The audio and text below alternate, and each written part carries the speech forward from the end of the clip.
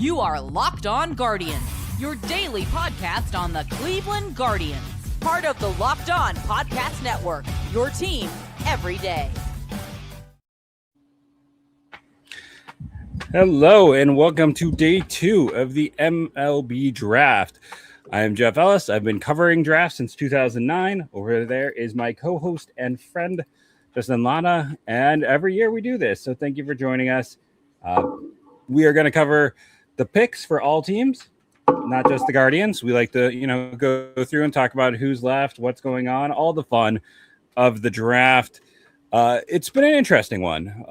Just to do a quick recap, the Guardians took Liam Peterson, who was a player who in the fall I thought could go in the top 10, and he is kind of the antithesis of their normal approach. He is a player, normally they kind of take the command guy and look to add more.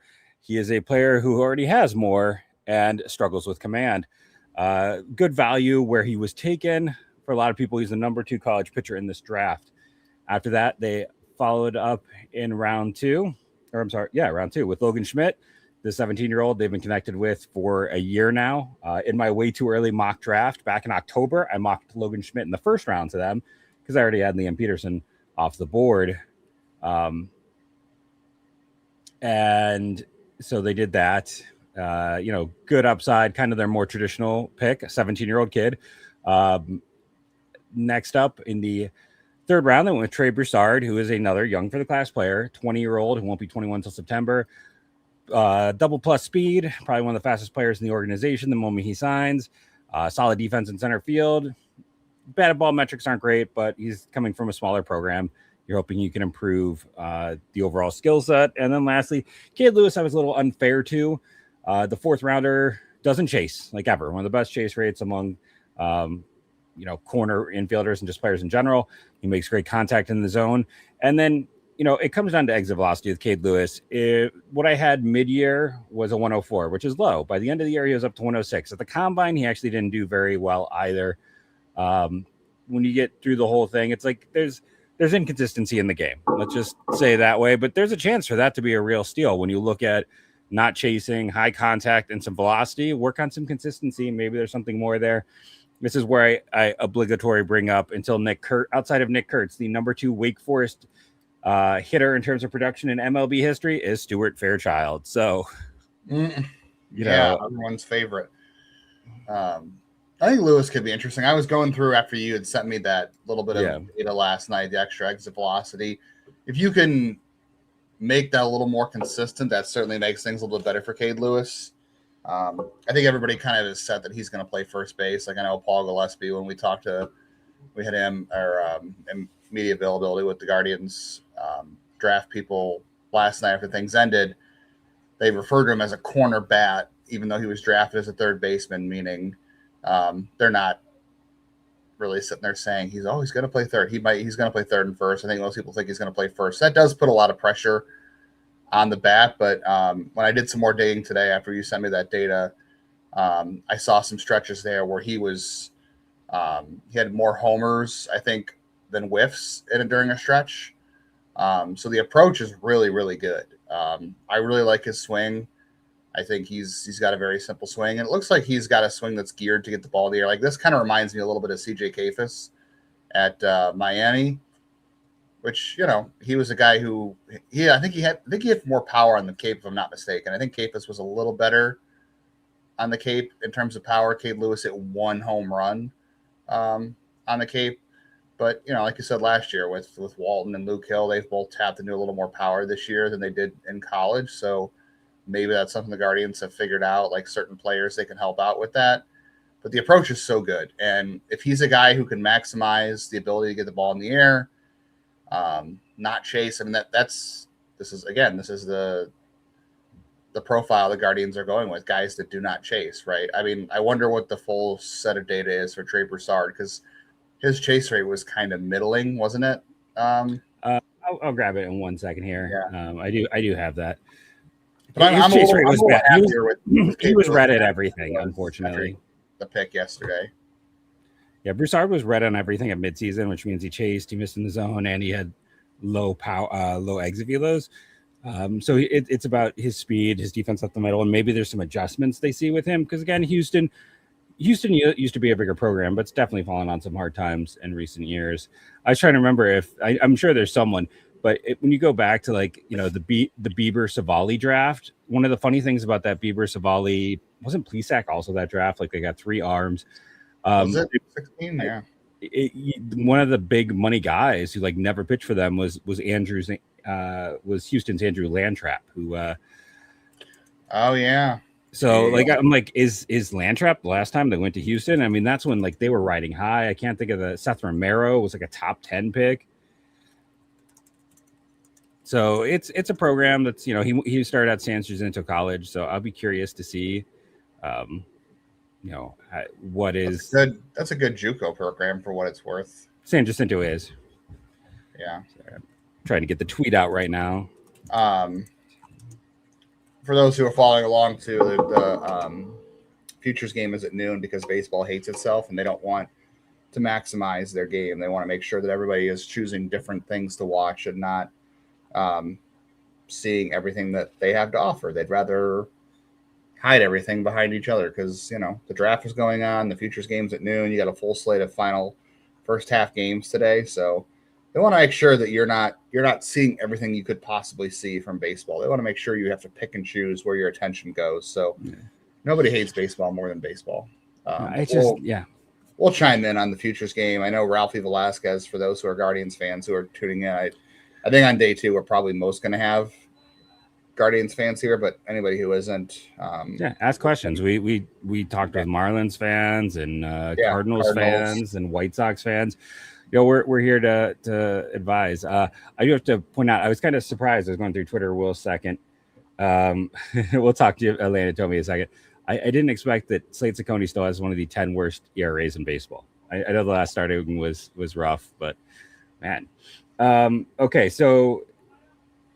let's just get into the Landon Tomey of it all, because I'm still getting people who are super mad in my comments. It's the most ridiculous thing. These are the same people who got super mad when the Guardians let Miles Naylor go to the Athletics. And I'll say this, Landon Tomey, Miles Naylor was a massive overdraft by Oakland. Landon Tomey went where he's supposed to go. I had him as the 31 player on my board. He went 34th. I think he's a second baseman, maybe a third baseman. I think he's going to be, he's not built like that. He's going to have above average power, but I think he also has a chance to have above average hit.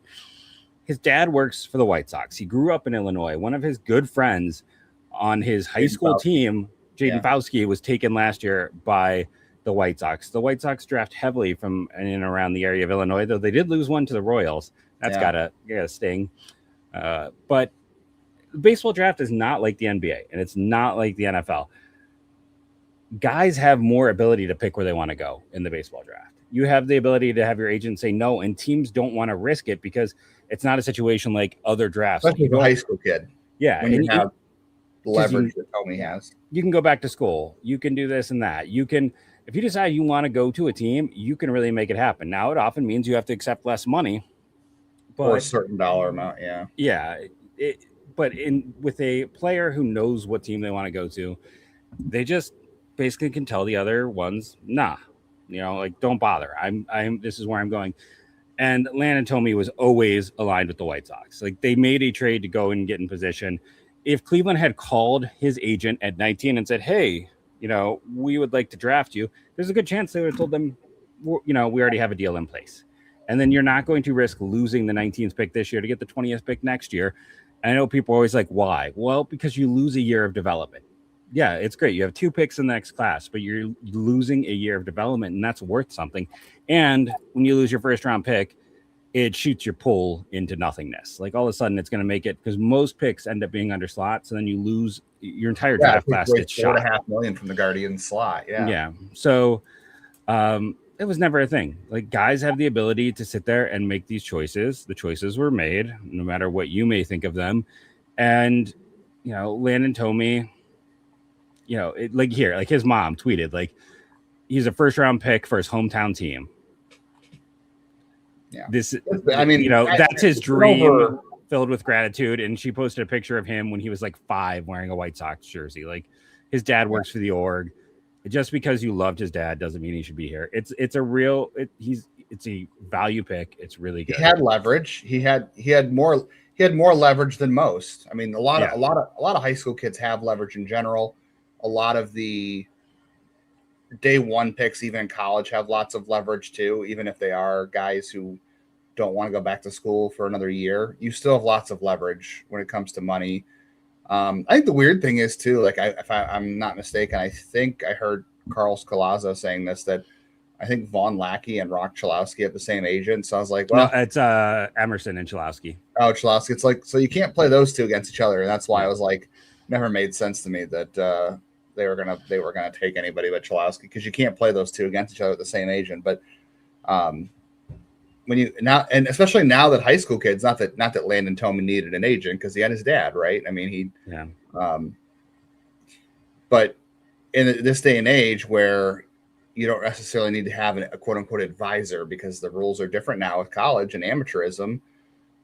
These guys can get more on the record advice and have an agent leverage for them and have negotiations with teams. So they have a lot of leverage.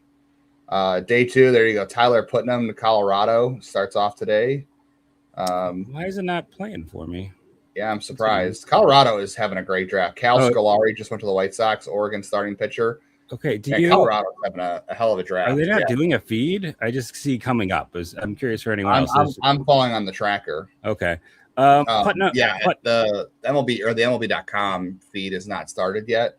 Okay. Even though I know they're there because I saw Jim Callis put out a post. We also talk about before we do this. We got to talk about. Did you see the clip when they were talking about Gavin Geese, where in the background of the video, there's a freaking they were knocking down. They were saying you can't even wait. Like, how bad does that look? Like, it makes you look like a minor league. Like, it just like talking about ways that. Sorry, I just want to get my tracker running. Again, nobody has better aim at shooting themselves in the foot than baseball. Like MLB is so good at shooting themselves in the foot. But I see this. Daniel Cuvée to the. That's I mean, they've been very high school heavy. Cal Scolari is a little bit interesting because a lot of people I think thought they were going to go with Dominic Santarelli there. They've been linked to them. Scolari's guys had TJ. Santarelli's going to go to college at this point. I mean, we'll have to see. There's always a few guys who change. Putnam is definitely one of the bigger names, as is Cuvée in this draft. Wasn't Cuvée draft eligible a year ago? I could be wrong. Yeah, he was. Yeah, he's a draft eligible sophomore. Yeah. So he is a. He's interesting. He's got some pop. He's a first baseman though. I mean, 6'3", 240. Yeah. Best drafts, Astros. I thought killed it early on. Colorado killed it early on. Those two really stand out to me. I think St. Louis had a pretty good draft as well. Those are the three that that came. And the White Sox, I think they did really well. Like, I mean, I thought Tomey was right in the range he was supposed to go. It's funny, like I was talking to a White Sox writer who was convinced they were going to get Tomey in round 3. So like he hated the Tomey pick because he thought they could have, because that everyone knew that deal was in place. He thought they could push him down, but there is a degree of respect. Like I've heard players who have taken slightly less money to go higher. Prosac. I was trying to remember who else they grabbed in general, but like every single pick was fun for the White Sox. Every single pick was a fun pick for the White Sox.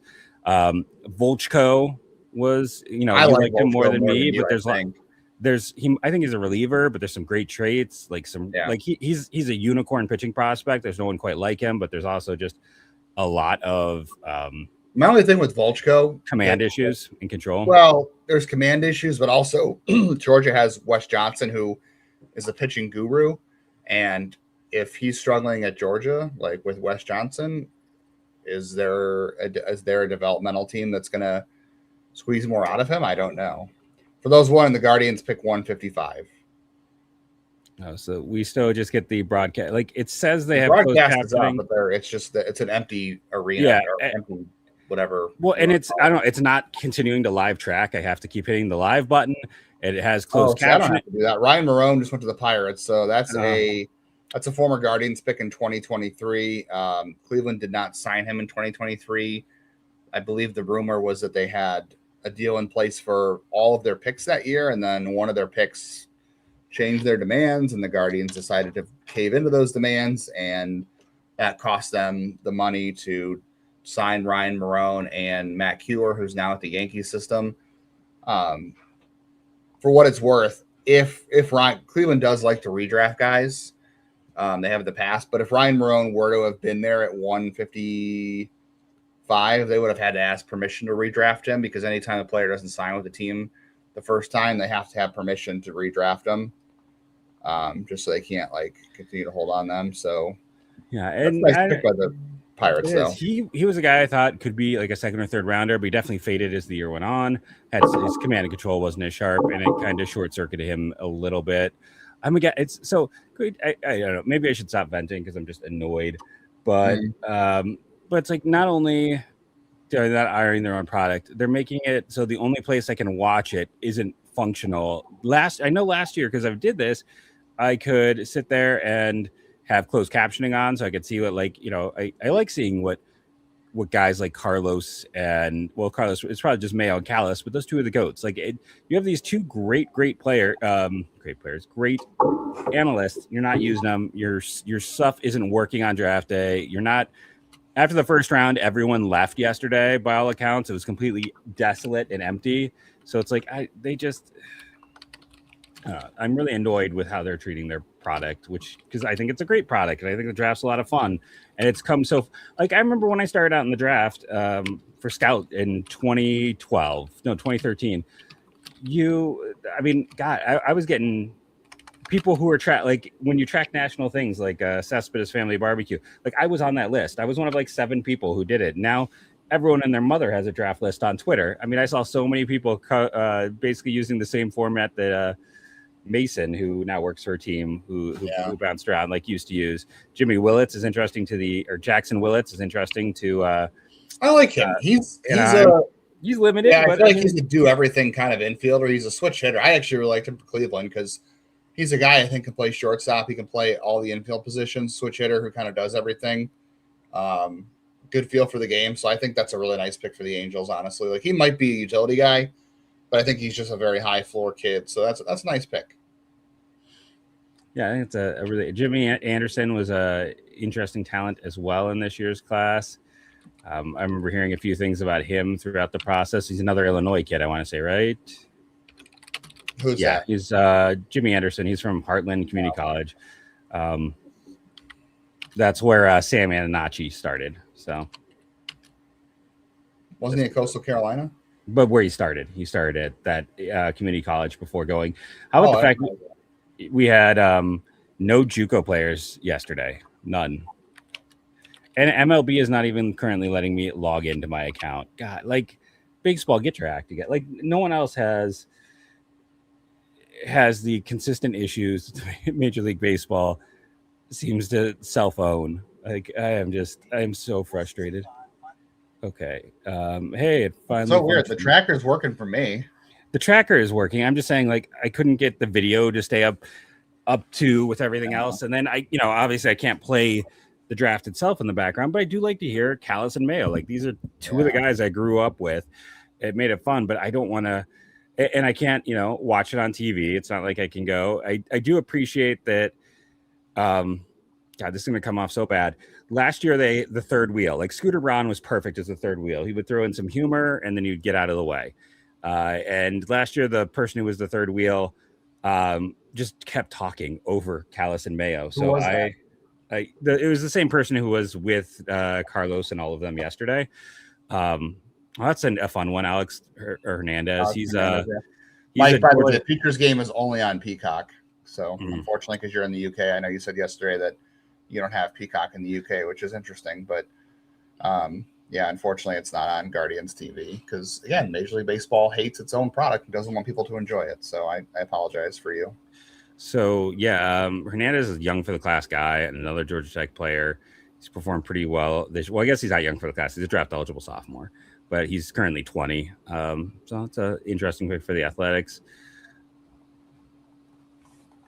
But a year ago, they had the one announcer, and she just kept stepping on Mayo.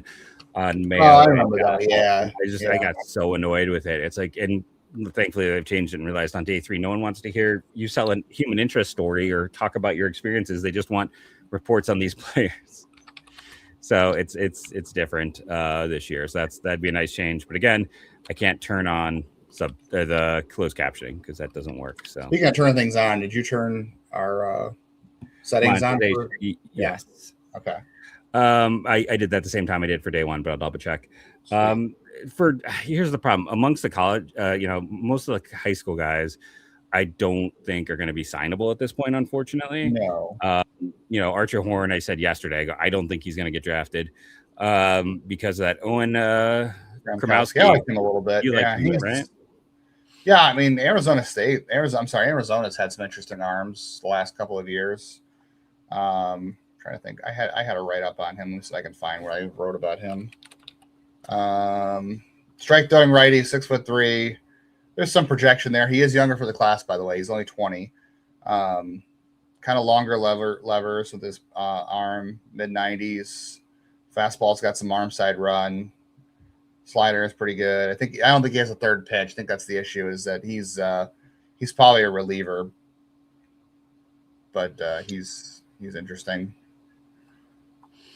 Will Hines is the guy you're talking about, Bubba. He is pitching in the Arizona Complex League right now. He's doing pretty well. Things are going pretty well for him in the Complex League. He's actually had a pretty good run so far this year. So that pick right now looks solid. We'll see what happens when he gets out of the Complex Leagues. But for now, it's looked okay. So, I did a top 76, and yesterday we had 135 picks. And at the end of it, I had 4 names left. From my secondary list, kind of fun guys to look or follow.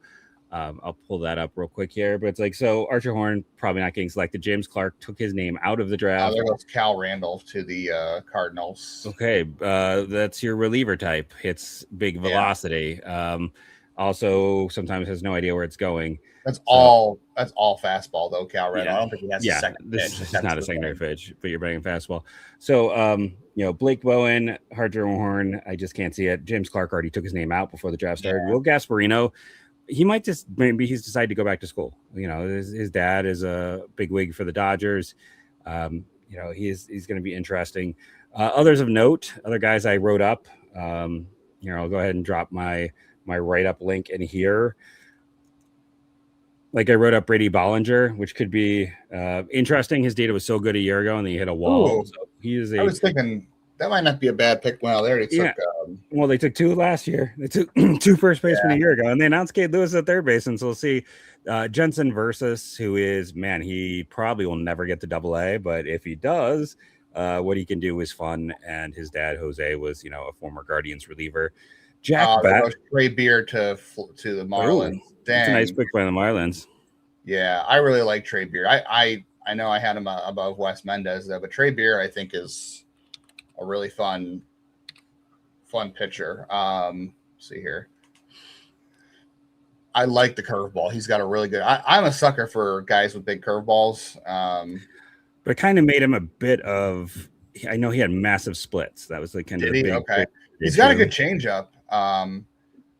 His fastball does need some more life to it, but he's also got a usable slider. So I think he's got a 3-pitch mix. And the fastball, if he gets some more velocity on it, which again, Cleveland has been proven to help guys with velocity. So that's why I was interested in him for Cleveland. So I think for Miami, that's a great pick. But yeah, so Trey Beard is an interesting one. The other guys left from my fun Jack Beck really tore it up at the combine, and he has a really low commit. He's committed to Georgia Southern. I mean, he's a big kid. He had big exit velos and it wasn't just 1 or 2. His averages were also high. Cam Johnson was one of my highest rated players in the 2023. Oh, there goes LJ McCurious to Oklahoma. It's another. This is a deep college pitcher class. That is another college pitcher with fun traits. I think he's got a chance to be a starter. Good athlete. He looked really good this year, kind of faded, and I think that's what got him further down the board. But he started out really well this year. So that's a nice pickup by Arizona there. So I mentioned Cam Johnson was a first-round pick potentially out of high school and was terrible at Oklahoma. Cal Allen is a kid from Ellet High School at Wright State who no control at all, but has some of the easiest. There's head wax. It's an ugly delivery. He's a reliever, but boy, for a skinny kid, he really gets up there. If you bet on the athlete, though, the guys who can make the most changes with their delivery as a pitcher are good athletes. Like those are the guys who can make changes stick. Dominic Santorelli. Oh, go ahead. Oh, is Santorelli just go to the Rangers? No. I was just saying, like he's on that list. He's going to school. Lucas Moore, Louisville, is an Ohio kid who went to Louisville, who was kind of in that Trey Broussard mode. Lucas Naraki pulled himself out of the draft, and then I had talked about Peyton Bond. That's right, yeah. But yeah, if you got a guy in college who like needs to make like delivery changes or swing changes, the more athletic they are, the more likely they are to have any of those changes stick. Like that's why they say bet on athletes, because if they have the pure raw talent and they just need some changes, like yeah, some of those changes might be a little risky or they might be harder to stick. But if you're a good athlete, your ability to change your, what do they call that? Your body control or your rhythms or your muscle memory, so much easier when you're a good athlete. So that's why LJ Mercurius or the Cam Johnson you're talking about, like that's why you take those chances, because those guys are good athletes that might have a chance to do those things. Well, that's interesting. Michael Anderson Jr. Penn State is a program that used to have no one drafted, but they have spent a ton of money. If you know anything about hockey, they've spent a lot of money like buying, they're really diving into two-way player, huh? Yeah, but that's what's interesting is he's a two-way senior. Started at Rhode Island, then went to Arkansas, and looks like he had Tommy John. So yeah, he hit a ton of home runs this year. That's what made him stand out to me. But this is probably an underslot. This is a senior sign right now. This is a kid who in May turned 22, so he's not the oldest senior, but this is probably a senior sign situation. I was trying to remember, Texas took Gio kind of late, so that could affect their overall money situation. Then they took Connor Camus and Brody Bamilla. Those guys are all going to be pretty pricey. So I think Anderson, and then Hudson Calhoun, wasn't he was he a reliever this past year? Yeah, he was the Mississippi reliever. Yeah. So that's probably about slot. So Anderson feels probably under slot to help with some of those earlier signings. Ball reports like Connor Camus was a guy that they were even considering in round one. That was my favorite pick of the group, but they went for some serious gambles there. I think Carlos put it out. They were saying that Brody Bamilla still expected day one prices or round two prices. So he's probably still going to go over slot. Who is my number one guy? I'm really split. So last year, though, I'll say this. Here's the Broussard data. He had major platoon splits this year, then flipped and had major reverse splits. So coming into the year, one year he had big platoon splits, and then the next year his platoon splits were the opposite. 91 9 I got nothing average. On Luke Nixon, by the way. Oh, Oh, there we go, Mr. Mustache. Ethan McElwain goes to the some of the best facial hair in the draft. Yes, I love a good. Those aren't handlebars. What do you call those? It's just Fu Manchu. Is that the Fu Manchu? I don't think it's a Fu Manchu yet. Comment if you know it. If you've seen Ethan McElvain's picture. Comment if you know what kind of. I think that's a Fu Manchu.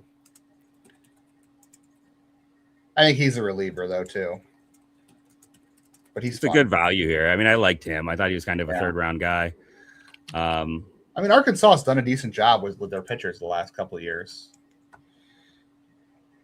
He really improved his control this year. He's a reliever all the way. He didn't even start. He started one game this year, so he's a reliever all the way. But I think he's a good value. Oh, there goes Luke McNelly to the Mets. Man, talk about a disappointing arm in college, right? Like that guy can't.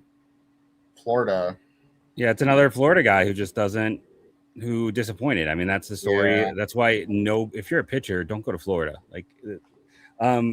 Or hope you get drafted by Cleveland, apparently. Yeah. So the rest of it, 49.6% hard hit, 16.5% barrel, launch angle was 3.8. It was under Anderson or Nixon. This is Broussard. You on the data. Broussard, okay. It was under 1 versus right-handers, but over 12 against lefties. 28.7 pull rate. So better launch angle versus lefties than righties. Huh. He had a flat swing versus righties. His hard hit percentage isn't bad. His average AV isn't bad. Barrel rate is low. Launch angle is low. Good versus fastballs, troubled versus breaking balls. Downright horrible versus off speed. Chase 25.5% of the time. So a high chase guy. That's one of the highest chase guys they've drafted in the past few years. Is that full season data versus what we have on the chart? Yeah. Interesting. How much difference is there? That's an increase. The chart is 26. Oh, is it? So it's according to the data, smaller sample size, but a lot better against small conference schools, but still good against Peer 4s. But yeah, basically to me that screams that they think there is things that they can help him with or do. All right, Guardians are up in 2 picks. Gavin Eddy. Oh, yeah, he's a big California kid. Yeah, I don't got anything there. Oh, well, hopefully when he gets drafted, we can have a fun celebration. I don't have a lot on Tyler Kappa. I got to be honest. That is a player I didn't spend as much time on. I wasn't focused a lot on Virginia this year. And then it's always hard when it's a player who's bounced around a little bit just to get a line on him. Eastern Michigan, Davenport, Alma, it looks like before then. Nice strikeout rate. Can use some control. Dylan Bowen, that is an interesting selection here. That is a player, Indiana kid. Isn't he older? Yeah, he's 19. Yeah, 19 and 5.5. Yeah, that's why I didn't write him up originally, because he is super old, relative to all things. Oklahoma State commit. Yeah, that's interesting. That is a different approach. The Reds are having. I don't really love the Reds draft. I got to be honest. I don't think they're having a great draft for me. That is a weird approach to the Reds. That is a 19-and-a-half-year-old kid. I was pretty low on Justin LeBron, so the fact that they took him was going to always be bump. I'm just glad he was off the board, and Cleveland didn't have a chance to consider him. So I don't get what the Reds are doing. I know. Maybe we'll be wrong, but the Reds are not one of my better drafts. I was just I understood, his relative ranking. There's some tools and traits, but that's a super ager. That's a January birthday. I know there's Lucas Moore. Hey, a local kid and more speed. He was a little bit of disappointment in college, but that's a fun pick. I think Lucas Moore, there's some upside there if you believe in what he did before. Guardians trying to add speed. That is fast. Yeah. Lucas Moore, I wrote a little bit on him. More season than junior season, he was a disappointing player this year, and he has no exit velo at all. But yeah, he is. It's like Broussard. It's this is speed and power, but he has a better approach than Broussard, and he played at a big conference. So that is kind of fascinating. I want to go look at it or bat a ball data on Lucas Moore. I know the exit velocity is terrible. His chase isn't bad, and he makes good contact. It's kind of the old school approach, but man, we've talked about this organization lacks speed, so they're going out of their way to add speed. Yeah, they've never had speed. Yeah, he was born in Hamilton, Ohio. Yes, yeah.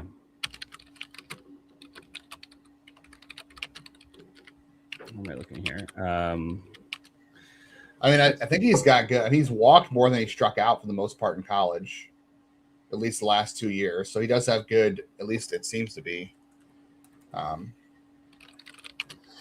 Yeah, for the people who want he went to high school at Baden, and so he was born in Indiana, went to school in Hamilton. So that's what Cincinnati, Dayton area, right? I'm just gonna look up Baden High School.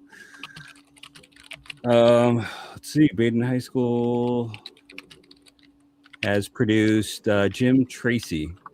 I wonder if that's the former manager. Yes, probably. Yeah. But yeah, I should probably.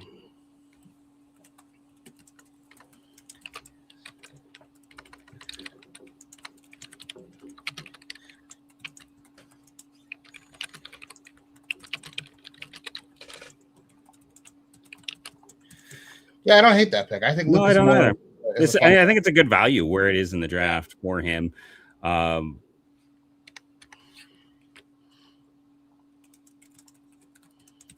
Again, they've been trying to add. I don't know, speed. I know speed's not a quote unquote impact tool; it's a supporting tool, but it's impact speed, which is good. You and I in the fall we're talking about I have time for Lucas Moore. He is a player that would be nice to get.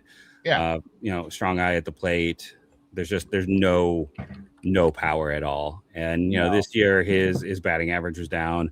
I'm assuming I cannot find his bat. Yeah, he does. Chase rate's in a good spot. Contact rate's solid. Yeah, it's below it's 40 grade power at best. And that might be being I think it's 30. yeah, I think 40 is probably being generous. You're right. But yeah, another left-handed hitter, and his grades out well defensively. I think he's a plus center fielder as well. I would say I think that's another for a 5th round pick. I mean, that's pretty good. I guess one of our college reporters that we like to follow, Arya Gerson, who covers Vanderbilt, she said that Lucas Moore is a Reds fan, so he getting picked one because he's from the Reds area, so that makes sense. After the Reds, that's got to stink because and the other thing too is Cleveland has shown the propensity to feel like you're, what do you call it, the platform year, draft year. If you have a down draft season, they're okay to bet on that your sophomore season, if it was good, that's still part of your game. That's still there. They're okay with taking down draft years because they feel like that's a good indicator. Or at least your sophomore year being that good is a good indicator of what you're really capable of. Before I do the now on it, the thing I will say with Moore too is the same thing we talked about. Declan Dahl is a fun one to the Tigers. So if we use Petey Halpin as a base, okay. So I'll wait till he comes back. If we use Petey Halpin as a baseline, Lucas Moore is like that level of defender, but he runs better. And he's a much better idea of the zone. Like if you're using Halpin as the baseline, this is a better version because he's the same level of defender. I believe his arm isn't as good as Halpin, so there's the knock, but more speed, better eye for the zone. Less power potential. Not that Halpin is exactly a power guy, but Moore is just about as low as it gets. Comparing Moore to Quan, Quan is kind of a unicorn, like in terms of like Moore chased a bit in college, not a ton, but he's at 20th percentile. I think both guys have a ceiling more than Halpin. When they drafted Halpin, I liked him a lot, but I was a little bit concerned the 2020 draft was also the year that this was just starting. So I was not fully my first year at Locked On, I've talked about this before, very honestly and openly. I was making about $20 a month for doing 20 episodes. It was sometimes less than that. I was making sometimes less than $1 an episode for the time and the work. And 24/7 had decided to cut baseball, which at the time had been my primary secondary income. And when you're looking at what was happening there, I was just kind of depressed. I only wrote about, and it was the pandemic, so I only wrote about 50 players, and I considered Petey Halpin for that class list that year. But I didn't include him because he chased too much, and that has stayed an issue throughout. College stolen bases are a weird stat to evaluate because college catchers are terrible at throwing guys out. So it often doesn't mean as much. Well, when you're looking at where they are, you're not going to draft for a need. Okay. Bear Harrison. I kind of liked him, the catcher that, fun name, of course, that the Yankees just took, but you're not drafting for need. You're going to see what comes to you. And with Moore, Moore is a player that we thought would be a second rounder, third rounder, coming into the year, and he's another down year guy.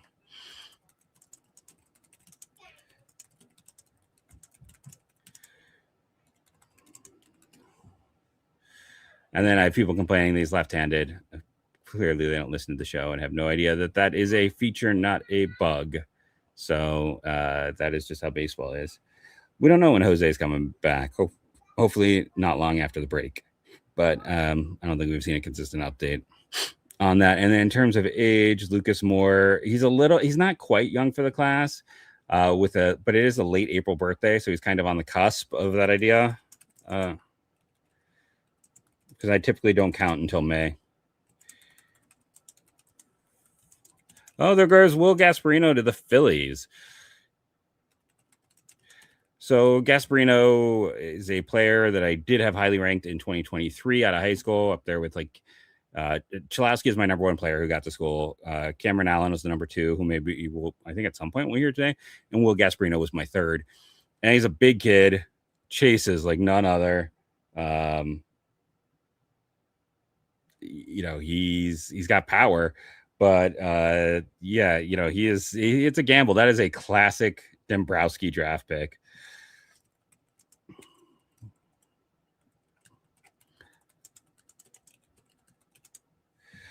Yeah, and the thing too with Lucas Moore, it's like I literally remember having a conversation with Justin in the off season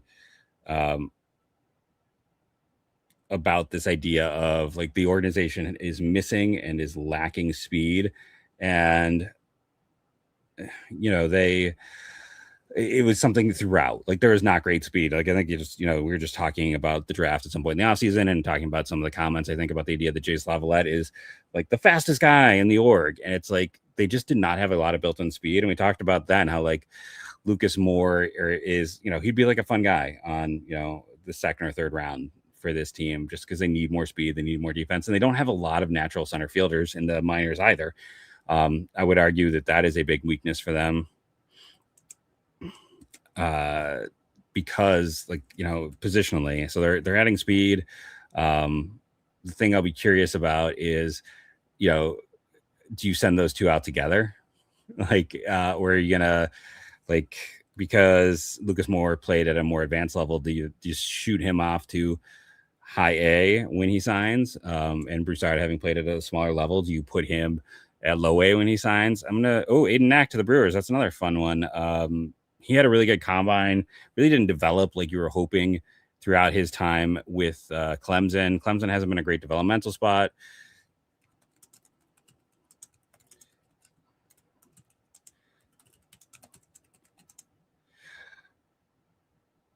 So the problem with Janau getting a shot is like he's still like he's in a heater. Like I understand that like that makes him more interesting, but he's the same issues we've talked about with him exist, and I just don't see a pathway, especially as they're getting more guys healthy and back. I think Janau probably stays where he is, and he could stay their best trade asset to try to get someone who they can count on specifically. I could be wrong, but I just don't see Janau anytime soon.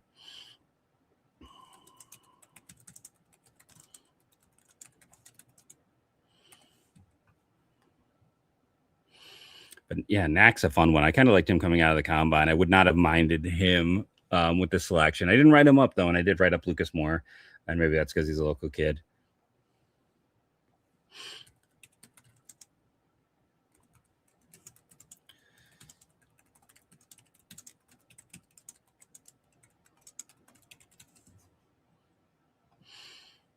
So yeah, Noah Higgins, Michigan State. That's a senior sign. That makes sense.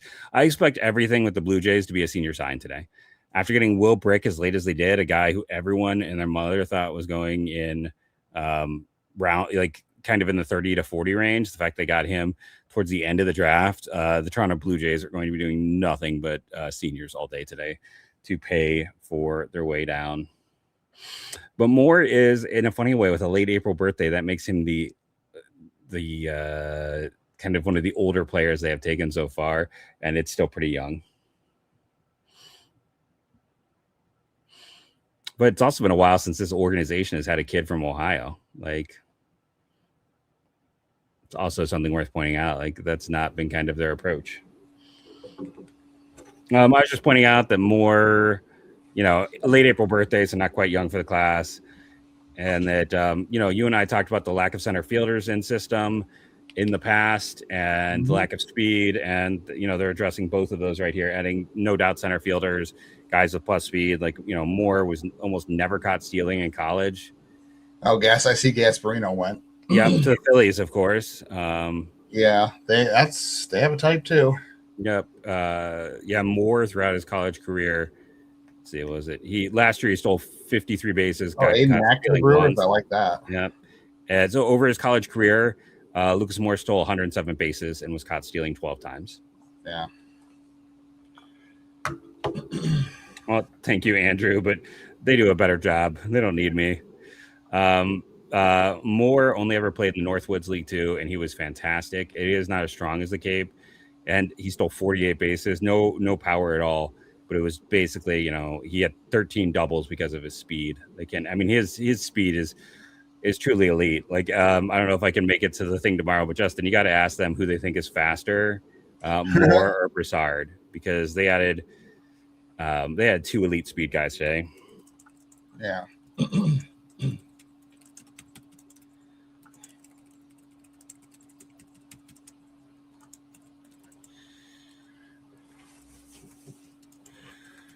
Garrett Lambert, I feel like it points I like to more. Oh, White Sox must have some money left to spend. Alex Weingartner is they're taking him as outfielder. He was that one. He's got power. He was kind of a two-way guy. There's a lot of things. I mean, he is a guy who has slid throughout this process. You can see he was ranked 159 by MLB, taken at 166. Tools for days. I mean, that is a toolsy kid, but that is a guy that maybe doesn't get to AA or out of AA. I guess everyone makes it AA anymore. I'm gonna do the now real quick. I'm gonna just mute myself, and I will be I'll keep up here. All right, Jeff's gonna do a quick video on Lucas Moore. Video on him out there, but let's see. Yeah, I'm surprised Weingartner went at this point. He's from New Jersey. I thought for sure at this point he was gonna get to college. I believe he was committed to. I guess I don't know where he's committed to. I wasn't 100% sure, but I thought he would get to college at this point. But it was Penn State. Well, probably better to go in the 6th round of the White Sox and go to Penn State. Penn State just has not been a program. They've had some guys drafted in the last couple of years. Cleveland took one of their pitchers, and then they just had a two-way player just go. So maybe things are improving over there at Penn State. Let's see. Well, UNC Wilmington gets a guy off the board to the Nationals. Yeah, the Futures game will get started here in just a few minutes. I think it might. Maybe you get a chance to watch it on NBC. I'm not sure. Tyler Jennings last year of Just Baseball Formula Prospects Live asked if Lucas Moore is the next Stephen Kwan. Kwan didn't have Lucas Moore's speed in college, and Kwan played left field out of college, whereas he didn't start playing center until right now, whereas Moore has been a center fielder his whole career. Again, he had a great sophomore season and just didn't have a great junior year overall. It's not going to give you any kind of power. There you go. Futures game's also on NBC, so there is that too. That's good. The batting average was down. His BABIP was down 21 points. Even less power than he had a year ago. Yeah, he just turned 21 in April. That's not really young for the class, though. Less steals, but he was on base. Well, he was on base the same amount of times. I'm sure he walked more this year. I wonder if he got more passive. That's what I'm going to think, is maybe he got more passive, and that was leading to some bad swings, perhaps. I'm not really sure, but definitely could have been better this year for sure. But he was on a great run last year with steals, and the speed there is obviously very evident for Lucas Moore. So I think could end up being a 55-60 defender in center field. I think it'd be really fun for him in this system to play center in the minors, probably go to center in Hill City to start. And again, he's not going to hit for much power, but they wanted to add speed here, and they've done that. So Ethan Lay from Sacramento. Oh, Tyler Fay just went to the Pirates. I really like Tyler Fay. He's another guy I think that might be a reliever because he doesn't have great velocity. I don't know if he has a third pitch. He's got really long levers, though. Alabama's had some interesting arms over the years. So that's another nice pick by the Pirates. I think there's something you can do with Fay there for the Pirates. They with how good they've done with pitching development, I can see that being a really, really good pick for them. Low release point, low 90s fastball. Even though it's not a great fastball, he does have unique release traits. He does have a good sweeper. Doesn't have a third pitch. A little herky-jerky in the delivery, but let's say he's not a bad target midway through day 2. So that's a nice pick by the Pirates, and they develop pitching pretty well. So I think he'll do well for the Pirates there. Pirates have taken some interesting pitchers again this year. Yeah, Marone, DeCaro, Faye. I don't really love Aiden. We didn't really love Aiden Ruiz, but outside of Ruiz, like this has been, and Ruiz at 44, I guess it's fine. Even though I don't. You didn't love Curiel though either, so yeah. So no, they've had an interesting draft. Someone just asked what's going on with the Guardians. They took Lucas Moore, a kid from Ohio who's at Louisville. He has a good idea for the zone. He is one of the fastest players immediately in the org. No power at all. Like that's going to be the question there. It's like, how much is there though? I will say like Louisville has also been it's been a college that like when I started, I was like, oh, I would send my kid to Louisville. They're great at development, but guys move on, coaches go, like their development's kind of fallen off a cliff. Like Zion Rose did not develop there. Lucas Moore did not develop there. Like this could be a situation where like they are looking at Louisville. Tag Davis had a big year there, I know, and he's going to be someone for next year, but it is interesting to see. And he's staying. He didn't transfer, Tag Davis, which I'm surprised by. I thought maybe he might transfer. Well, no, I don't think this. You don't draft guys with it affecting. I see someone saying that they're going to have to move all these players up. I mean, like I think Caceres is set to move up anyways because he debuted last year. Walton, I think, is going to move up.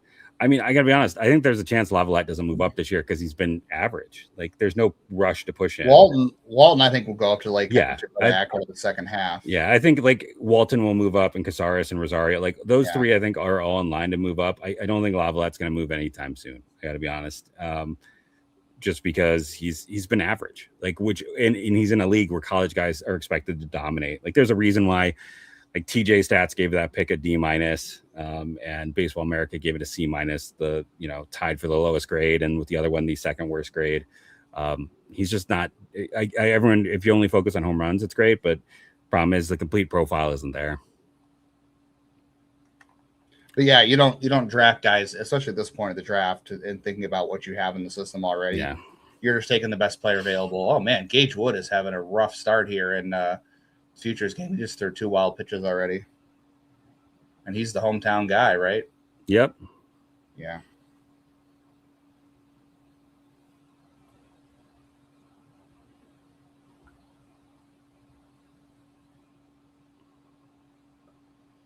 But yeah, you don't take anybody with in mind of what you're going to do with other players. It's literally just, is this the best player on the board we have right now for the money we're going to spend? And yeah, that's all only reason you're taking that player. So they clearly liked more speed. They felt like he was a good pick here, and I got to run home for the NL. Just so people are like, why is Jeff not? I was about to hit, by the way, for the AL. Yeah, I'm just like, why is Jeff checked out for a second? I'm just uploading our short so you can have access to that, so I can give you even more content. On Lucas Moore. And if you weren't paying attention, I did delete yesterday's video on Cade Lewis and updated it once we had more info. I debated doing it just because he's the inconsistent data, like even at like the Alex Sosa, that's a fun one. The catcher went to Oakland. I like that pick there. There's some tools there. I think he was originally, he started at North Carolina State. Yeah. He's another kid. Well, he's only 6'1", but he had some good stuff early in his career, and he's kind of fallen off a little bit too. But I like the tools there. I think he's an interesting catcher. He had his best year ever this year after being kind of like, he was a part-time player his first year, and then last year, like, it had a 935 OPS. It's just, and he hit 18 home runs. That's like, he hit a ton this year from Miami. He's like an okay fielder. Like, he's not going to win any awards, but I think he's passable behind the plate. Not the data was not bad. I don't have much. I know where Muskego is in Wisconsin, but I don't have anything really on Tyson Grisco other than he's huge. That's what I remember hearing. Yeah, he is a 6'5" kid. Yeah. They drafted him as a pitcher. Yeah, so he doesn't chase. Contact's okay. EVs were not great. For who is that? That was Sosa. Okay.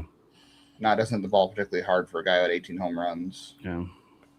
But yeah, the Braves are kind of good at this though. Like Tyson Grukowski, So early on they love kind of smaller guys. Grogoski's a 6'5" pitcher. He's committed to South Florida. He's not a big name. Muskego has been a really good program here in the state, and he's one of those guys that he's not top 250. I don't know where he is on baseball's top 500, but he's just a guy where it's like, oh, some good traits, some good athleticism. We'll try to develop him. Kyle Johnson, that's a nice pick by. I really like him. I like Kyle Johnson a lot. Good athleticism. I think he's a guy who's got a lot of development left to go there too. He just had like a weird non-injury injury early in the year. Was that what it was? It was just debated what exactly it was, but I thought he'd be gone long before this.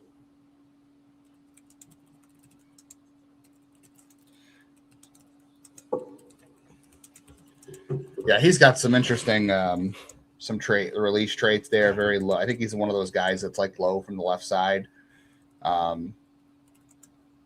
He's going to have some deception on the fastball, gets up to the mid-90s. Slider, he's got a pretty good breaking ball. That's a kid I think is going to work out well for the Rays. Good athleticism. He's a little bit smaller. Huge bonus. He wanted too much money. I had heard rumbling the day before the draft that teams thought that his ask was not proportional to his talent level.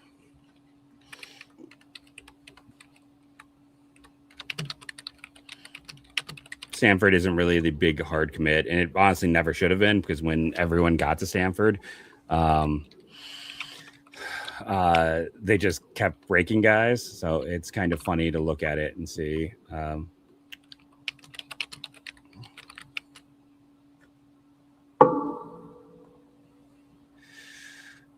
Couldn't tell you much about Owen Henney from Seton Hill. Interesting. A couple guys that have come out that way in the last couple of years, I feel like.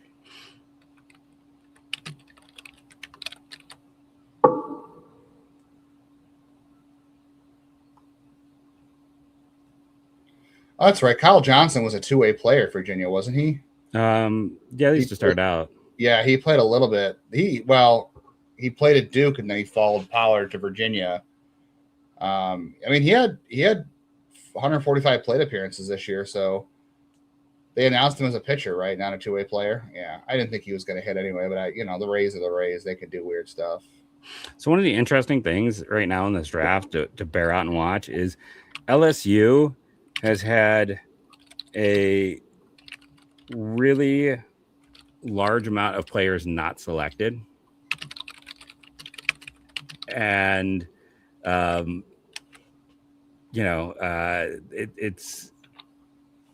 I was reading, Joe Doyle retweeted someone that with this, someone saying it's a best case scenario, but they're going to be in a massive roster crunch that might cause some guys who want to get out, because there's going to be too many players and not enough spots. It's LSU, because Santorelli, Malachi Moore, or Malachi Washington, Will Adams, on top of the guys they already have.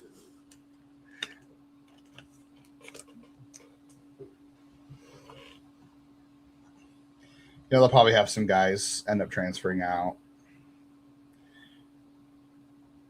Miami just took Cole Sevig from Minnesota. Hey, some Big Ten guys going. Well, that's surprising. I don't think anyone thought Cole Sevig would go before Martin. Michael Worley. Okay, Michael Worley's a fun one. Worley's a fun one.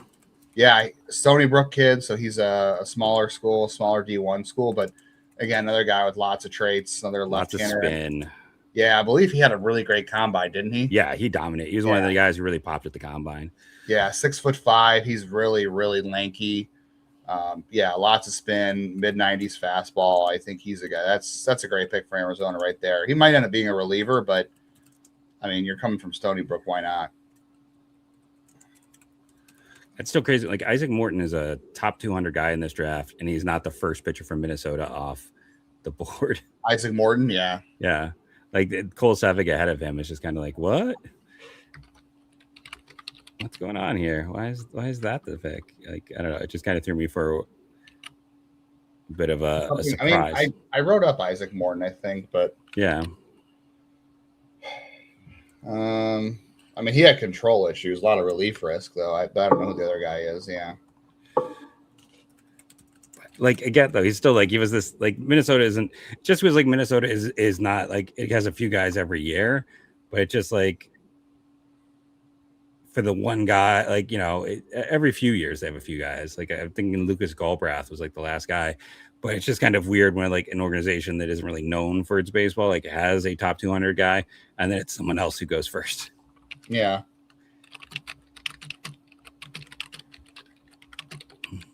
So I just want to make sure this isn't like Solveig. I mean, Solveig had bad numbers as well as a starter in ERA over 5.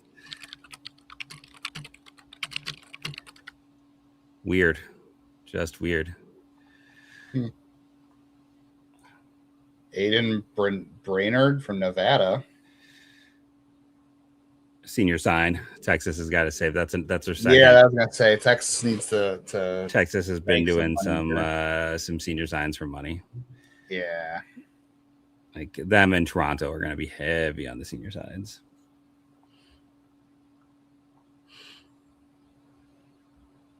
I like Dylan Vegas as well. A little bit. I'm not into Henry Ford. He is all show, no fight. He's never played Giants. That's interesting with Eric Notchman. He's isn't he? I wrote him up as a Guardian side, McNeese State. Yeah, he's a fun one. Isn't he? I think he's more of a reliever, right? Probably. Yes, definitely a reliever. Yeah, it's reliever profile, but velocity, and all I remember is velocity. They've got to work. I mean, his delivery's got to be smoothed out a little bit, but see if I can find my write-up on him here. Yeah, JUCO transfer, unique fastball traits, strike thrower, below average secondaries, probably a reliever. Probably needs some delivery cleanup, but I said mid day 2 range and early day 2. That's I agree. And okay, so we bring this up all the time because 80% of the innings thrown by Major League pitching is right-handed, and you have a massive platoon advantage. Because the other thing too is because only 10% of the population is left-handed. So I fenced for a long time, and when you're a lefty, it's harder to face a lefty than a righty sometimes because you just don't see him as much. It's the lack of exposure. So lefties can often be difficult for like a good lefty hitter isn't going to struggle as much as a good lefty pitcher.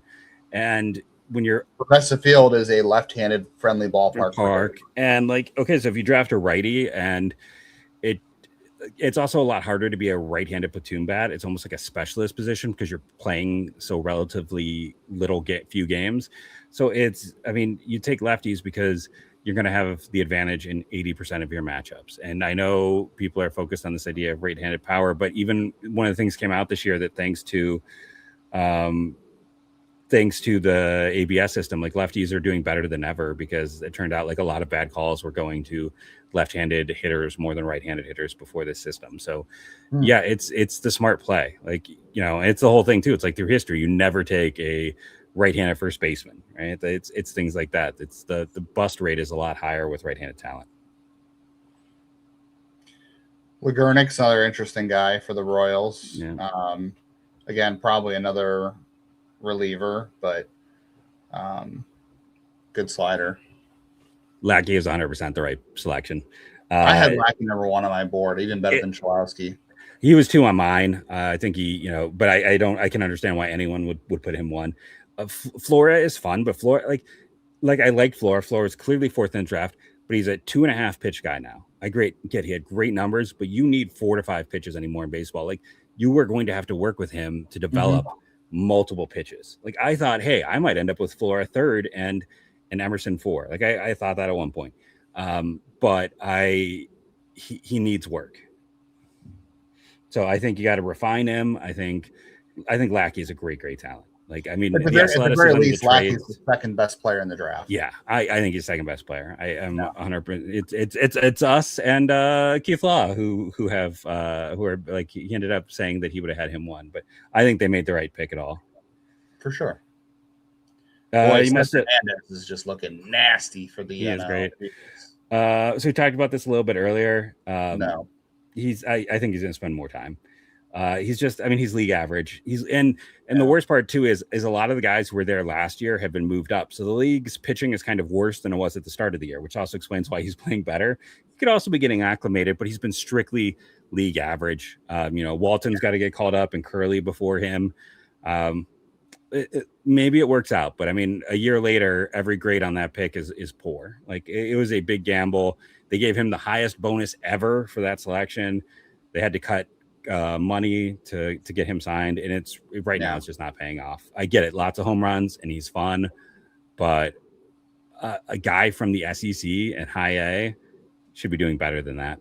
Yeah, no, he's like a 1-for-4 guy every day that has like a strike, like 3 strikeouts and an extra base hit occasionally. Like it's just not, and it's so funny. That's at high A. Like that's not good enough for high A.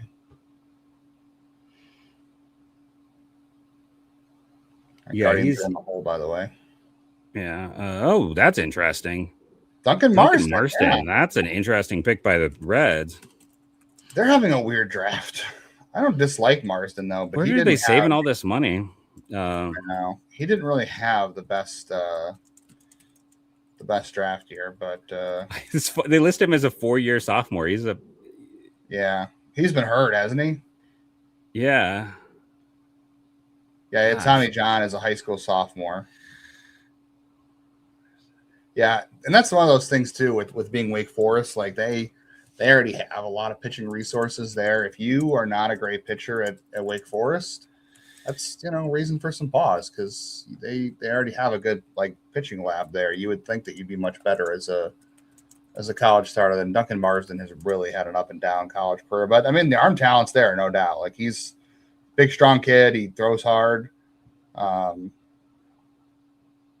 I get it. Like the whole traits and tools are there if you're really into it. So it's a risk.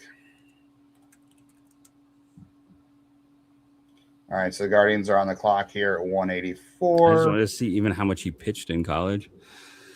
I mean, he was a reliever at times, then he was a starter. So he went back and forth for Wake Forest. I mean, I think he's just the second Wake Forest player to go in the draft this year. So 2 players through 6 rounds for a program like that tells you they've had it down. Oh, they took the Oklahoma catcher, Delton LeChance. That's Deaton LeChance. That's interesting. He is a guy who, has been rising through this process. Right-handed catcher. That's weird. Mine hasn't shown up yet. 6'5". I mean, he's almost too big to be a catcher. Holy moly! Wow. It's big bat speed, big frame, huge chase rate. This is like the antithesis of everything they typically go for. That's weird. He's not a great defender. My tracker still hasn't updated. That's weird. I mean, that's a fascinating pick. He is originally a Canadian kid. That's what the only thing that kind of fits their approach. That's fascinating. He played more first this year than catcher. Yeah, I think he's a first baseman. I don't think he's a catcher, though. They draft him as a catcher, so they're going to do it. I mean, that is an interesting pick by Cleveland. A lot of people really liked, like I said, I mean, MLB had him at 103. I looked at him, but I didn't really consider him for my top 100 just because the chase rate was so obscene. Well, this is funny. I typed LeChance into Baseball Cube and I grabbed the wrong one. So I got a guy born in the 1800s. That's a good pick for Cleveland. Yeah. 1870. So he was another guy who came out of McLennan. This is his first year at Oklahoma. And he had good production his first year going from, the community college, the JUCO level to this level. Strikes out, not like it's 16%. So it's not like a ton, but there is some definitely miss. 18 home runs. He's a Quebecois. Yeah. That's a weird looking setup in the box. It is. I will say he was their primary catcher kind of the second half of the season, and he was their catcher for their College World Series run. So he, did a lot to help with like guys like freshman pitchers like Cord Rager and guys like Cam Johnson and LJ and what's LJ's brother's name? There's 2 Mercuriuses. Oh, I'm blanking on it as well. Yeah. He had a lot of power in the second half. LJ, what is their Mercurius's name? It was LJ Mercurius and somebody else. Like he's got he's got a younger brother who came out of the bullpen for him. Not a guy who walked a ton in college. No, I mean, and his chase rate was like obscene. Do you have him on the chart? He's not on the chart. Yeah, he is. 30% chase rate, 74% contact rate, 105 EV. So yellow EV, orange. Why do I not see? Oh, there he is. Orange contact and red for chase. Yeah, I mean, he had like, this is weird because this is like one of the worst chasers in the country. Like this is, and if you look at his write up to Nunu Contrades is a fun one to the Padres. Hit a ton of home runs in Arizona. I mean, according to this, by the end of the season, his chase rate was 36%. So his chase rate was up like to 36%. So it jumped huge when he got into Big 12 play and got out of like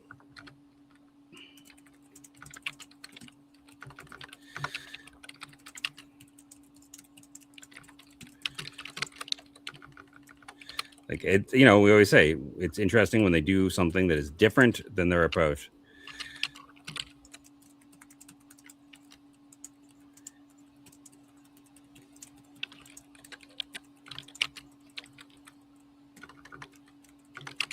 Oh, Max Maloney to Tigers.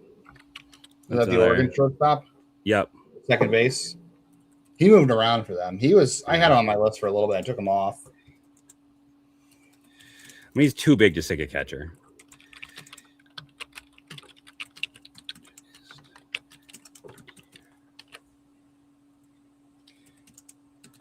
Yeah, I'm just surprised that the chase rate there, they must really just very surprised because if he's not going to stick at catcher. And it's not like the exit velos were like huge. I mean, he had good numbers, but no. I was going to go look. I'd be curious to see what the difference was down the stretch for him because it's bad. He didn't hit for a ton of power early. It came late for him. Yeah, but his chase rate went through the roof, so it's not good. Yeah. It got worse. I mean, my data at midseason has him at 31. He ended the year at 36. That means his chase rate in the Big 12 was probably over 40.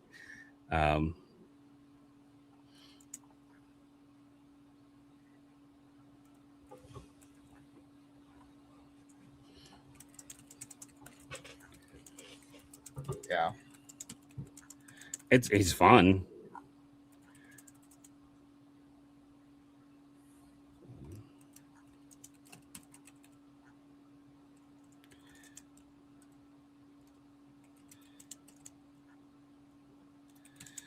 that's just really strange.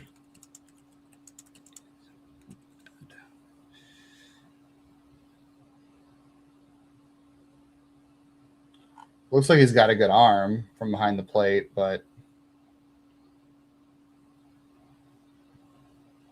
yeah, if he's not gonna, I mean, I there are no 6'5" catchers in baseball. No, like I just. He had 18 home runs in his last 131 at bats, so he found something offensively, but it's just. But then like I said, he was chasing 4. Oh, there goes Isaac Morton to the Cubs. They've had some good luck with pitchers recently, so yeah, it's just a lot of chase, and for a guy who might be is probably too big to catch, it's a weird fit.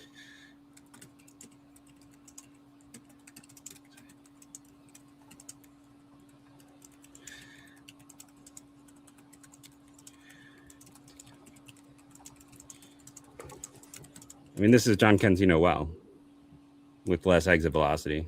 Yeah, right. That's yeah.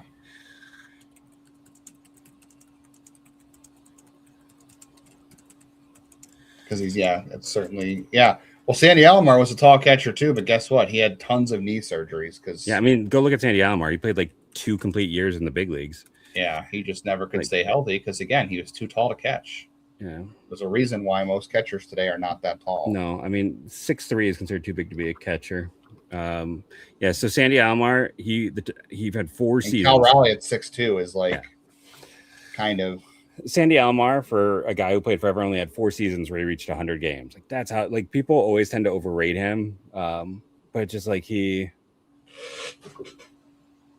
he's just always hurt. It's one of those things that people forget.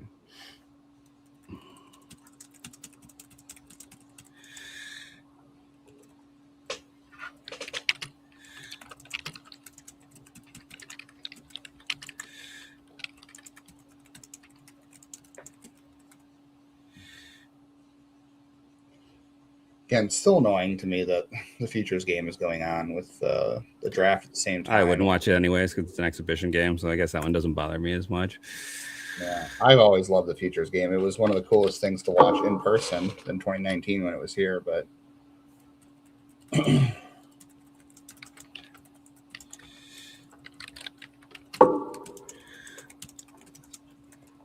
well, unless we find out some more interesting data on Dayton LeChance, that becomes the more disappointing pick for Cleveland.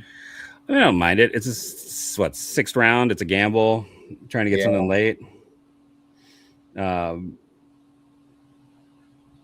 think there were better guys on the board there. But, I don't know. Like, a lot of people liked him. He did really. There's some things going on. Like, I'm fine with a gamble on some power late in the draft.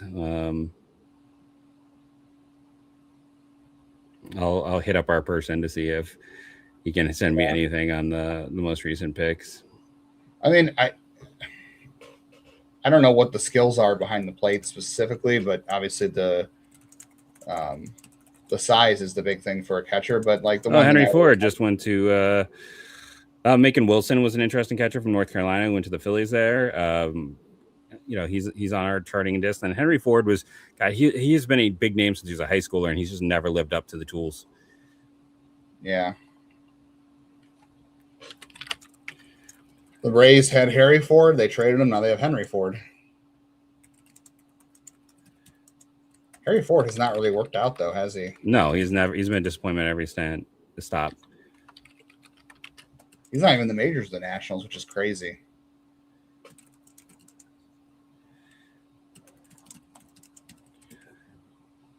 I'm also trying to remember because Nick Wiglars was from Ontario.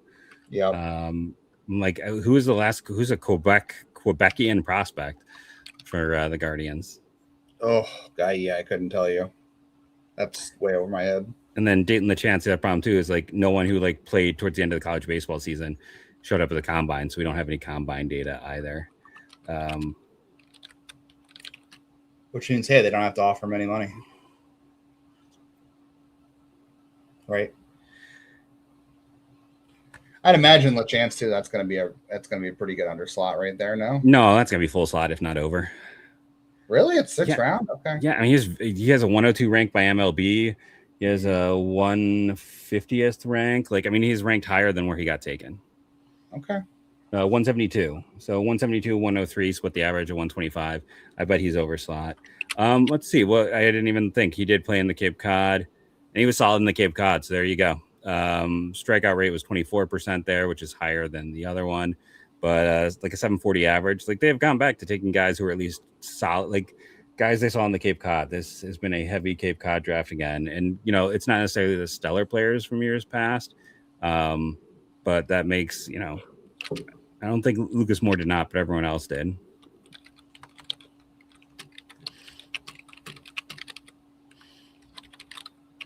And then Canadian kid. So he's another guy like Moore who's youngish for the class, like middle of April birthday. So they're definitely, it feels to a degree of like jumping into model heavy. Ryan Osinski from Brown. I remember reading a few pieces just because, all those Ivy League guys, it's always interesting. I'm betting that's an underslot deal. And then Gabe Mitchell is a guy, it's not Gable Mitchell from Iowa. I remember I looked at him at points when I was tracking all those Iowa pitchers. That's another clear underslot deal.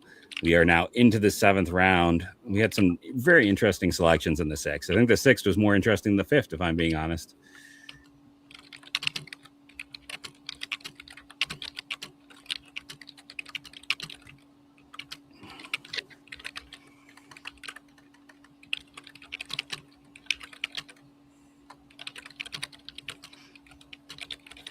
And LeChance is the guy who like went on the massive heater in the College World Series run. So it's like, he was that. And the other thing too with him is like I said, being the guy behind the plate for, Cord Rager and the Mercuriuses and Cam Johnson in that College World Series run, like that means something too, I think. Despite his size and lack of quickness, he moves decently behind the plate. Yeah, it's about the most lukewarm I've ever seen. He's not very quick, but he's big, but he moves quick for a big man. So yeah, I don't know. It feels too big. I remember when I liked Grayson. Was it Grayson Grenier, who eventually caught for the Tigers? Yeah. I liked him quite a bit in his draft year, and like everyone's like, he's too big. It's hard. But we talk about all the time. When a team goes against type, you got to stand up and pay attention. And this is not. It's a right-handed catcher. They announced him as a catcher, but I don't know. We'll see. I think he's a catcher as much as Ralphie is. And I bet he'll play. Well, Ralphie played official 5 innings at catcher. Yeah, I'll bet he plays more catcher than that. Yeah, but I think this is another first base type. I don't see any chance to catch there. Oh crud! I never put up my video or shared my video on Twitter for more, and now I got to go make a video on the chance. So let me share this, and then I'll go do that. Yeah, I'm just writing my capsules as things kind of go across. Because are we in a pause point? Is that what it is right now? Are we in a pause point? Yeah, because the next round nothing's happening. I think they're just. I would have been. This is where like I wish I had the ability to do closed captions because I've been curious if what they said about LeChance and some of the like advanced data points because sometimes they will let you know more information than is available.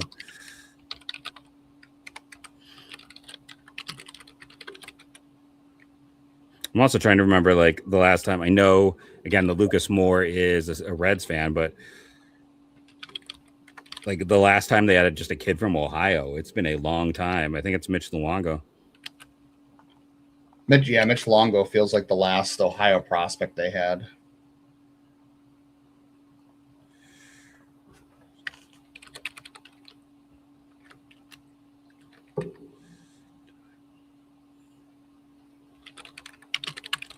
Oh, well, guess what? I can't tweet anymore.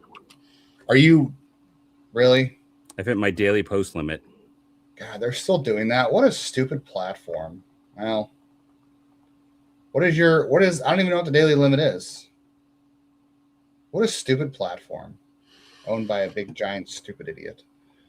Yeah, we'll post everything on Blue Sky, or you can go to Discord. That's one of the dumbest things I've ever. Post from the Lockdown Guardians account. There you go.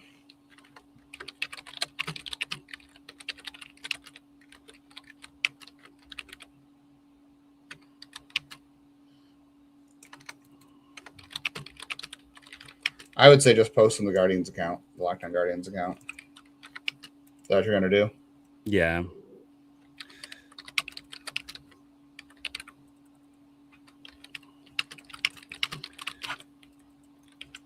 What would you expect? Oh, yeah. I thought you meant the University of Elon for a second. Yeah, probably. Fair.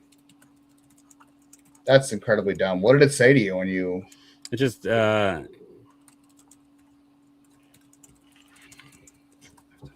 going to do the first one. I tweeted from my account to follow you over at Lockdown Guardians. Yeah, and then I'm going to see if it'll let me now, at least, we'll see, does limiting allow me to retweet or no? Like, why would you want someone to be limited? Your whole content base is... Because they're greedy, money-hungry people. That's the nicest thing I can say. Yeah, I mean, it's just crazy, so I can't... And it happened to Taylor yesterday. Yeah, JJ Cooper got that, too. You got to pay for premium, so they want you to pay to tweet more. Yeah. But their whole content is based on someone providing content. So then they're just losing out on me giving them, feeding the machine. Mm-hmm.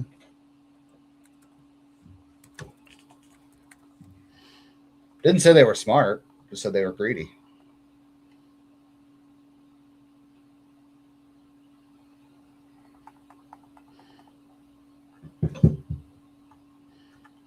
So we still at a pause? Yeah, we are. Yeah, I don't have any picks. I saw them doing some re-picks of some old videos. So we're at the pause, which, hey, that's good. It gives me a chance to shoot out some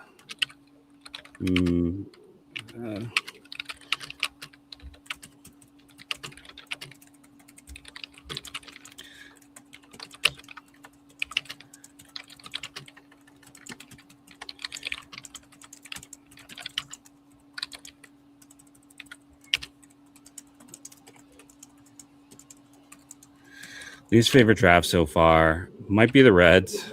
Yeah. It's that thing where like I'm kind of like focused on each pick by pick, so I don't always have. The Phillies have a weird one. Yeah, I don't love the Phillies draft. They have a type though. I don't really like the Giants draft as much either. No.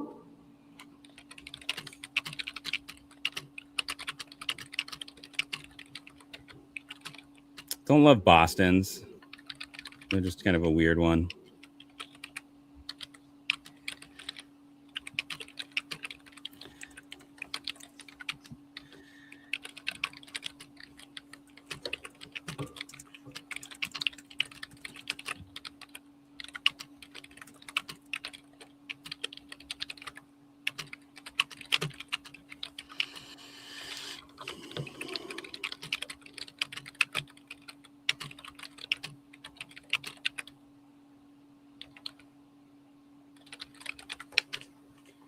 Yeah, Boston. I saw a lot of people did not like Boston's picks because they overdrafted on Jake Schaffner, who I actually really liked, but kind of hard to like him where they took him. I liked Owen Hall too, but I guess that was okay.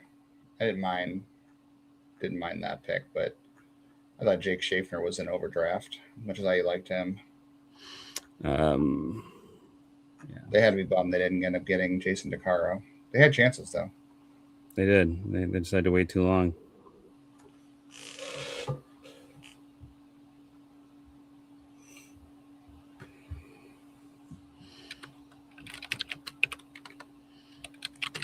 An underrated draft? I don't know, Jeff. Who's having an underrated draft?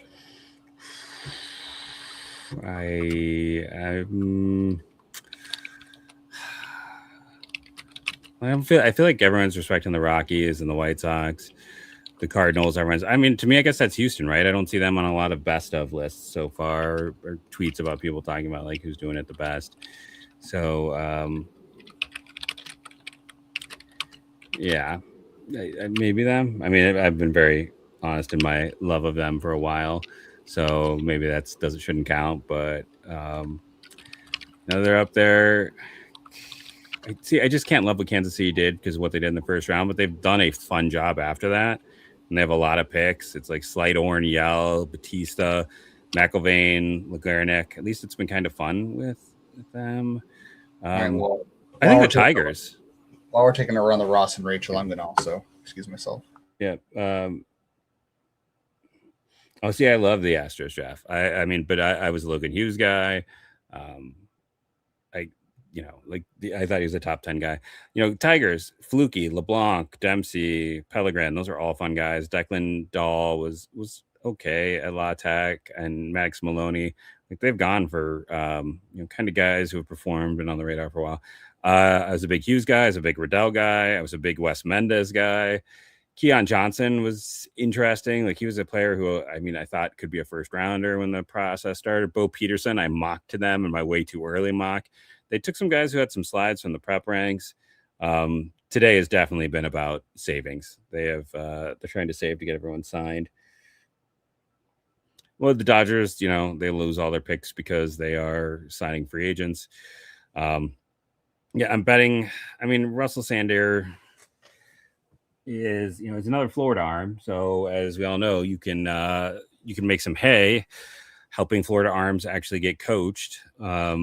I'm kind of surprised because he's probably going to be a full slot guy. I expect, I don't know. I assume they're going to have to give Lawrence over slot where they got him. So it's like they've only got the 7th, 8th, 9th, and 10th rounds left. So they'll pick in this round. But I almost feel like they have to go under slot on almost all of these picks and then this is roughly what? That's going to be 900,000. So it's like they can give maybe close to 800,000 more from this pick to Bo Lawrence, and that gets him up to about 3 point. Why can I not think right now? It's like 3.3 million. And I mean, maybe that's not, it just feels like, and maybe Sander is, I guess he was ranked a little lower than that. So maybe they got some savings there, but it feels like Bo Lawrence is going to cost like 3.5 million. And it feels like they have to get it there.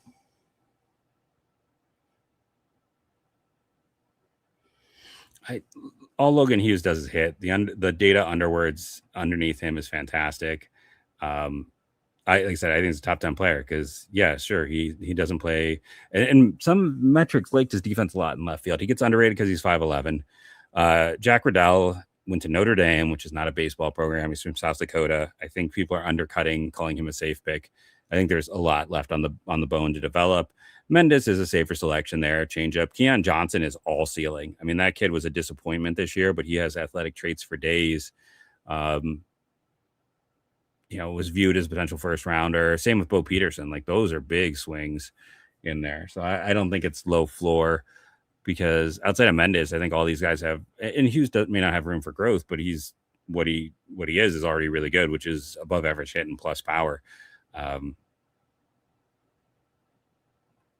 of those things I just haven't understand is the view that Jack Riddell is not is low floor just because he's a 6'5" kid from South Carolina who just started adding more velocity this year. And between South Dakota, between South Dakota and Notre Dame, he's never been in a pitching facility. He's never been in a place that's going to maximize him. So he is just that guy I feel like you can help maximize because he just hasn't had that exposure. It's the opposite of like Duncan Marston at Clay Burdett is an interesting one to the White Sox. He is a former Ohio State transfer who moved on to Xavier, who had a really good combine, hit some absolute moonshots. As a right-handed outfielder, definitely had some reverse platoon splits, but that's a fun pick right now where they're getting him. Another power hitting outfielder. Gage Peterson at Appalachian State has been a guy who's been on the radar for a bit. Big pitcher, as you'd expect from a school, a bit raw. So the 7th round is getting off running with some fun picks here. Overall, Burdett was a guy that combine I think helped push him up boards. It's interesting that he got ranked on MLB's list because he was fine in college, but he didn't really stand out to a huge degree. I didn't even realize this. Deaton LeChance, the fun fact with him for me is he shares the same birthday as my mother, so I'll have to be easy to remind him. And Jose shares the same birthday as my daughter, so random Guardians ties. Yeah, I'm kind of curious to see. We've only seen. I never updated my list. That's. Hey, the Ohio kid, former Ohio State player, Burdett just went to the White Sox. Clay Burdett, Xavier, Ohio kid. Yeah, Max Bales is another name guy who's been around from Santa Clara. Gage Peterson, like we're seeing some college names go here. These are feeling like full slot types. Our data hookup is out all day today. Can't send us anything. So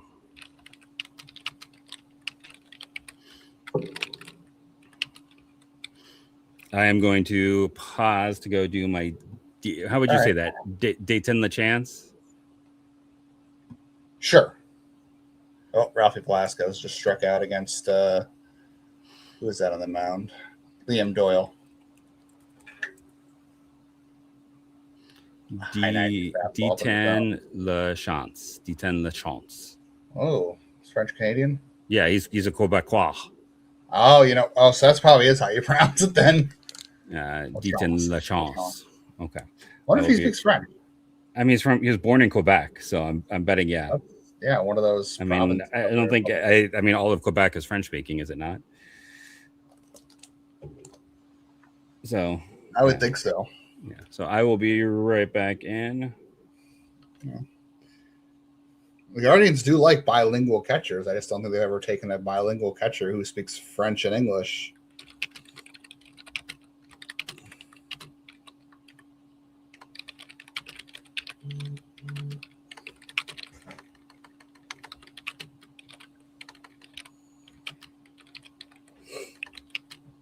Yeah, Ralphie did get to 3-2, so that was a good at bat. He just swung and missed at a high fastball. So find a French-speaking pitcher now. Oh boy, maybe that's the untapped market. There is just finding pitchers from France. I don't know.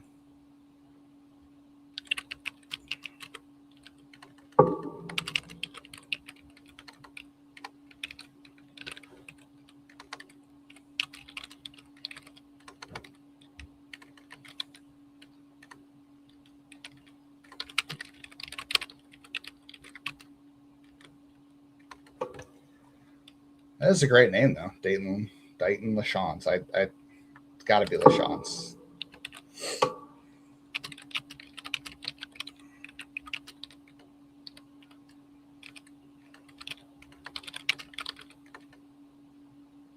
No, Latin American pitchers speak French and Spanish. No, it's usually English, and I mean, just because of how much is interacted in English. The French are starting to dominate the NBA. That's true.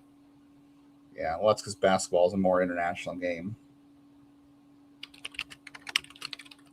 That is hilarious, though. If he speaks French and English, that just would be like a fun story.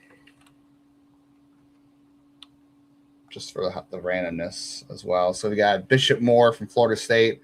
Another pitcher off the board from Florida State goes to the Pirates. A rare right-handed pitcher from Florida State. They have really had a ton of lefties. You go back to the Parker Messick draft year. They also had Bryce Hubart. Went up with the Reds. Hasn't really worked out for them yet. He was a lefty. They've had two lefties go this year in both Wes Mendez and Trey Beard. And then now they got a righty. So that's just a little unusual for them. Another Xavier, Ohio kid. So Xavier's had two guys go here in the 7th round. Clay Burdett and Ryan Pike. Or Ryan Peach. I'm not sure how you say that last name. Peach. He went to Xavier, but he had Tommy John. Pitched a little bit this year, but some interesting stuff guy there. And Orioles, that's a 4-year junior coming off of an injury, so it might be another money saver for them there as well. But two Xavier kids in the same round is very interesting. Athletics take David Rosso with their 7th pick, a Campbell kid. Campbell is an interesting program. They've had some interesting kids over the years. They had a couple pitchers. Thomas Harrington went to the Pirates a couple years ago. I did like him, but he hasn't really worked out for them.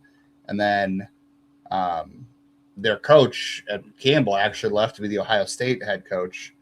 Ohio State's been a little better since they got him. Not great, but a little bit better. They should be improving. So Campbell's has always been an interesting program, but I wonder how they're doing now. They lost their head coach and how they've done since then. Another kid from Jeff's area from Fond du Lac High School in Wisconsin, Jack Brenner, 6-foot catcher, goes to the Braves. That's two. Xavier got two draft picks. Yeah, I was just saying Xavier's got two kids, more than any other in the state right now. Yeah, Braves are mining Wisconsin. That's their second prep kid. Yeah, you should have been out on the lookout to see if there were a lot of Braves guys in your area this year. That's right, because I can't tweet from my own account. That's so frustrating. I was like, wait, I'm tweeting on the Locked On Guardians one. And I was like, as you're supposed to. Yeah. I know. It just feels weird to throw like my random draft stuff on here. It is what it is. I mean, you are the network's draft expert, so.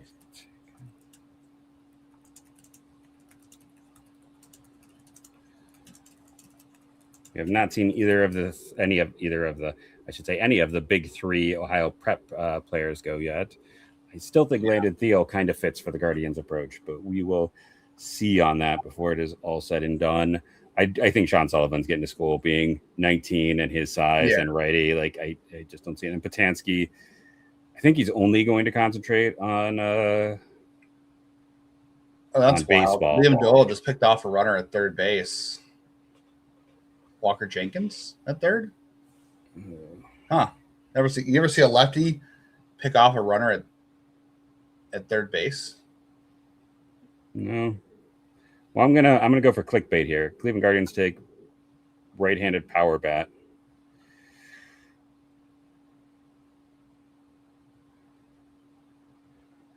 I mean, that's true. He is a right-handed power bat.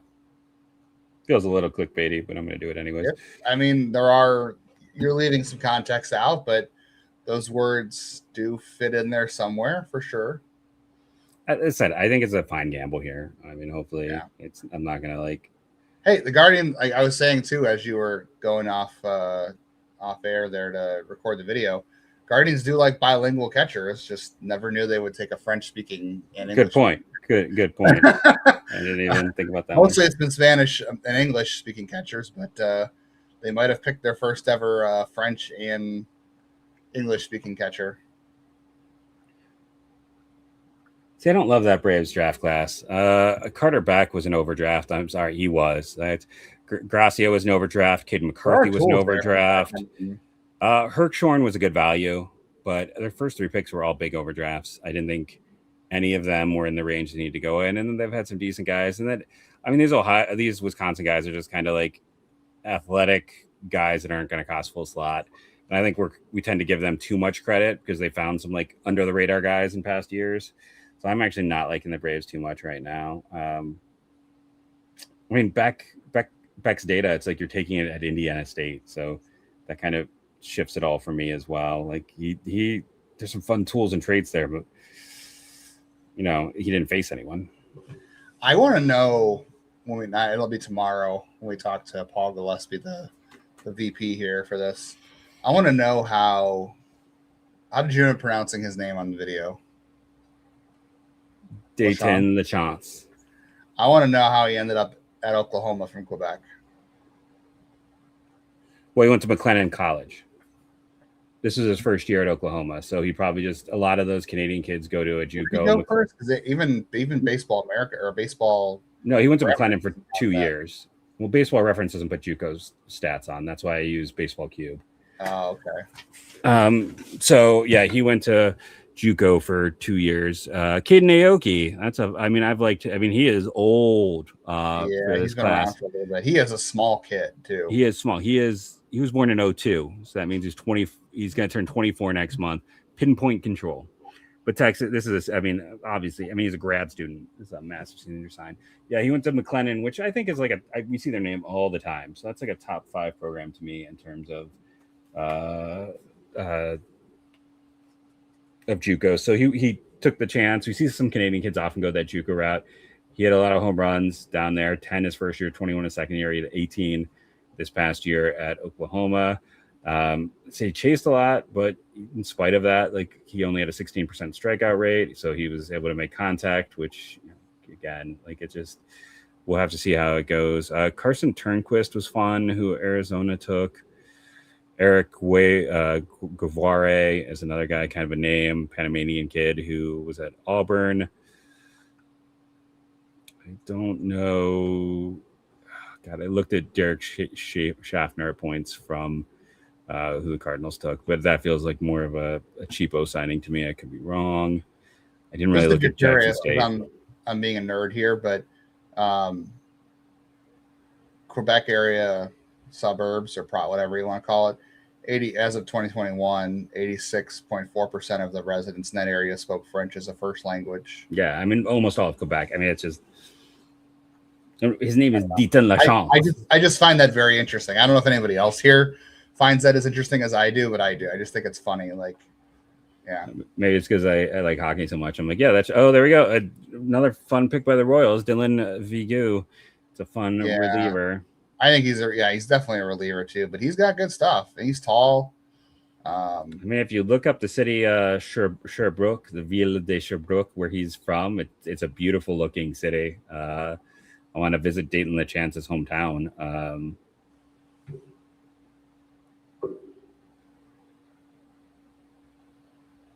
David Rosso. Okay, I'm gonna look up.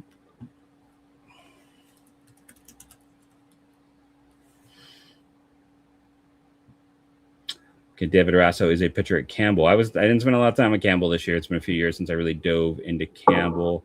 Came from Miami first. I wonder how things have gone for them since they lost their head coach to Ohio State. Rosso had some great numbers this year as a senior at Campbell. Low, high strikeout. But he is 23 years of age, so he's probably looking at a senior sign deal at this point, just because that's going to be viewed as.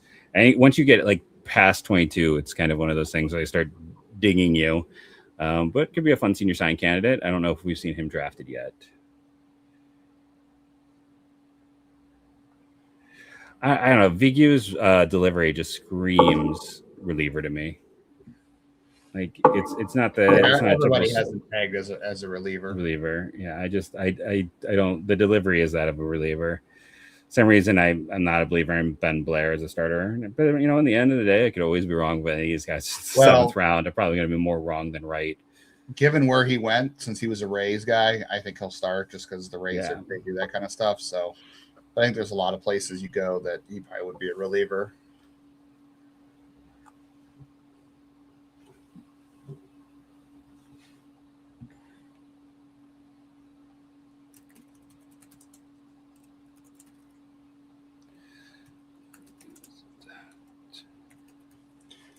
For what it's worth, usually because the minor leagues will also have this week off after today. They won't come back till Friday. For what it's worth, you'll probably see a lot of minor league moves coming this weekend. Guys who will spend the week packing and relaxing, chilling all cool. They'll probably pack to get promotion. So most of it's going to be Lake County to Akron. I don't think there'll be a lot of Akron to Columbus promotions, but you're going to see a lot of Lake County to Akron promotions coming up this week. University of Ovalette. I feel like we've had someone else from there before who the Astros just. University of Shamar Johnson, another kind of name guy to the Reds. University of Ovalette. I feel like that is a university. Michigan, yeah. That I'm trying to remember who came out of there. I'm gonna go look that up while we wait for the Guardian selection here. Yeah. The Mets mostly a defense guy, is he not? I think so, yeah. I didn't spend a lot of time on him.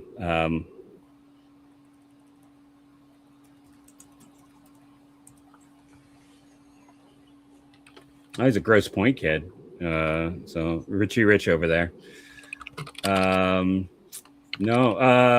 Rule must have been the guy who played for Cleveland, and that's where I looked it up before. But I'm not finding anyone else from there. So I don't know why I thought we'd had a discussion about him, that area before. Yeah, there'll be cuts. There'll also be, for sure there's going to be cuts. Yeah, they're going to have to make some cuts from the roster to add these draft picks. They have till August 1st. Oh wow, Savion Sims, talk about against type. That is wow. Isn't he 6'9"? He's 6'8". 6'8". Yeah, I thought about writing him up on my. I was originally interested in him. I mean, I got no interest in anyone that big. Like the mechanics on these huge pitchers is bad. He's a tall high school kid. That's going to be an overslot. That's a major overslot. Yeah. Like, I mean, he's a good athlete, which is what you need if you're that big. But he slid throughout the process this year. His command is kind of shaky. He's another like anti their type. Like he is. He's old. Like he's already 19. He has present velocity, and his command isn't there. They're gonna have to pay him. It's just it's weird. He's another guy who's anti their type. Yeah, he's like I said, 19, and his command and control are big questions, which is not what they have been good at fixing. Right.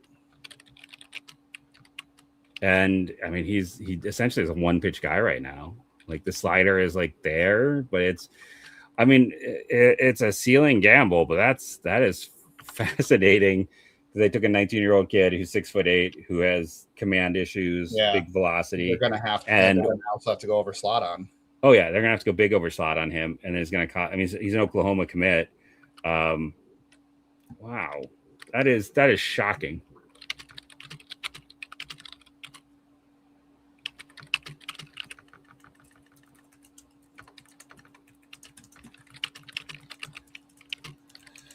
I mean, for what it's worth, this is kind of the Brewers' strategy here, right? They take their gambles on the high school kids on day 2.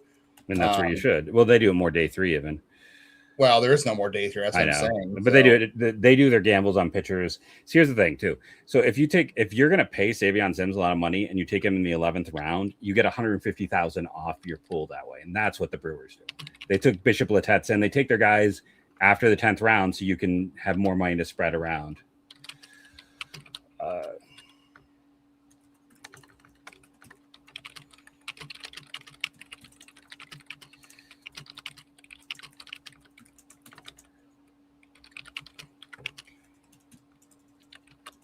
Man, that's a very surprising pick for them.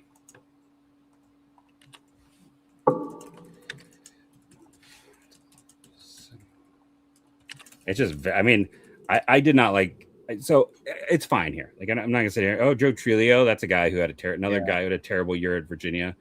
I mean, here's my thing. Like, I understand the gamble. I would never draft Savion Sims. 6'8" guys, they just don't exist in baseball for a reason. On top of that, he's a thrower, not a pitcher. His secondary offerings are non-existent. Like, it's all those things where I'm just like, I mean, it's a gamble, but it's a gamble that, like, this is kind of like, but here, I'd rather have it in the 7th round than the 1st round. This is like the Jace Lavalette gamble, where if it works out, hey, you're going to have something that is special. But hey, there goes Brady Bollinger to Tigers, guy that had just an awful junior year. It looked like a 2nd round pick a year ago. I mean, Sims is just, he can't command his pitches. He doesn't have, I mean, it's a lot of moving parts in that delivery, man. Yeah, like, it's a bad delivery. I mean, this is about the riskiest player in this draft in terms of where he is currently. And he's 19. A giant ball of clay that's going to be a project for sure. I mean, he is just, basically he needs to work on everything. He needs to work on mechanics. He needs to work on secondary pitches. He needs to work on control. He's a 6'8" kid who throws 100 miles an hour, and that's it. He's the issue is 6'8". The issue is he's already 19. So, like, you're a little behind the 8 ball as far as developmental years are concerned.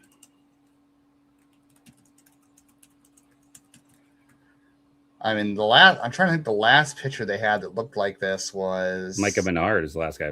Micah Menard was really the last guy they took like this, and that worked out miserably for them. So, yeah, that's odd.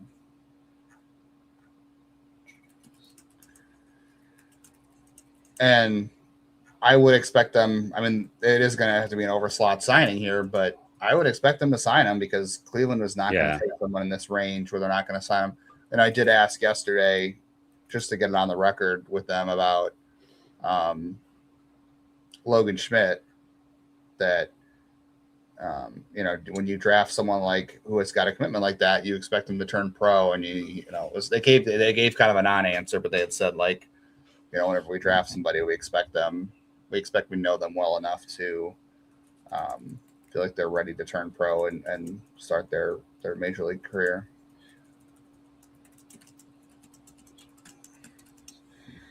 I mean, he needs to add a pitch. Like, you need to add the cutter to the slider. He's barely touched his change. Bollinger just turned 21. He wasn't draft eligible a year ago. Like, he's one of those guys who's young for the class, even though he looks like he's 40. I gotta say that's one of the stranger picks they've made. Like, the Jace Lavalette thing in the 1st round was odd only because they had not taken that kind of player in quite some time. But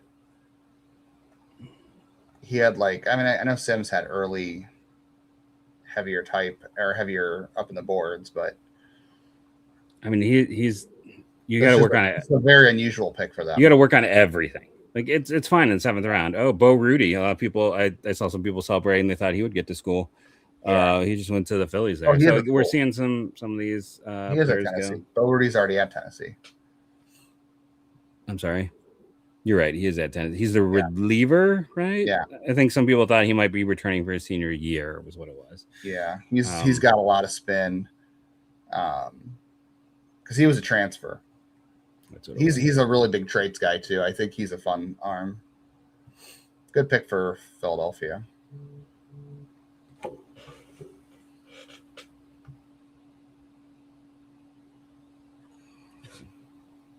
I will go do a Savion Sims video. Okay. Well, between Savion Sims, last year the Guardians took a lot of tall guys. You got Peterson this year. Schmidt's pretty tall. LaChance is pretty tall at 6'4" or 6'5", I should say. And then Aaron Walton last year, and Jace and Nolan Schubart. Cleveland has really tried to get some more tall players in their system, bigger athletes. So they certainly added to that. They've added speed too. It's just been an interesting 2 years for them. Very, very different type of drafts. They've gone in a different direction, which if you didn't like their drafts before, then I guess you should like them more now, because they've certainly changed direction on a lot of their ideas. I don't know. The Sims one, I really struggle with whether or not Sims is how long he's going to spend at the complex, because on one hand, he's already 19 and you want to get him out to an affiliate at that age. But on the other hand, he needs a lot of work. So for a guy like that, he might need to spend a lot of time at the complex to really iron things out. But he's already 19, so you're going to want to you want to get him out to an affiliate, I think, a little bit sooner. So that's the interesting thing about that. So very, very in the middle when it comes to Savion Sims. Like Jeff said, though, that's a pick where it's a fine gamble in the 7th round. I wonder if at that point a lot of people thought he'd just get to Oklahoma. So, go for upside there. And if it doesn't work out, well, it's a 7th round pick, and I think you've already gotten some floor guys anyway at this point, like Trey Broussard and Lucas Moore. They've got some, I wouldn't say safer tools, but they've got tools that can at least get them through a couple levels of the minors. Schmidt's going to take a couple years to cook. Peterson, we'll see. Ironically, I think Logan Schmidt has the best control of any pitcher they took out of the 3 so far. They've taken Peterson, Schmidt, and Sims, and I think Schmidt has the best control. LaChance has the best power. I think, I don't know, it might be a tie between Broussard and Moore for speed. Lewis by far has the best approach at the plate. So each guy that they've taken so far has a standout skill. But man, yeah, Sims that's just a strange pick. He's going to take a lot of time, but then again, he's 19. So how much time do you want to give him? Grant Hill, hey, not that Grant Hill, but Grant Hill goes to the Brewers. Well, that's weird. Now it says that he didn't go there. That's weird. That was just there, pick 221. Dean West and Charlie West back to back. Not really sure who those guys are. Yeah, it looks like the Brewers, maybe they missed the clock on their pick. They had a pick set there. It said they had somebody named Grant Hill there. I wonder if that's an off-the-board player that maybe Pipeline didn't have enough on to put there. So Brewers took a kid that no one knows about? Do we get a name on him? Grant Hill. I know. You don't know about Grant Hill? It turned into a great trade after everyone thought it was going to be a terrible one. Well, no, now they're saying there's no name there. I'm like, did the Brewers, did they run out of time? I don't know. Grant Hill is a 2026 draft eligible player, according to Perfect Game, Birmingham, Alabama. 9th rated in the state, 3rd rated right-handed pitcher, 6'4" kid. He's from Duke, right? Nice young pitcher's build with plenty of physical protection remaining. High leg raise. Fastball tops out at 87. He locates the pitch well. Oh, okay. That's the Perfect Game write-up. I was not familiar with him. This says he's from Alabama. Yeah, the Chelsea, Alabama. Okay. Birmingham area. He is still 17, so he's going to turn 18 this month, young for the class. That's weird. I wonder if Pipeline didn't have a whole thing on him. Well, it's just weird because normally, if Perfect Game has a profile, then at least there's a write-up on. Yeah. Prep Baseball has him. Max Prep has him. He's not a complete unknown. He's committed to Grand Canyon University, 6'3". I just thought maybe they went over on their time to get the pick in. I don't know. He seems to be a radar guy. He's not a complete. I was not familiar with him. I didn't dive that deep. But Hudson Barrett to Chicago, that's another. And Jason Jones. Jason Jones was a guy who was people thought would go last year from Wichita State. I'm sorry, Hudson Barrett's to Colorado. Jason Jones is to Wichita State. Those are both two name guys going here in the 8th round.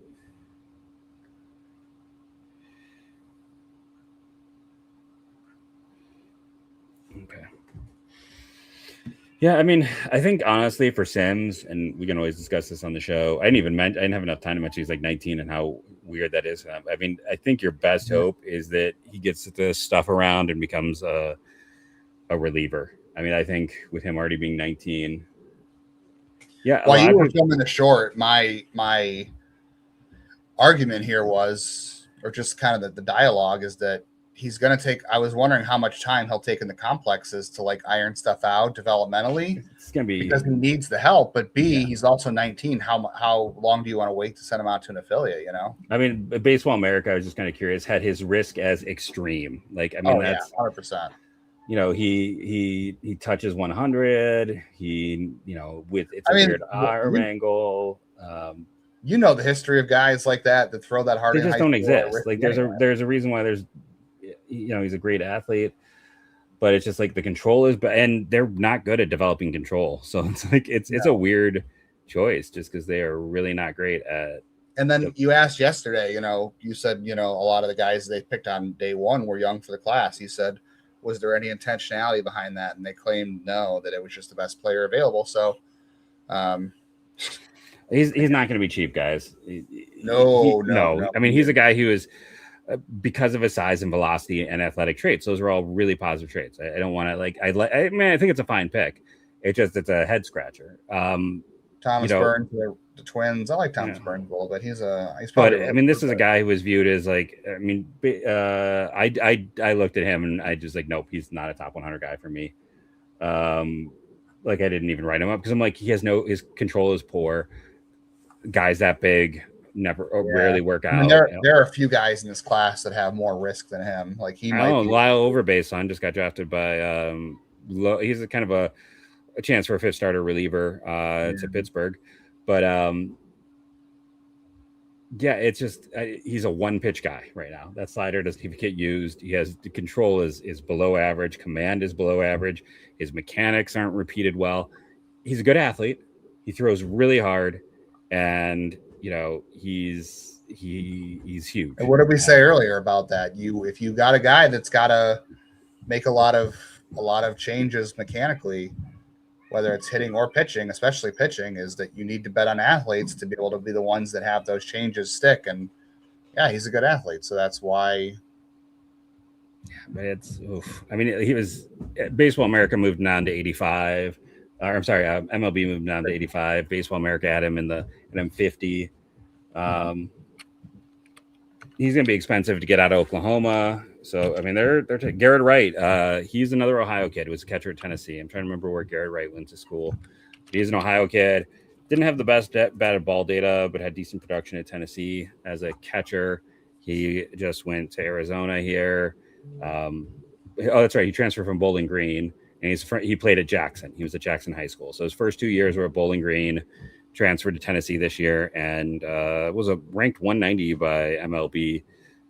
Had decent numbers. He's always been a hit over power guy. Our batted ball data was not a big fan of Garrett Wright, but I always like to see, and the interesting thing too is MLB gave Garrett Wright a 55 run, which is unusual for a catcher. And I think he has a chance to be like an average catcher, some nice traits. Will Plunkett, Baltimore just took, was a interesting shortstop. I believe he's also older for the class, right? Didn't he recently turn? Or he's going to turn. No, that's not true. Maybe he's super young for the class is what that is. Because let's see, what year is this? He's going to turn 18 next month. It's the opposite. It's not that he's old, he's young. New York kid, kind of raw, some fun traits, big, young for the class, cold weather arm, one of those guys where you think there could be more growth in ceiling, and Will Plunkett. So back-to-back picks there. And I mean, you go back, you talk about Thomas Burns and Overbay. This is a stretch of 4 in the 8th that are interesting. Yeah, Overbay played for the Pirates for a little bit, so. Yeah. I mean, I assume Sims has solid extension, but the weird thing is it's not mentioned in any of the write-ups. And it's always hard to kind of judge that on like video of high school kids. Yeah.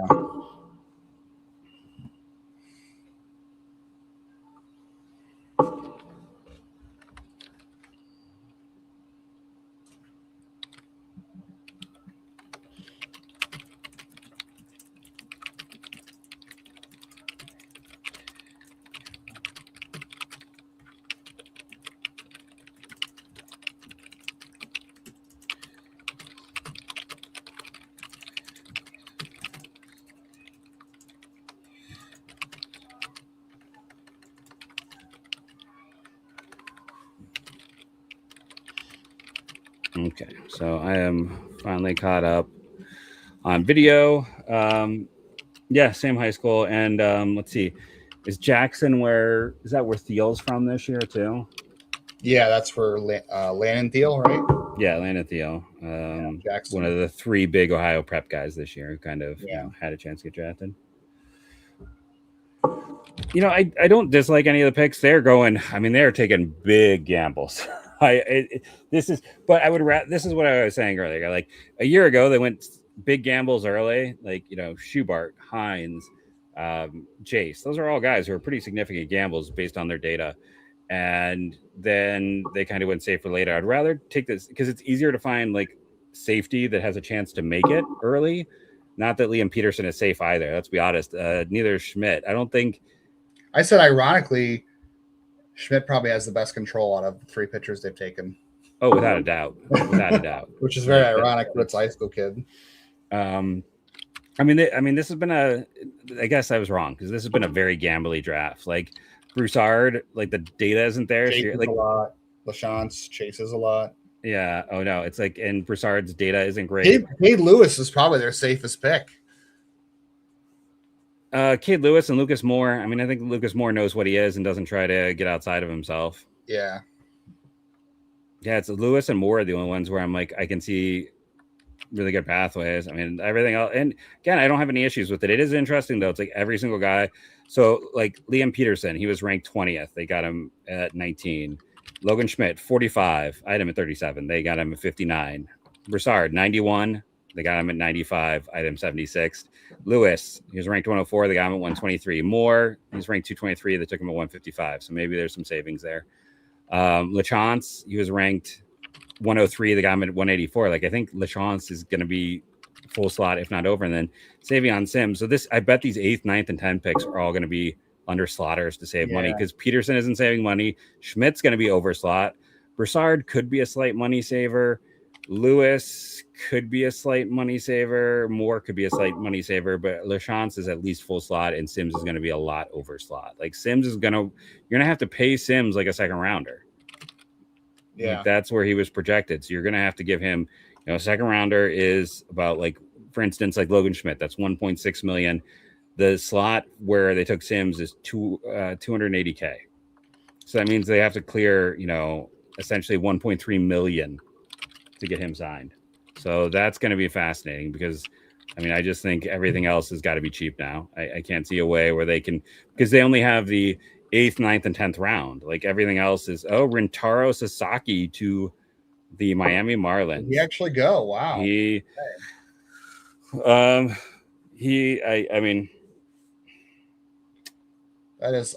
is the Japanese. Everyone says Japanese Babe Ruth. I'm like, no, that's Japanese Dan Vogelbach. Yeah, his dad was Japanese Babe Ruth. His dad is like a very decorated, very, very decorated Japanese professional baseball player. And Sasaki just chased too much. God, when he played the field at the combine, it was about the worst thing I saw that whole day. 8th round, it's fine though. Okay, so the idea of slot is every pick has a value, and every pick has a recommended value. Back in the day, before we had a hard slotting system, it was just a recommendation, and teams would ignore it frequently. So eventually they made this hard slot where all the slots together, you end up with a pool. Then you can go 5% over your pool, essentially 5% minus a penny over pool. And that money then that extra 5% gets taxed. No, I think since Sasaki does not go to Japan. He came over here. He's gonna play here because he came here to avoid the Japanese draft. Yeah. That was his whole reason was coming here was he didn't want to be stuck in the system where it would take him forever to come across. Yeah. So they went ahead and drafted Sasaki there, but for the slotting system, every pick has a value. You have an overall pool. You can go up to basically 5% over pool. And if you spend more than 5%, you lose a first rounder next year. If you spend less than that, it's like I have not put the guy in my spreadsheet this year. I haven't to see exactly what it is. But at the end of the day, they have a set amount. And Kobe Branch was a guy a year ago I kind of liked who then struggled. Interesting pick there by Texas. Yeah. So you have a set amount you can spend. It's why you can kind of like Savion Sims, viewed as a top 100 guy everywhere but me. Like, why does he go here? Because no one was going to pay him the amount of money he wanted, so Cleveland could push him down the board. Get some guys who maybe they're going to get under slot who wouldn't have lasted as long. It's about manipulating how much money you have. In a lot of ways, it's their version of trading. I will be right back. Give me one. All right, sounds good. Guardians are starting to warm up here. I just got a text from somebody. He said, you can't find a unicorn if you only draft mules. This is true. This is true. Mules or donkeys? What's one of those two?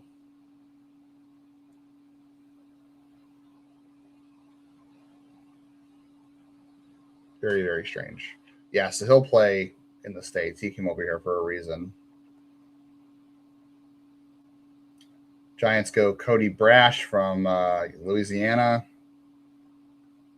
Pitcher at 238. Guardians are still a couple of picks away.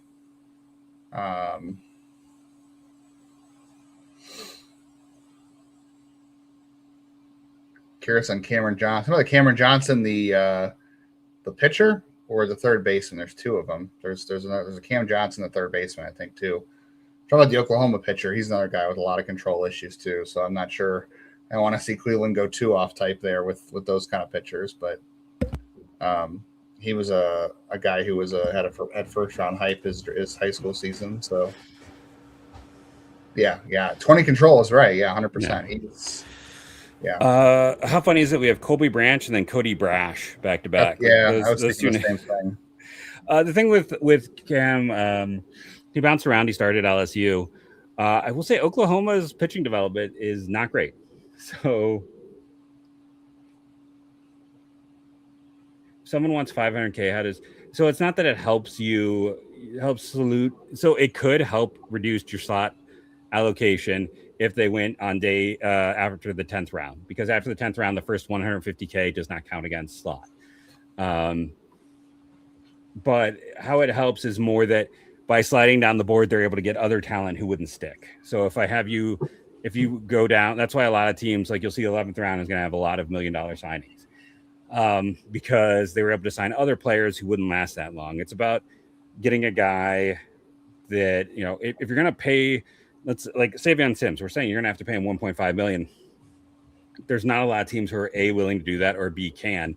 So you can say, we're going to draft you later and give you this amount. Or they'll call him, try to figure out that deal and that alignment. And then, that player goes further down the board. Whereas, like, let's say Lucas Moore is under slot. He's going to be already off the board. Let's say Trey Broussard is under slot. He's going to go off the board because it's easier to pay a smaller amount, where it's harder to get the pool allocation together to pay a large amount. So you can have that player slide because it's easier to have that player slide.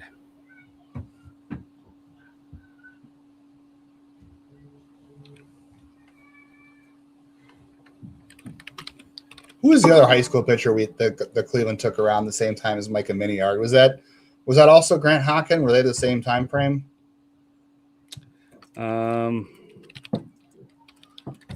Gosh, it's like, they all kind of look the same to me. Like now when I look back, I'm like all those draft classes. It was 2014 draft. So I'm going to pull it up right now. 2014 draft, they took Grant Hockin that same year. Yep. How big was Grant Hockin? Was he a big dude? I think he was a big dude. He was not big, but they took Sam Henches, who was 6'6" that year as well. So, God, I kind of like Simeon Lucas. I remember that. Wasn't Hockin only like 6'2"? No, he was 6'4". I was wrong. I thought Hockin was kind of smaller. That's not as big as I thought. Micah Miniard was like 6'8", though. He was 6'8", and Henches is he 6'6" or 6'7"? I guess Henches kind of worked out, and Miniard was just a massive bust. I remember Bobby Ison. I remember an article I read about him when he got drafted. Is not the smartest talking out of school about stuff when you were a 21st round pick. I'm like, you don't want to show that you don't understand the system you're a part of to that degree. So you had all of those three players in that class. But again, Matt Scott, that's interesting, just went to Cleveland, another giant pitcher. He had first round hype a couple years ago, didn't he? He had a good cape, but then Stanford, right? and then he went to Georgia, and he's never been great. Like, he had a great cape, but he's another big kid who doesn't know where the ball's going. Yeah. Like, apparently I can't type. I'm going to pull up his stats, but yeah, he is. And isn't it that's, I mean, I guess it's a senior sign. Yeah, he'll be for sure. Because he had, I mean, talk about disappointment for him. I mean, he's a kid who there was some first round talk out of him at the start of last year. Did he really only pitch for 2 years? And it's funny because, like, last year he was ranked by Pipeline and he wasn't ranked this year. Yeah, I mean, a walk rate over 4, strikeout rate was there. This doesn't feel right because I know he was good in the Cape, but it feels like he was a Connecticut. He was a cold weather kid before he went to Stanford, but then he didn't pitch in 24 or 25. I want to look for more data because this feels, I know he pitched and I thought part of his big breakout was that he was strong in the Cape that year. No, never pitched in the Cape. Corvallis in 2022, 3 years at Stanford, 1 year at Georgia. He was pretty control issues all the way through. He got his strikeout rate back up. The issue last year was he was not a starter for Georgia at all, by the way. 20 appearances, 3 starts. Yeah, I mean, he had a decent run. I thought for some reason that I thought in 2024 there was something that allowed him to elevate because he was never really great in college. He was just kind of fine. He's thrown 259 innings. He's had a lot of innings, but he's a big kid, cold weather kid, right-hander. Some command issues, but like I said, they're saving money, so this has to be. He's gotten up to the upper 90s. He's just not been very consistent. Yeah. He's struggled with consistency, and I mean, I guess that's if you're a pitcher who struggled with consistency and you're a senior, he's probably willing to take less money to go to Cleveland, right? Like, wouldn't you want this is their advantage right now? Like, this is a guy who at one point people thought could be a second round pick. They do a great job fixing control issues. Yeah. Well, I mean, it's like just helping him find consistency might be more a thing for him. It's like.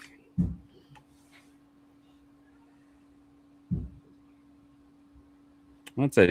Robert O'Mitty just went to the Tigers. He's one of the Canadian prep kids who, was kind of.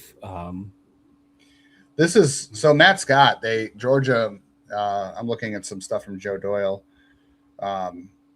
Georgia raised Matt Scott's arm slot, so this kind of goes back to the type of arm they had collected a couple years ago when they were drafting like the James Karinchaks, and then Aaron Davenport, some other guys. Tanner fit into this mold at 1.2. He's changed his arm slot over the years, but they like those guys, those very high vertical arm slots a while ago because it gives you more carry on your fastball at the top of the zone. It helps, getting guys to swing under the fastball. So he's got a lot of more cut right on it. So, did Ralphie just? No, he was a blooper to the left.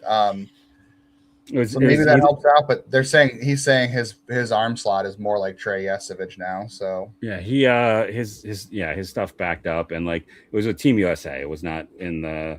Oh, okay. I mean, he's got another kid he's just got a lot of moving parts to the delivery. I think he's definitely a reliever all the way. They'll probably send him out as a starter if I know them, or at least piggyback him early next year. So here's a Baseball America put together a mock in.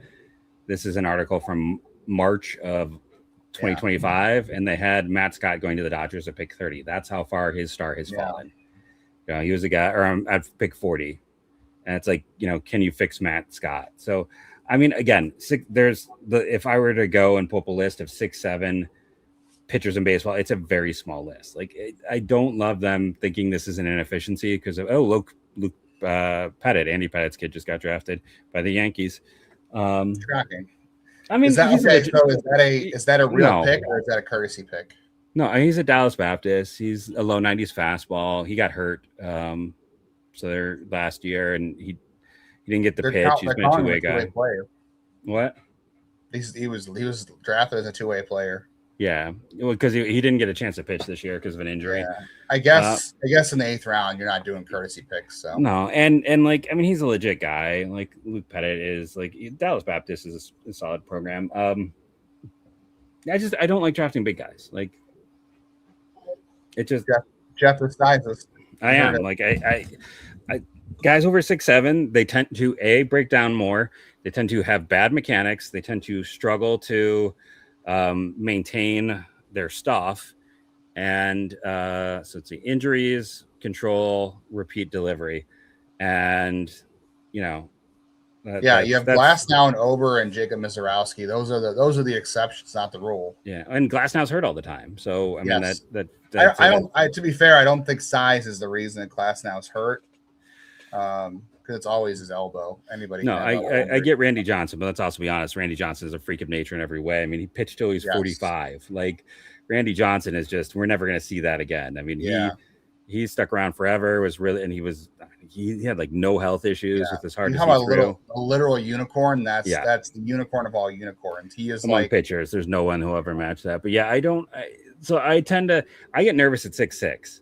But you still see a lot of pitchers at 6'6". There's just once you get to that 6'7", 6'8", 6'9", like there's just nothing. Like guys do not hold up for the most part. I mean, again, Mizorowski could be another unicorn right now. I mean, but you know the thing with Johnson and Mizorowski, I mean, he's also a little unicorn. Yeah. Because somehow he's adding more velocity, and he's looks like Brian Rocchio just doubled in Travis Pisano to start the game. I thought Henches was only 6'6". I could be wrong though. I mean, Hunter Gaddis is fairly big. He is.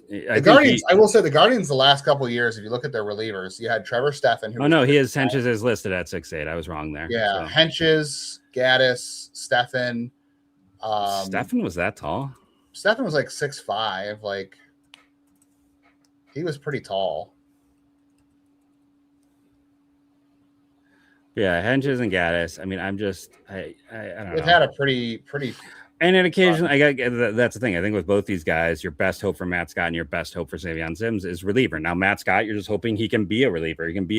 He's going to be, let's be real honest, he's under slot here. He agreed to take less money to go join this pitching factory. I guarantee that.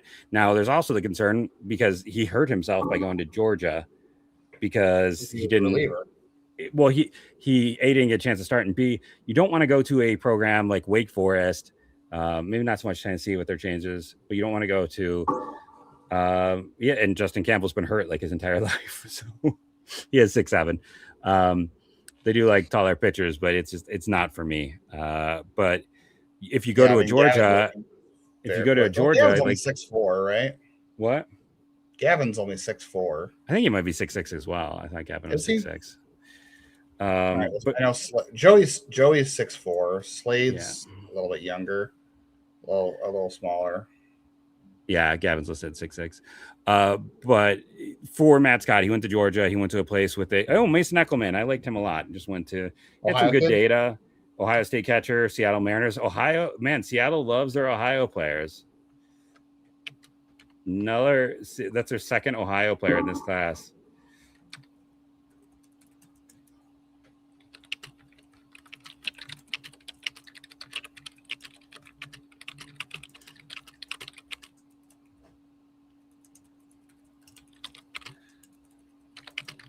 Jake Bennett was an interesting kid. I like that pick there, the catcher from Dallas Baptist. This is what I'm talking about. This was one of my concerns about Joey Volchko. Yes. I liked him. And this is my concern with Scott. That's what I was trying to get to, but kept interrupting, having ADD moments. Yeah, Wes Johnson is considered to be a pitching guru. And although, to be fair, like what? Oh, finally, Kyle Manzardo. Oh, it's a foul ball. Georgia, I'm trying to think of what pitchers Georgia has produced that's been really good, but Wes Johnson's considered a it's because before Georgia, he was with Paul Skeens at LSU. Oh, yeah. Yeah. Well, he was with Minnesota, remember, for a little bit? Yeah, before he went to LSU. College. Yeah. So, like, if he's not maximizing a pitcher, then, like, what's left there, you know? But yeah, that was the point I was trying to get to very poorly as I kept getting distracted. Is like that's why like you don't want to be Matt Scott and go to go to a pitching whisperer and not By the way, perform. I wonder if there's any relation. So I just got a message from one of our buddies about Mason Eckelman. The Guardians have a hitting instructor in their system named Alex Eckelman. I wonder if there's any relation there. Mason Eckelman had a pretty solid combine. He had some nice under the hood data. I thought it was interesting. I kind of held out hope. Honestly, Why do Mariners love Ohio-based kids? What's going on? Kylie McDaniel listed him as a dart target to the Guardians. So I honestly I would have liked Eckelman more than LeChance. Son of former Ohio State basketball player and Ohio State Hall of Famer Alex Eckelman. So, he's an super athletic. Mom was a soccer player at Ohio Alex State. Eckelman's as a hitting coach in the system. Oh, baseball player. Yeah, so he is That's him. Yep. Yeah. So his dad is a coach, and both parents are highly He's athletic. the VP of hitting in the system. So that's one of the guards. Yeah, that's Alex's son. So interesting. They didn't take. So again, they don't take their own kids. Probably did come through. Yeah, they don't take anybody who's in the system. They don't like to put that pressure on people. So Bo Naylor must have been a unique one, I guess. That's the only one I could think of.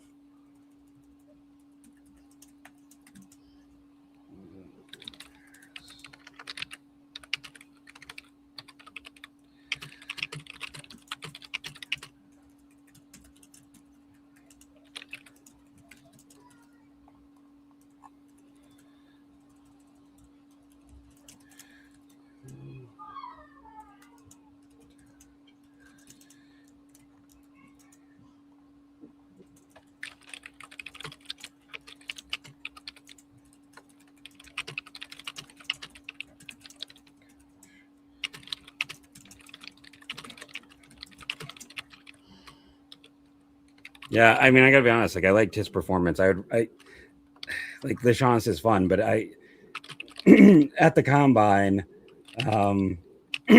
Sorry, everyone. At the combine, like he put up pretty solid data. Put up pretty solid data all year. The under the hood data was really good as well on Mason Eckelman. He, I think, has a chance to stick at catcher and. Super athletic family. I just, like I said, LeChance is fine. I don't hate the pick, but I just think that there is a very, very low chance of that. Cashel Duggar, you kind of like just went to the Nationals. I'm gonna go do. Yeah, Cashel Duggar. I thought he was for sure a Guardian because all the write-ups I read on Cashel Duggar had a lot to do with his ability to run a pitching staff, defense behind the plate, leadership. Not a guy who is going to hit a ton.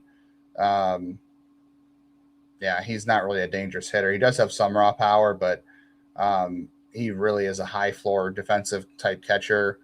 So good pick for the Nationals. I really like Cashel Duggar. I said he was a nice midday 2 target. I would have liked him for Cleveland too, but again, he's also only 20 years old, so there is that. So I thought Cashel Duggar would be a guy Cleveland might target, but they have gone in a different direction the last couple of days.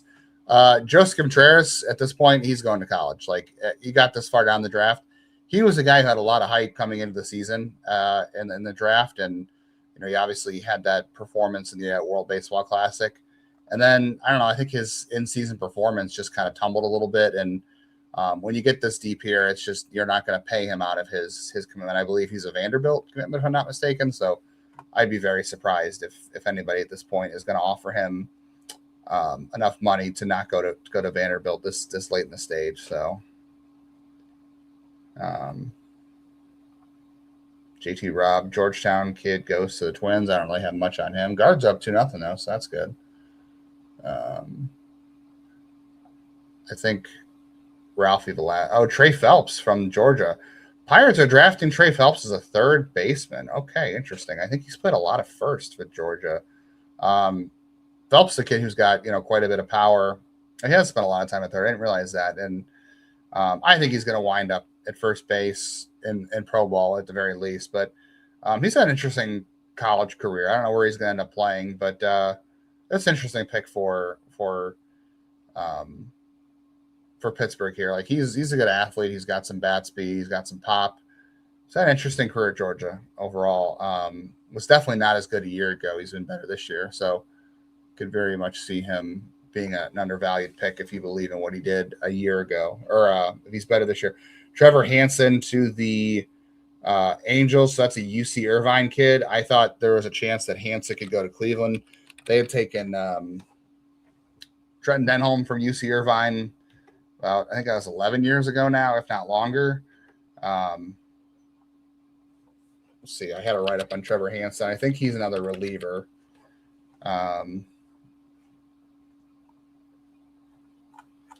I know I wrote him up. I'm not sure why I can't find him on my list, but I did write Trevor Hansen up at some point. But yeah, he's another kid from UC Irvine that I thought Cleveland would be interested in. I guess I can't believe I didn't write him up. I thought I wrote him up and I didn't. Interesting. Trey Phillips, a guy who is another player in this class, who some people thought would be a first rounder a year ago as a draft eligible sophomore. Trey Phelps. Yeah. And then I thought I wrote up Trevor Hansen, but I guess I didn't. I mean, I kind of liked him. I think that's a fun pick. I mean, Phelps isn't bad in the 9th round. He's ended up a disappointment for like a guy who was viewed as a top 20 selection.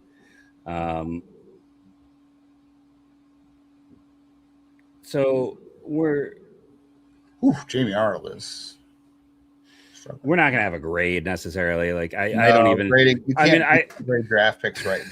And like honestly, I think here's the funny thing: you can look like I'm not saying this to insult anyone who does it, because listen, I reference the draft grades that people have done after 1 year out, but you can look really dumb doing draft grades within the first 3 to 4 years. Like it's so much can happen. So much can, like Sean Gamble, for instance, like he got the lowest grade of anyone from TJ Stats. And listen, I DM with the TJ Stats guy. I think he's a great guy. I'm not saying this to rip him at all, but like he gave him the lowest grade. Sean Gamble, my write up on him was the Royals take a gamble on Gamble, because of course I would. Like he's a big tool versus production guy, and that's like the type of guy that he's going to look bad at first, but there's he could break out and then you look silly. Joshua Baez is a guy that I took in my Guardians mock draft over Kevin Williams, I believe, in 2021. And for a lot of time, people are like, okay, this is one of the biggest busts of the draft. This guy's terrible. Go look at what Joshua Baez is doing in AAA right now. He's probably going to eventually get to the Cardinals this year, even though there's still some risk in that profile. So we won't grade things because it's just, I honestly think you need 4 to 5 years to have a graded draft class. I mean, people were giving Travis Bazana C- after year one. And now after his performance in the big league, there's still a subset of this fan base that are giving him Fs because people are mad. All the people who are still mad about Travis Bazana over Condon are the ones who are excited for Jace Lavalette. And, and maybe I'll be wrong on Lavalette. I hope I am, but like you got to give it time. Parker Brocious, we decided that he's not related to Scott, or he is related to Scott. Oh, I don't know. I think he is related to Scott. Just went to Atlanta. Did Scott Brocious play for Atlanta? I can't remember now. All the teams he played for so many teams. Scott Brocious, I remember more for the Athletics and the Yankees. Yeah, I was thinking Yankees. Is this going to be the rare one that doesn't mention like family in it? His one. I just went to his Georgia Tech profile. Yeah, it's the weird one that doesn't have any mention of like parents. Yeah, it's his son. It's the son of Scott Brocious. Okay, interesting. God, how old is Scott Brocious? Because he was in the 90s. So some people start later. Yeah, I guess if you're a baseball player, you wait till you retire to have kids. I don't know. I mean, I was 40 when I had my son, so yeah. Yeah, I mean, that's the thing. The Braves, and our one person there was mentioning Eric Hartman was a 20th round pick. I got to wait and see. Like, I mean, I think he does look like a special pick from a year ago. I think it's great. But I never really get too excited by anyone until they've kind of climbed the ladder a bit. And then the other side of it is, I think then with the Braves finding Hartman and to a degree like Drake Baldwin and a few other guys who are not the biggest prospects, now we tend to give them benefit of the doubt on everyone.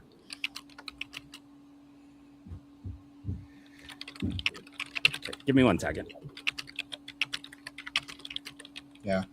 So people are saying like Kenny Lofton, 17th rounder, just saying like, yeah, I mean, that's true. But remember, Lofton was also a basketball player in college. And these are different times too. Like the draft is so much different today than it was so many years ago too. There's more data, there's way more video, you know more about the players now. Like there's just a big amount of difference here between what was happening in baseball in the late 80s versus now. So like you can sit there and find like Mike Piazza went undrafted, but again, those are exceptions, not the rule. It's not, that's not saying it's not possible, but it is possible.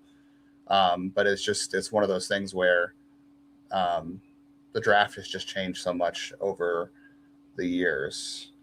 I'm not really sure what the issue here is about why Ethan Purser is not doing the media. It doesn't really make a difference. Like Paul Gillespie is the head of adding players from that circuit, so I'm not really sure why there's a bit like it's just who they choose there to do all that. He's the vice president of scouting.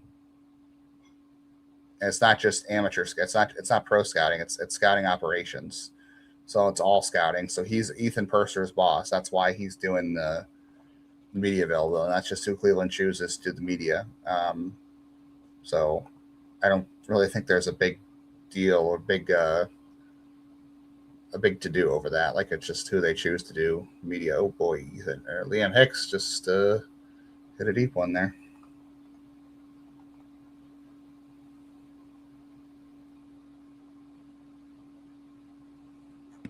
Did you give everyone your take on Jaden Lobliner while I was gone? Yes, obviously. Yeah. And from Nick Tolbert from Oktaha High School. That's a big kid, 6'6". Yeah, totally. Oh, it looks like Khalil Watson threw Liam Hicks out at second base. Well, Hicks does not run very well, so I'm not shocked. But nice Rule 5 pick by the Marlins, by the way, with Liam Hicks. Oh, yeah. Only someone last year had said that Cleveland should be trying everything they can when Augustin Ramirez was battling. I don't know anyone in Cleveland media who was pushing for Liam Hicks. Probably not. Yeah. Let's see, add the tags. I mean, here's the thing I'll say. Like, we're below 100 viewers, which a little bit disappointing, I'll say. But I think even the reason I say it's disappointing is it's been an interesting draft. Like, there's not been a stinker amongst these picks. Every single one, whether or not you feel like it's a great pick or not, like they're interesting selections. Like, they have gone for some tools and traits to at least make it something where you're like, oh, okay. Like, but it's also clear we're slowing down a little bit. I feel like you're in the 9th round. I just posted the Savion Sims pick over half an hour ago. So I know we're almost up to Cleveland picking again, but we're still not there. So, and it took me a little while to get the Sims video up. So.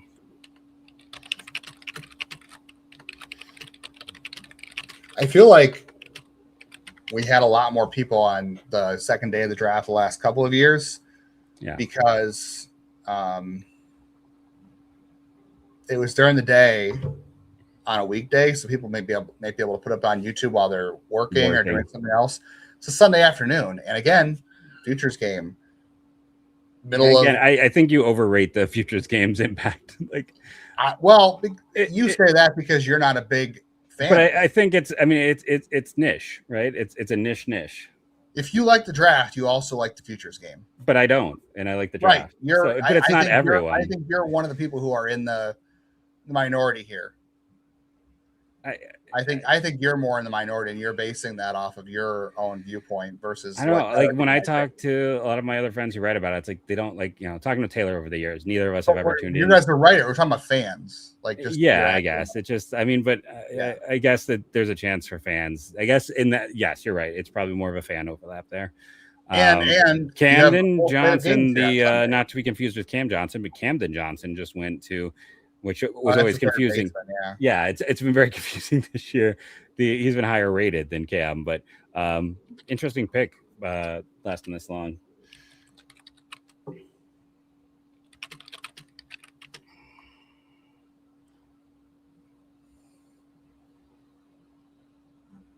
Somebody earlier, you were off recording a video. Somebody asked about Joseph Contreras, and I said, well, he's going to school at this point. Yeah. He also slipped performance-wise this spring, too, after the World Baseball Classic, if I'm not mistaken. Yes. Yeah, it was not a good spring.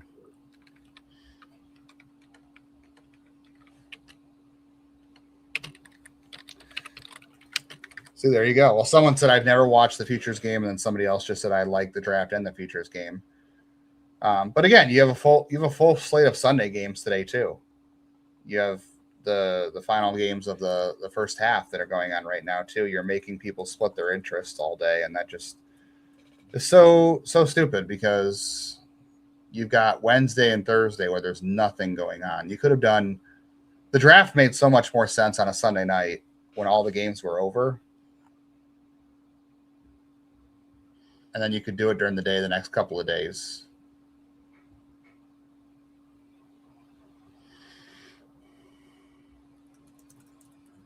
And then even on Wednesday, you could do the futures game on Wednesday because the minor leagues are off until Friday.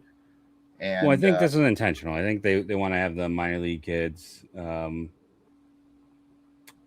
get them more, just have the time off. I think, this way it's like, I think it's intentionally the futures game is always going to line up against the minor league season for that reason.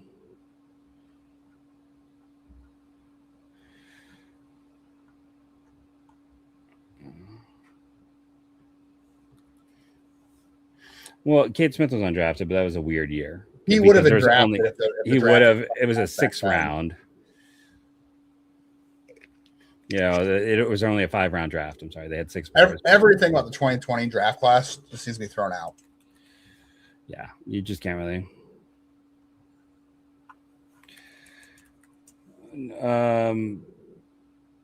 What was I sorry, I had like a brain cramp moment. When you're looking at the example of Tim Herron, Herron is he was the only 29, but he's also the only He's another tall guy, by the way. Another really tall reliever.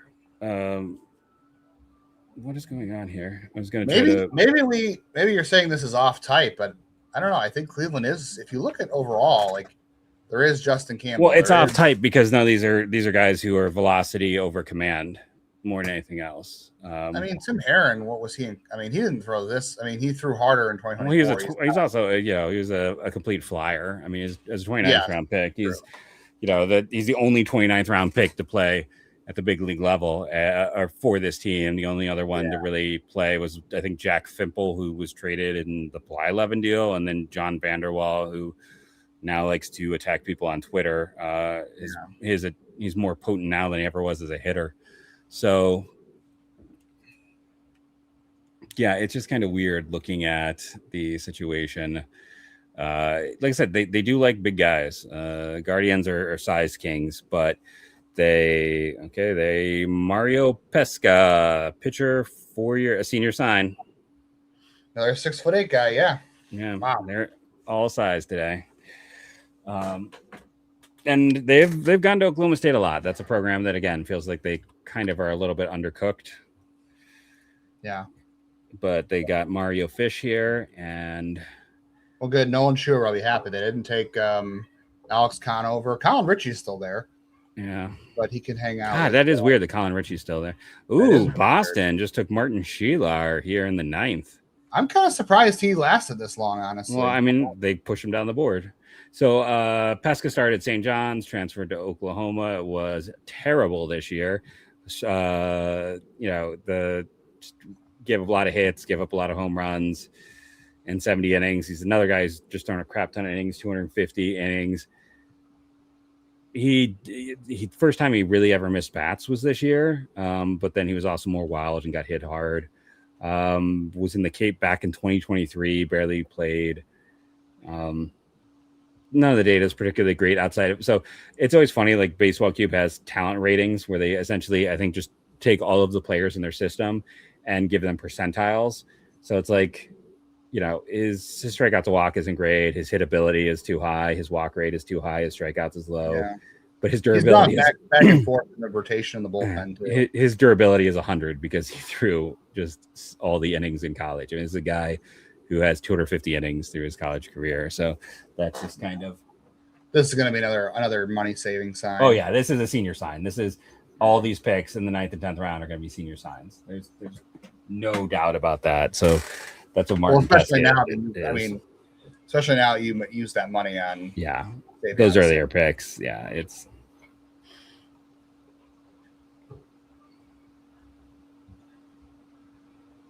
It's their third giant pitcher.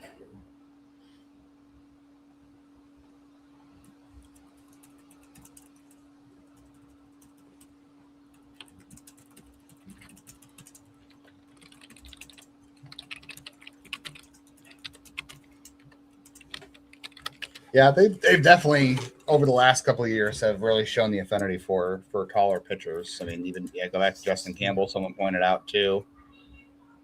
Yeah.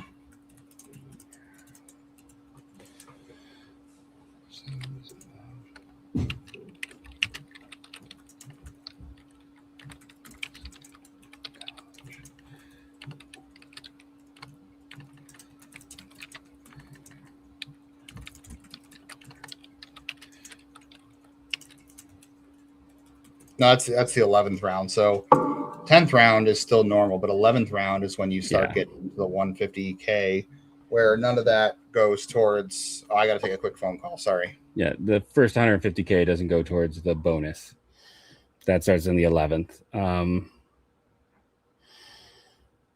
So with this, the first 150K will not count against the bonus in the 11th round. The 10th round for the Cleveland Guardians is an absolute disaster zone. They have yet to find an impact player. I really thought they had a chance with Robert Broom to be a guy who is a solid reliever, but for the Guardians in particular, the 10th round has been one of the ugliest in this draft for this organization. So I'm kind of curious to see long term. God, they still had, the funny thing is, you open tabs as you're going through. And of course, Martin Pesca is a kid from the Bronx. Went to Cardinal Spellman High School in the Bronx. So everyone making their Italian comments fits in. They just is this their first Bronx player since Nelly Rodriguez? Oh, that's a good question. I don't know. Now that you're back in, I am going to do the now video. Okay. Yeah, the last Bronx player I think I can really think of was definitely Nelly Rodriguez. They haven't taken a lot of guys from that area. I mean, New York. I'm trying to think of New York players in general they've taken. There was a pitcher not long ago they took from New York. I want to say it wasn't Lenny Torres? Was he New Jersey, New York? I'm trying to think.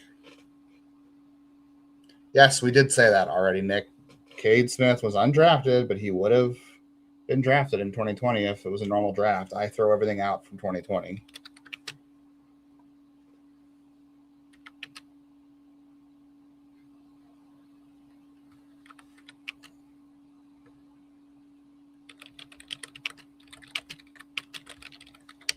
Yeah, Oklahoma State, that's been an area where guys have been underdeveloped. Like Jeff said, I know there's God, who's the kid with the Blue Jays they took? Jeff and I both really liked him. He had some concerns with control as well. He's in the minors with them right now.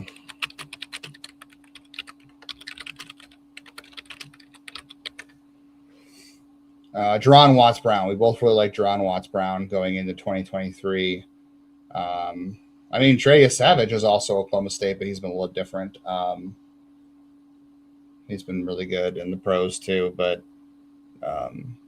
Jerron Watts-Brown was a guy we really liked for Cleveland too. So they've had some names come out of there in the last couple of years.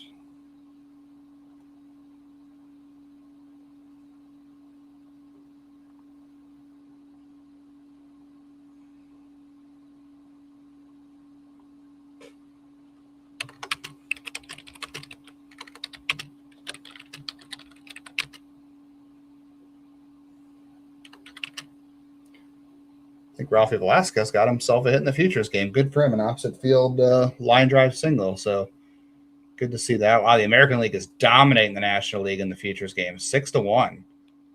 Well, that's good because right now the National League has a ridiculous advantage over the American League when it comes to the major leagues because you can see that in the standings overall.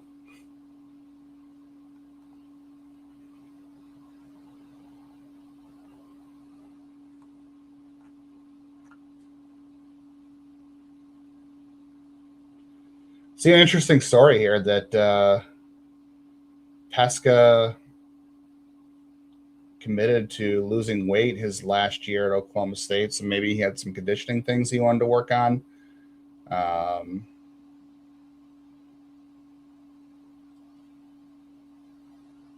Interesting. Just kind of going through this article before, but it looks like he really worked. Says he lost north of 30 pounds. Yeah, native of the Bronx, said he had to surrender pizza from his appetite. Oh, that's got to be really tough going from New York and taking pizza out of your diet. Wow. That is very, very tough.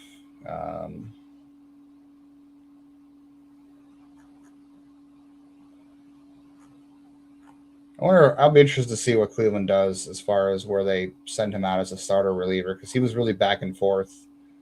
As of this is on May 9th of this year, Mario Pesca hit 97 and 99. So that's very interesting.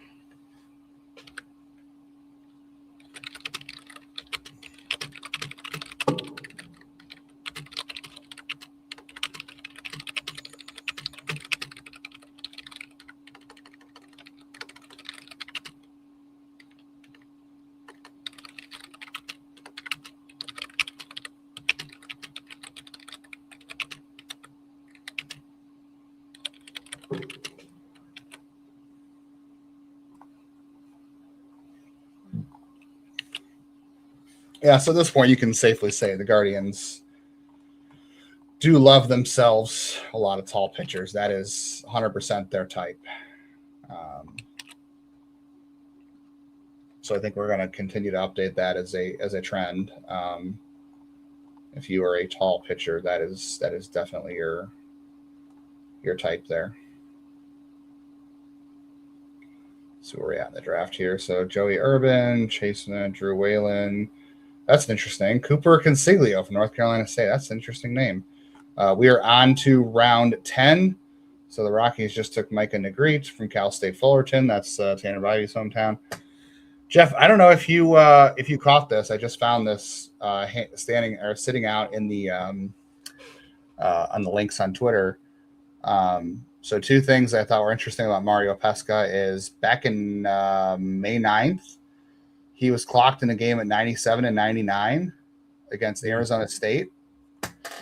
And I also found an article from the start of the season that said he lost 30 pounds going from 2025 and then 2026, that he cut out pizza from his diet and he wanted to lose weight to come in and be the workhorse of the staff. So, I mean, I appreciate the effort, but then he had a worse year than his year before. Yeah, I don't know. I mean, let's just be real honest. He's a senior sign. Like, it's great that he throws everything else. Like, this is a kid. Joey Wendell was a senior sign. Like, it can happen. Tony Gonsolin was a senior sign. Gonsolin, yeah. You know, it can work out, but for the most part, like, you're like, okay, he throws hard, and we need some pitching depth in the minors, in low and high A, and he's gonna provide that. Like, and so it's kind of the sad thing. It's like he'll probably come in and end up replacing someone like Adam Tulloch or something like that, who it was the guy they took 2 years ago who replaced. Like, these guys, it's kind of like a Highlander situation. They just keep replacing each other in this role of like depth. It's like there can be only one of us guys who's an organizational pitcher. Yeah, Zach. Oh, who was it? Zach Draper was that guy for a long time here. I mean, to be fair, we had said a lot of the similar things about Parker Messick. Improvements with improved conditioning. So yeah, but I mean, Parker Messick was a second round pick for a reason. While this kid who got millions of dollars, and this kid is going to get like somewhere between $5,000 to $50,000. I'm not saying that all of a sudden Mario Pesca is going to be some. But I mean, he already lost all the weight, and and he had a rough year this year. He had a rough year. Well, this one's getting away from him, huh? Who? The Guardians, bases loaded, 1 out, just walked with the bases loaded. Cantillas. It was going well. Yeah. I didn't see the bunt. So there's a bunt to the catcher that they didn't. I saw there's an interview too. It says that Mario Pesca had to readjust to having a different weight. I don't know. I mean, the local area is going to write great stories. This is what they do. But I mean, that was back in March. That's not now, but yeah. I know, but you just. Were any other Oklahoma State arms that we should be aware of? I know. I talked about Jerron Watts Brown. I was like, okay, so Brown, Campbell. Was Trey Yesevich, was he Oklahoma State or was he Oklahoma? I don't think he was either. Was he? Was he in a smaller school? Oh, he was ECU. Yeah. Yeah. I don't know why I thought Trey Yesevich was there. I like how the one guy who came in so belligerent in our chat also went in the comments so belligerent that they didn't take Landon Tomey, screaming pedigree works in every sport. And yeah, Bronny James is a star, right? He's a great basketball player. Well, I mean, I even think I remember when Pete Rose's son got promoted to the big leagues. It's like, I mean, yeah, bloodlines are a thing, but they don't work in every sport. It's not a guarantee. And I'm sorry, Landon Tomey, you can quote me on this 30 years from now. He is not going to be a Hall of Famer like his dad. I don't think he has those tools. No, and I mean, he's a good player. Yeah. But that's a lofty thing too. That's a very lofty area to get to. Bottom line, again, you just can't. That's hilarious. Mario Pesca's nickname at Oklahoma State was the Italian Stallions. That's very funny. You can't make this isn't the other drafts. Like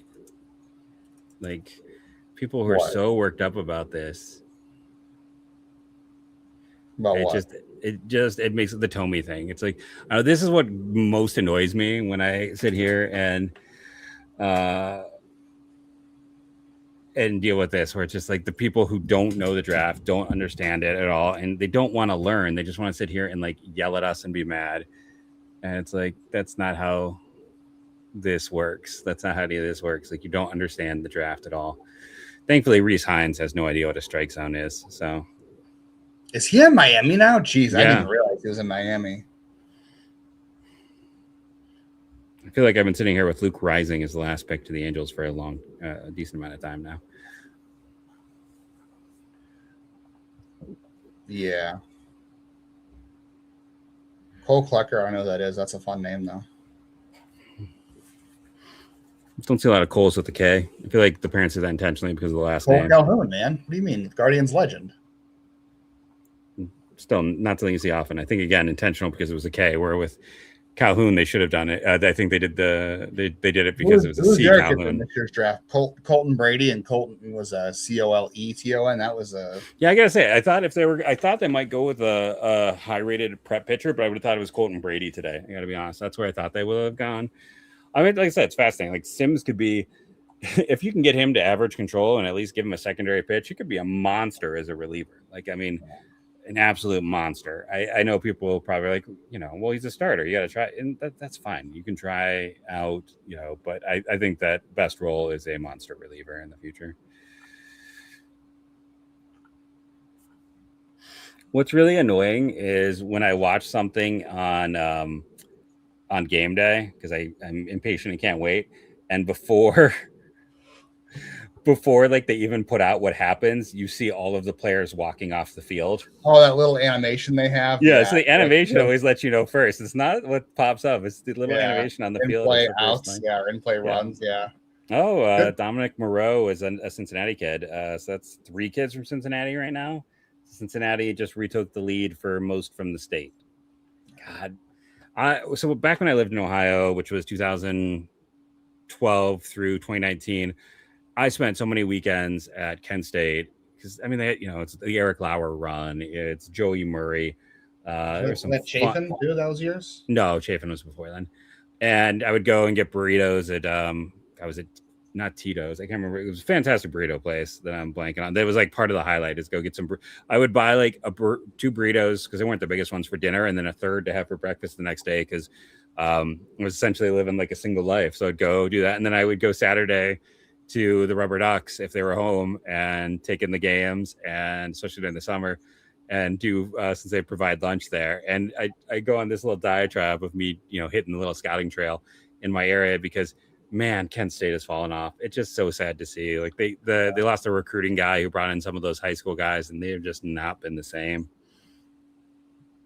Ben Ziegler Naoma from Hawaii. Got our first Hawaiian kid, first baseman of the Braves. That's fun. Infielder, outfielder. Yeah, played at the University of Hawaii. He was, you might be unsurprised to learn, he was a Hawaiian kid, is from Waikiki. Looks like a 23-year-old senior. So nice with all the preps they've taken. First baseman who had five home runs this year. Someone said Taco Tantos. Is that it? Yes, that's it. That's the place. Wow. Yeah. That's still there. I bet you my wife probably went there. Oh, it was great. Georgia Tech gets Tate McKee, another player off. They're having a draft class for the ages.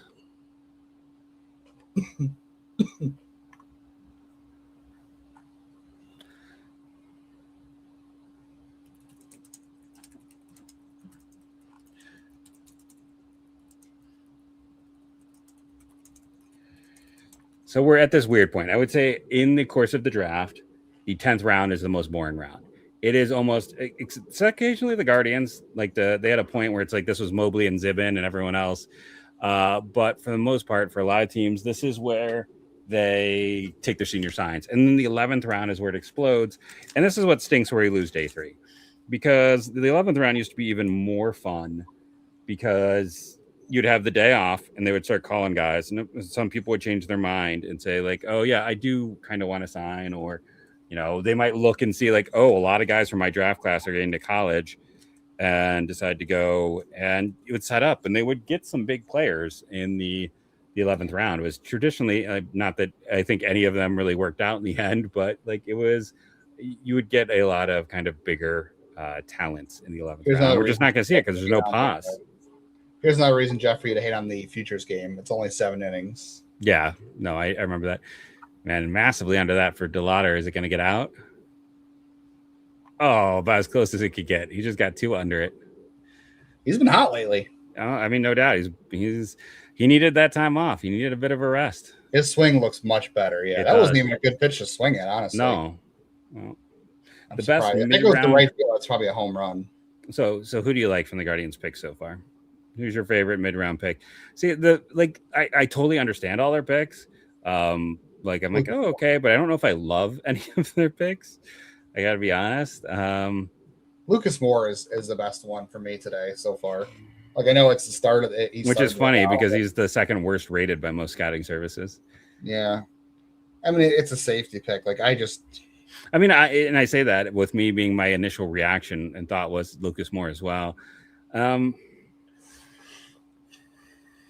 I just don't know what kind of chances I give guys like Sims and Scott and Pesca to be. Yeah. You know, I said Sims could be fun.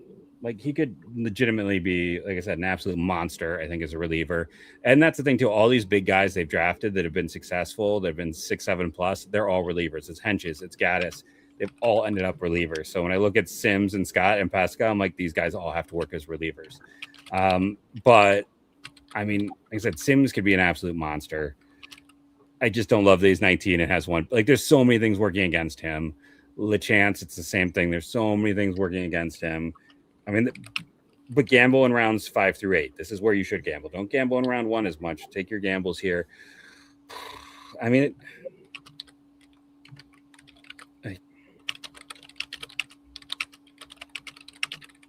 it's probably more for me as well. He's the only guy I actually bothered to write up, but from this Who's that? Lucas Moore. I mean, I put him in my other names just because he was a fun player. And he was a local kid. Still haven't seen any of the, I guess not all the Ohio kids are getting to school. We'll see. The 11th round, you still see some guys get popped. Yeah, have any of those prep kids been taken from Ohio yet? Nope. You know who else we haven't seen is Fitzwater from VMI. Oh, yeah, Grayson Fitzwater, all those home runs, right? Yeah, I mean, great batted ball data. It's a small school guy, so you understand that. But, like,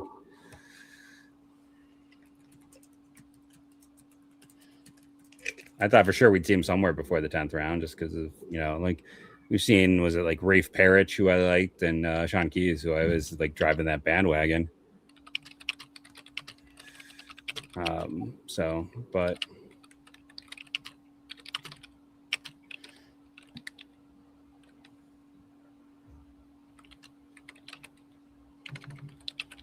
Oh, you know what? I don't think I ever posted my Mario Pesca write-up. Let me go do that. Put that on the Twitters. Were you so loud? That's the other thing too. I think people are less interested maybe in the draft. I feel like our numbers on the shorts are not getting as high as a year ago. Yeah, maybe. Which again, I think it's people. I think it has to do with the timing of everything. Yeah, Sunday, I think you're right. I think it's people aren't watching shorts on the maybe when people get back to work on Monday, they're going to sit down and go through all of this stuff and yeah, it's a Sunday afternoon and it's a nice day out here in Ohio, I will say. So people are out doing stuff and the people's games are on. It's just, yeah, this was a poor time for the draft. I'm sorry. This is not a good experiment. I appreciate that I didn't have to take time off work to do this, but this is not an ideal time for viewership, if you ask me.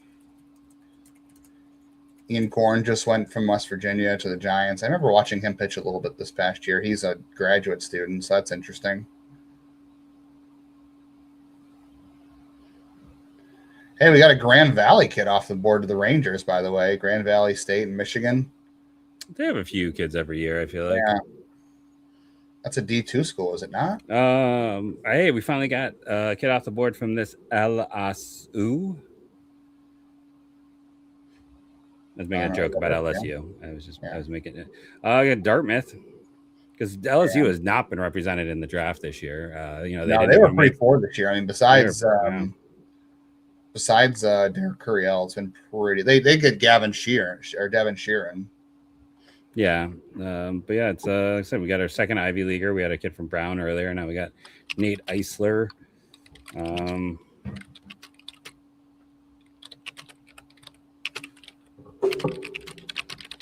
I mean, I feel like all of the tweets that I'm seeing today, whenever I'm on our account, are just the MLB.com ones for the future game.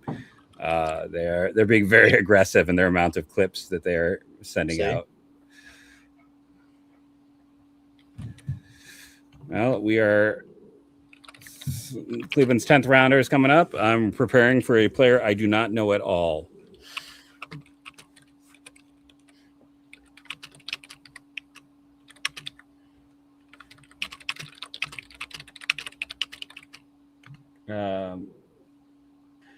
Well, see, here's the thing I'll say. So I understand that, and their pitching development is great, but their pitching development is also not good at control. They have not fixed a lot of guys with bad control. Every time a guy comes in the system with bad control, that's actually not their forte. Their forte is adding more. And, that's why Logan Schmidt is more their traditional arm. But, it's weird because they're taking all of these guys, and that was kind of my biggest complaint, honestly, with Sims and Scott and Peterson, is that they don't fix control. And now they have to fix control. And that's not something we've really seen them do. It's like since Mike Clevenger was the last guy who's controlled, they fixed enough to make a big leaguer. I would give him credit for 99, but it's clear that they didn't really fix the control as much as they fixed the spider is his. Yeah, I think he's back on that. Yeah, he's back in the majors. And then thank you for feeling dangerous. It's just our second super chat over the last 2 days, so I appreciate that. It's it stinks that they have it's too much happening at once. And you're gonna have days with nothing happening, so it'd be nice to spread things out a little more. Hey, Sonny, our second SUNY Binghamton player. What a pick there for the Reds. They took a LeBron and they took Connor Griffin. They're just taking all the stars. Good for them. And now Cleveland is on deck. Get ready to do some deep diving. I'm gonna open Baseball Cube. I'm gonna put my cursor here, getting ready for a player that we're into the range now where 99% of the guys I am not gonna know. And if Jeff doesn't know him, I don't know him for sure. So we're just reacting. There's definitely some ones. I do like Tazwell Butler. I didn't, that's just a great name. It's a great name. Tazwell.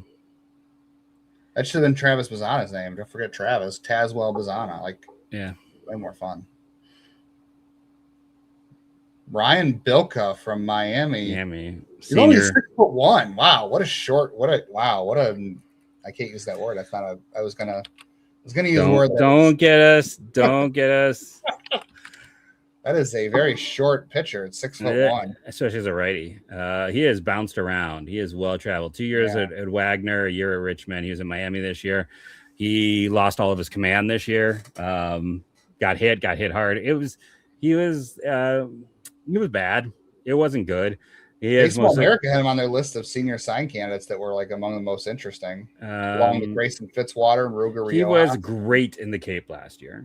Was he? 12 innings, 10, almost 11 strikeouts per 9, 2 walks per 9.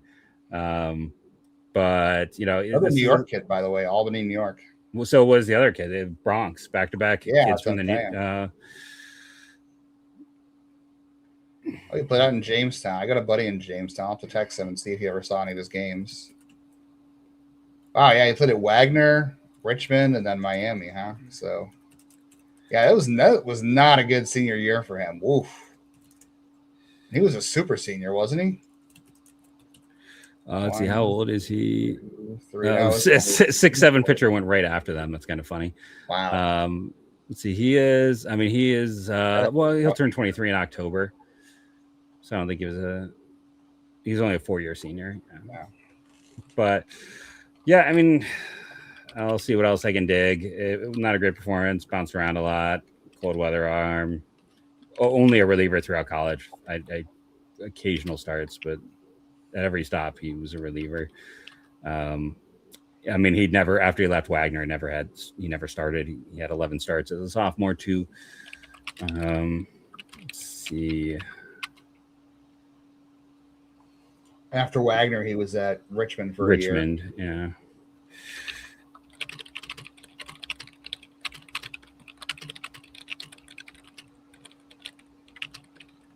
Miami has a really weak. I don't like how they handle their write-ups on players. Low on information.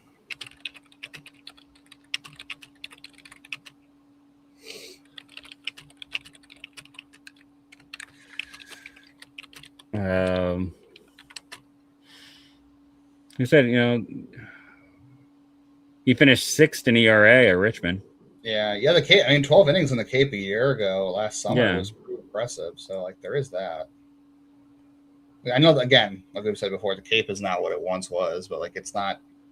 I wouldn't ignore it. They've taken a few guys with some Cape performance this year.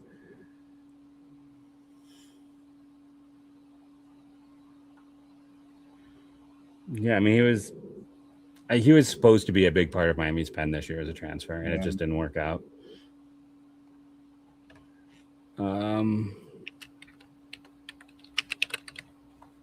Looks like he got to. I saw a couple of clips where he was throwing 95 out of the bullpen, but you know.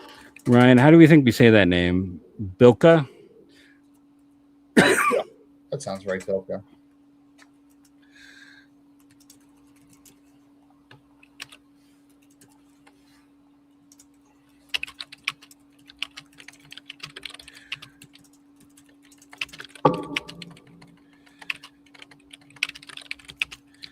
Here, bottom line for this kid, he had a great year at Richmond, and then he got to spend his senior year at the U at the beach. So it's all worked out for him.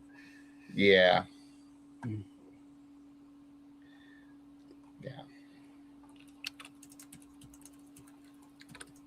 mean, this isn't the first time, by the way. The Guardians have been okay with guys who bounce around. Like, was it Zane Morehouse who was at like 3 or 4 different colleges? He was. And then, I mean, Franco Alman pitched at 3 schools in 4 years or something. I was Matt Esparza was the guy who Matt Esparza moved around. Like, they've taken guys in the past who have moved around a ton. It's a senior sign. Like, this is a 5 to 10K guy. Right. Like, again. Basically, have they ever come in that low on a guy? Yes, they have. Okay. Yeah, they have gone pretty low on some of these guys. They don't often do it, but like, I mean, he also does not have. I mean, he doesn't have the performance to get more than that, and they have to get a lot of money to get. I mean, I like New York just took Byram hot.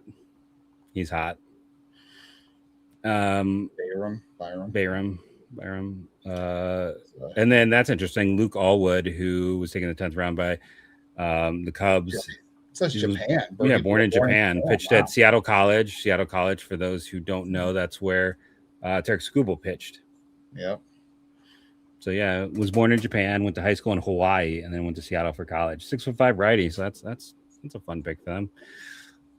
not to knock Ryan Bilka. I'm sure he's a great kid, but it would have been fun to get a guy born in Japan to Hawaii to Seattle. Just keep moving. And now he's going to Chicago. He just keeps moving further east. But yeah, this all comes down to money. Let's be honest. This is to save money for Savion Sims. Like that's why they're taking guys here. One of our everydayers, Jake, how we view it. It's an interesting draft. It's a solid one. They're taking some gambles. It's just I think for us, like we look at what they have done in this draft, it's you're hoping that Peterson is a front of the rotation starter potentially, like that you can iron him out. Though again, that's not what they are good at traditionally. They're good at adding more, not fixing glitches. Logan Schmidt is kind of their more typical to add more. Trey Broussard, batted ball data is very middling, but he's elite speed and defense. Cade Lewis, inconsistent exit velos, but everything else is great. More elite speed and defense. Jaden LeChance chases,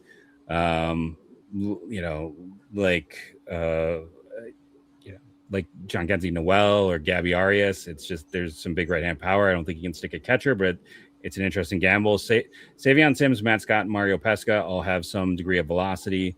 All have some degree of issues with command because 6'7" pitchers always have issues with command for the most part. And your best case is probably a reliever. But maybe with Savion Sims, it could be a monster reliever. We'll have to see. And then Ryan Bitka and Pesca are just their senior signs. Like they needed money to get Sims. Mm-hmm. And you need guys too that can fill out the organizational's roster. You need innings. Like guys just got to pitch innings. So you got to like right now. Like I know just in Lake County, the guys in the Lake County bullpen are very up and down, and they have like Isaac Martinez and Xavier Martinez and other random dudes.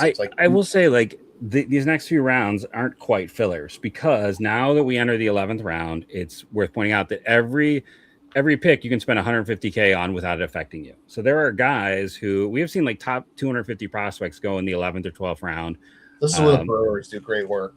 Yeah, and you'll see guys get even bigger bonuses because you can spend a little more. I mean, Bennett Thompson was an 11th rounder, was he not, or was he a 12th rounder? But now he's a pretty well thought of prospect. You can find guys in these rounds because it doesn't count against the pool for the first 150K, and that's important. That gives you some more area to angle with these players. I am going to mute myself and do a Ryan Blitka write up. Okay, sounds good. Since we'll have the 11th round, I assume, starting here in a second. I bet there's going to be a break, right? Yeah, that would be my guess. I'm looking at the rest of the picks after that. Reese Maroney from Rhode Island. Okay. Stanford kid, Bryce Chance from Mississippi State. I remember watching him a little bit. Oregon's had quite a few kids off the board this draft as well. Yeah. Devin Bell went to the Dodgers. They've had a few late guys. What's that? They've had a few late guys. Yeah, I'm surprised. So, yeah, it looks like we're in a little bit of a pause between 10 and 11, which makes sense. Because normally in the last couple of years, this is where the draft would break in general, and you'd have a break between. I think I really want to see them go back to that. Honestly, you can go ahead and do your thing. I'll just chat, but I would like to see them go back to the 3 days where it's rounds 1 through 3 on prime time and Sunday night, and then Monday is like 4 through 9 or 4 through 10 or whatever, and then Friday the next day is 11 through 20. That just makes a ton more sense. Oh, it's what the Guardians got. I've only given up 1 run. Yeah, that's good. And the big thing, what I used to do, that break between rounds 10 and 11, when you had round 10 finishing up on one day and round 11 starting the next day, is teams could make a lot of phone calls and start to figure out like who's going to take what money. You could start, hammering out deals, and that's like Jeff said, you can start anything over 150K goes against your bonus pool, but the first 150 being not against your bonus pool gives you a lot of room to work with, and teams could really go to work and hammer out deals with guys they liked at this point in the draft. And that's why Milwaukee's done so good here at this point. They're really good at that kind of thing. So not having that time, because I know Paul Gillespie was saying that they do a lot of their phone calls, overnight last night after yesterday's first couple of rounds ended. But now you have 16 picks today that you have to go straight through. There's not a lot of time to make deals as things go along. Who is the pick you're most excited about or not interested in? You know what, the Guardians or in general? Because I mean, the Guardians, like, they took some senior signs. It is what it is. LaChance is the catcher from Oklahoma's got power, but I don't think he's going to catch, and he chases a lot. That's an issue. I mean, Lucas Moore today has a lot of speed. I think he's got like a defined role, which is always nice. I'm very interested in Cade Lewis. Like I love Liam Peterson's stuff. I think that's going to be a lot of fun. Logan Schmidt seems like their type, could be like a left-handed Braylon Doughty-ish. Cade Lewis, there's a lot of upside there as a hitter. If these exit velos that Jeff saw the day after were much better, because the approach is incredible. So like Cade Lewis could wind up being kind of a nice underrated value. So I'd be really excited about that.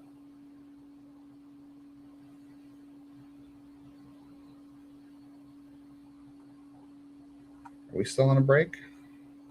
Yeah, we're still on a break here between. I mean, I like Colin Ritchie a little bit. I think the data there is not too bad. Let me just go look at what we had at midseason. Yeah, 22% chase rate. Contact rate's kind of an issue. Hits the ball pretty hard, 107.8. That was midseason data on him. And I think he's a better athlete than Nolan Schubart, too. He's also, I believe Colin Ritchie is also another very tall dude, if I'm not mistaken.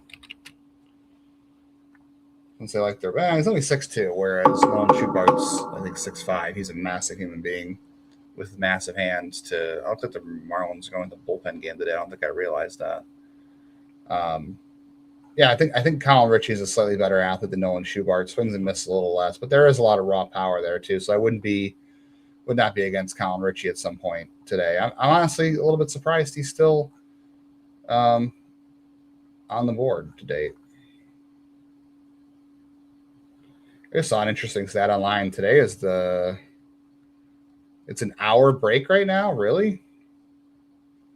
Well, that seems crazy. I guess that makes sense. You got to split. Oh, you know what? That would make sense because that gives teams time to make calls between those, because that's when things change a little bit when it comes to the bonus pools, because now you're getting into that, like we said, that 150K. Where things don't go over. So I don't know. We'll see what Jeff wants to do when he gets back. That would make sense. It's an hour pick, though, or an hour break.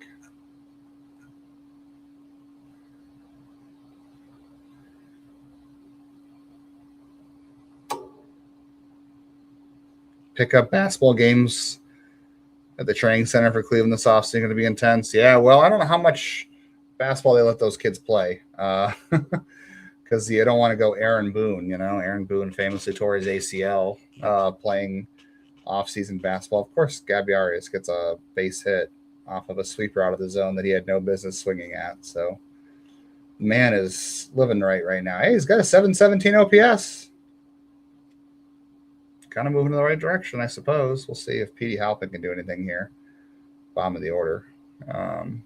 Too much Petey Halpin, in my opinion. You gotta let Arias be Arias, right? Just tell him, swing away, whatever that Merrill. Swing away, Merrill. Yeah, that was a sweeper he had no business swinging at.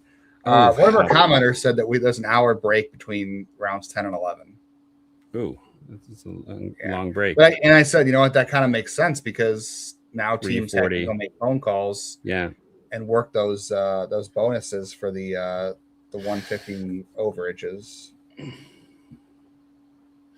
Yeah, no, it does. Yeah, that's good. I actually think this is good. Maybe not the best for our numbers, as I see we've dropped a few. Hopefully people will come back when it starts up again. But yeah, I wish we could pause our stream. Yeah.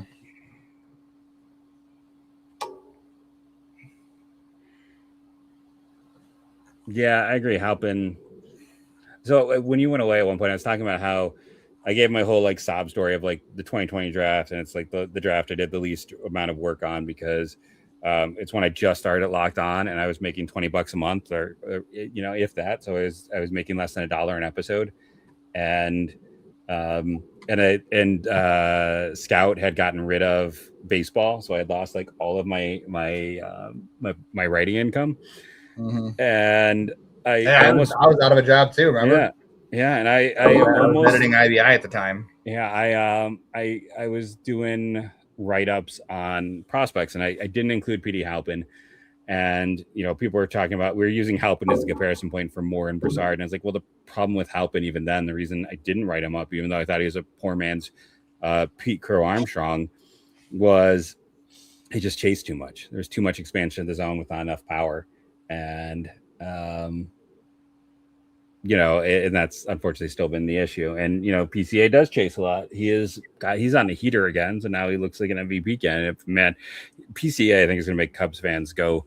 I mean, it's going to be a fun ride, but he's going to make them pull their hair out with the ups and downs there. Yeah.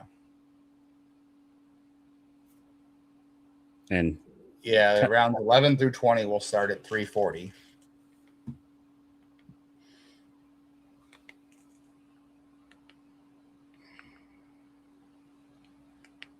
So there you go. So we will be sitting here for a while.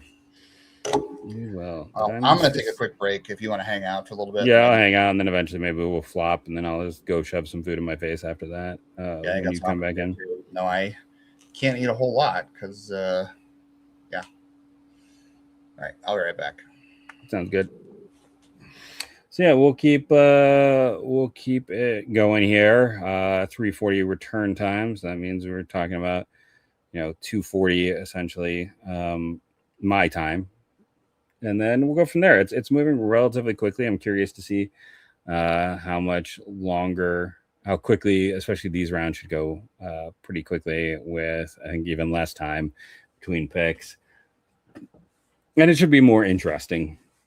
Just because, I mean, the 9th and 10th round anymore are just a dead zone for the draft. It's just, and it's a weird situation because you're trying to find a guy who you think is good enough to be a depth player for your organization, but not good enough to cost you money, right? So you have to find a balance and find the player who's, and for a lot of these guys, honestly, being a senior sign gives them a chance to play pro ball that they maybe would have never gotten. Like there's a lot of guys who get taken as senior signs who get taken because they'll take less money. And, it's a hard ego situation because for, every kid who got drafted was probably spent a lot of time as the best player on his team at various points in high school and in college. And for a lot of those guys, they just, I've run into, I had buddies myself who just kept the dream alive and never were willing to kind of accept their own limitations. And I think that's kind of the tricky thing. And, it's you get about 2 years as a senior sign. And then, what's going to happen in the next week after this draft, once everyone gets officially signed, is there's going to be about 15 kids who get let go. And that's kind of the sad part about this is for a lot of other players, the dream goes away. Back before they eliminated short season ball, we didn't see as much of that because there wasn't a limit.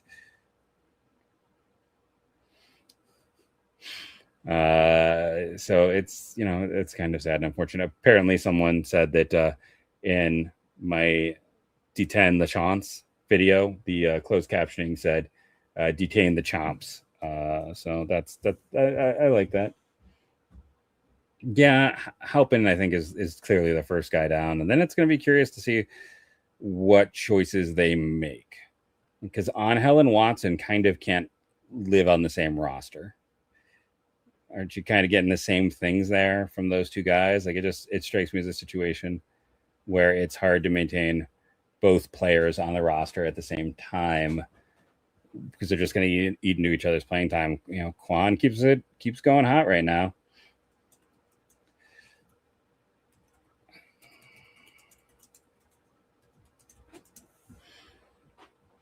So as we continue, let's see. So this is slowed down. Overall draft classes. Let me look team by team. Arizona, first gut instinct as I go down through the list. I don't love Arizona. I really liked Helfrich.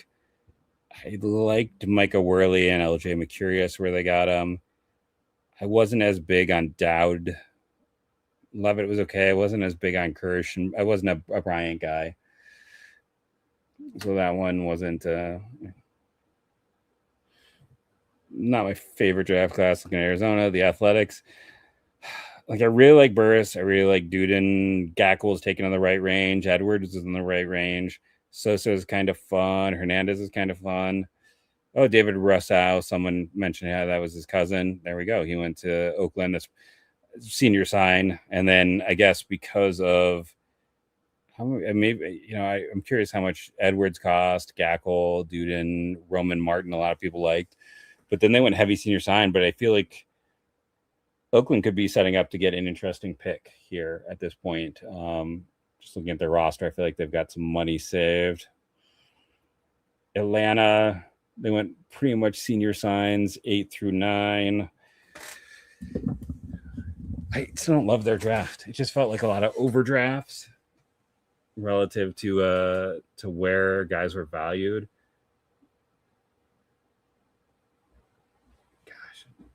It's funny, side note from going through classes. It's like the Marlins relying on Tyler Zuber. Do we all remember the Tyler Zuber era in Cleveland where he was on the 40-man? I don't think he ever made it to big leagues when he was here with Cleveland, but couldn't help but think of that when Zuber was in. Yeah, we not loving the Braves. Baltimore. Kind of a mixed bag as well. Like, Plunkett's a nice pick late. Roberts is an interesting selection. Lots of tools and traits there. Vogel is that's under slot. I like Ty Head. That's a right range. Eric Booth. That's right range for him. But it's just a lot of guys where I don't know. I just didn't have as high of a valuation on them.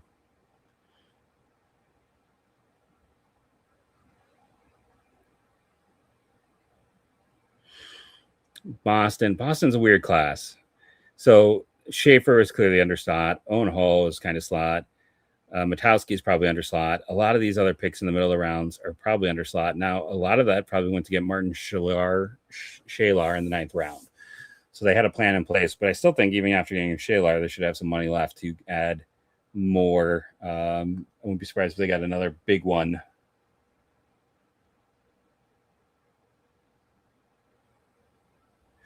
Yeah, let's see. The Cubs. Townsend I liked. I didn't like Sorrell. Liked Bailey. Liked Carsa where they got him.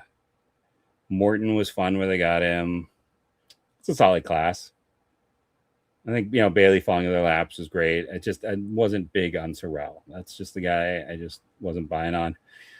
Chalowski is fantastic. Tomey is a good value right there. Hosek's a good value. Vocek is a solid pick right there. Segura is pretty solid in that range. Scolari is good range. Weingard, I really do like the White Sox. It's probably a top 5 class. And then a lot of savings after that to try to help them get to some of their other picks.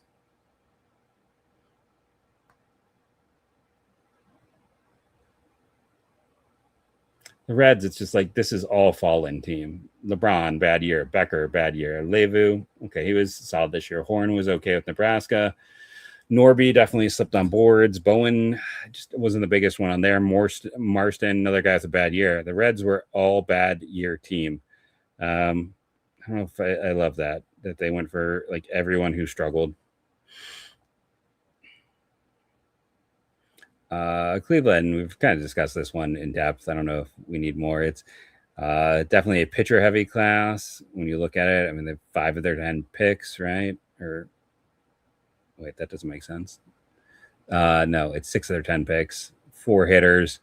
It went for some speed, went for in that situation.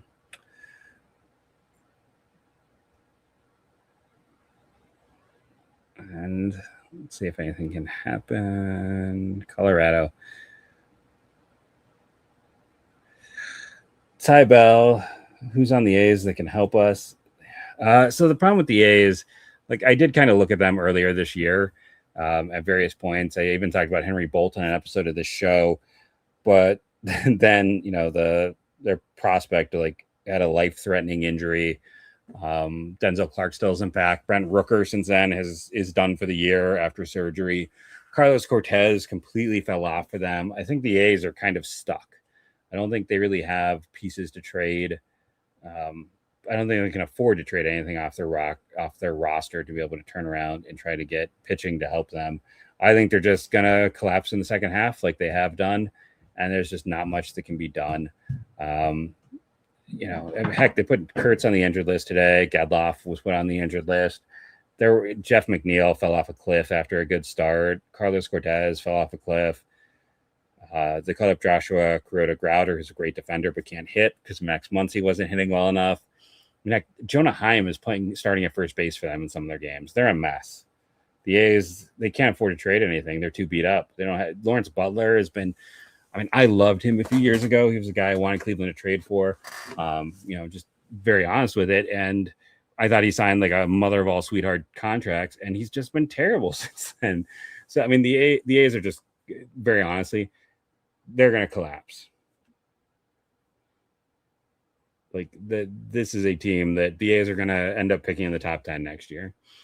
Again, well, can they? Actually, I don't think they can. There's never any knuckleball pitchers. Knuckleball pitchers don't exist anymore. No one throws a knuckle really. I mean, the best, the most highest level knuckleball pitcher right now is Trent Denham, who's in the Cleveland organization. And it's like his fourth pitch. Trent Denham. No pen arms. No, I mean, they don't. Oakland needs pitching, and they're not going to trade a pen arm who works well because they're hoping, hey, we can be healthy and next year contend. I mean, their bullpen's been a mess all year. They're not going to. There's nothing that's coming. I mean, they're probably in a look to trade Jeff McNeil situation. But yeah, they're going to keep their young core together. And like I said, I'm going to look over at Tankathon, but I think they're locked out of the top 10, but I think they're going to end up with a bottom 10 record. Oh, they're not. Okay. Because they weren't top 6 this year. Right. So that helped them reset their clock. I mean, they've lost 8 in a row at this point, and it's going to get worse. I mean, Oakland, I'm feeling like they have a bottom 5 record in the American baseball. They're going to be like, this is a team I know was contending at one point, but I think Oakland's going to be a bottom 3 team. And their free agent sell pieces just aren't there because they're not going to sell major pieces off their roster.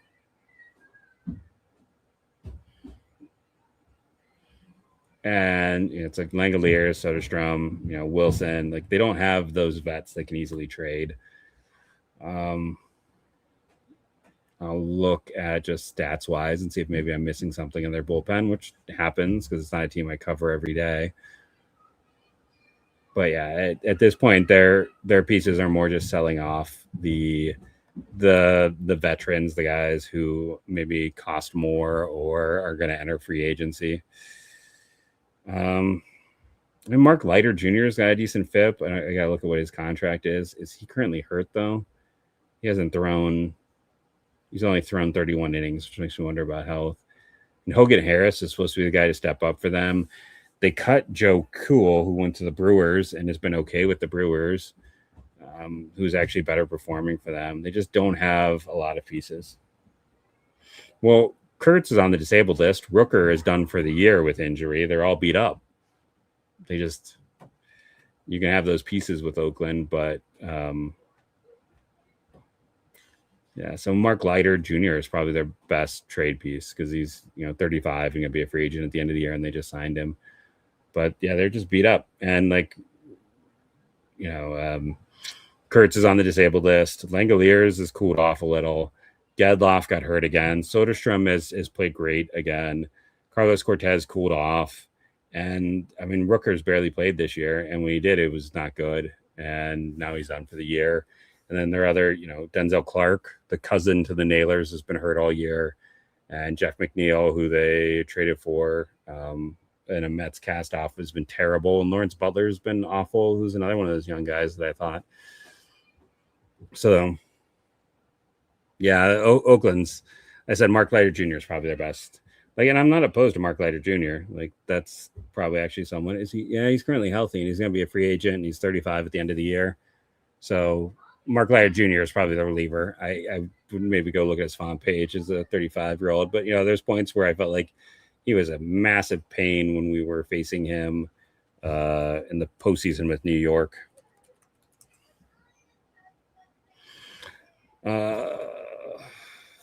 Let's see, Mark Lada Jr.'s savant page. Load that up because it's a good page. Yeah, Mark Lada Jr. is the reliever to talk to. He's not getting hit hard. Guys aren't barreling him. A little bit more fly balls, but I'm surprised that's not hurting him where he is. That's probably why his ERA is higher than expected. But guys are chasing, they're whiffing, they're Kang. He's not walking guys. Mark Lada Jr. That's the guy to target from the Athletics because, yeah, they're going to lose today, and that's going to be 9 in a row for them. They've lost. They're going to be just in a completely they're done situation.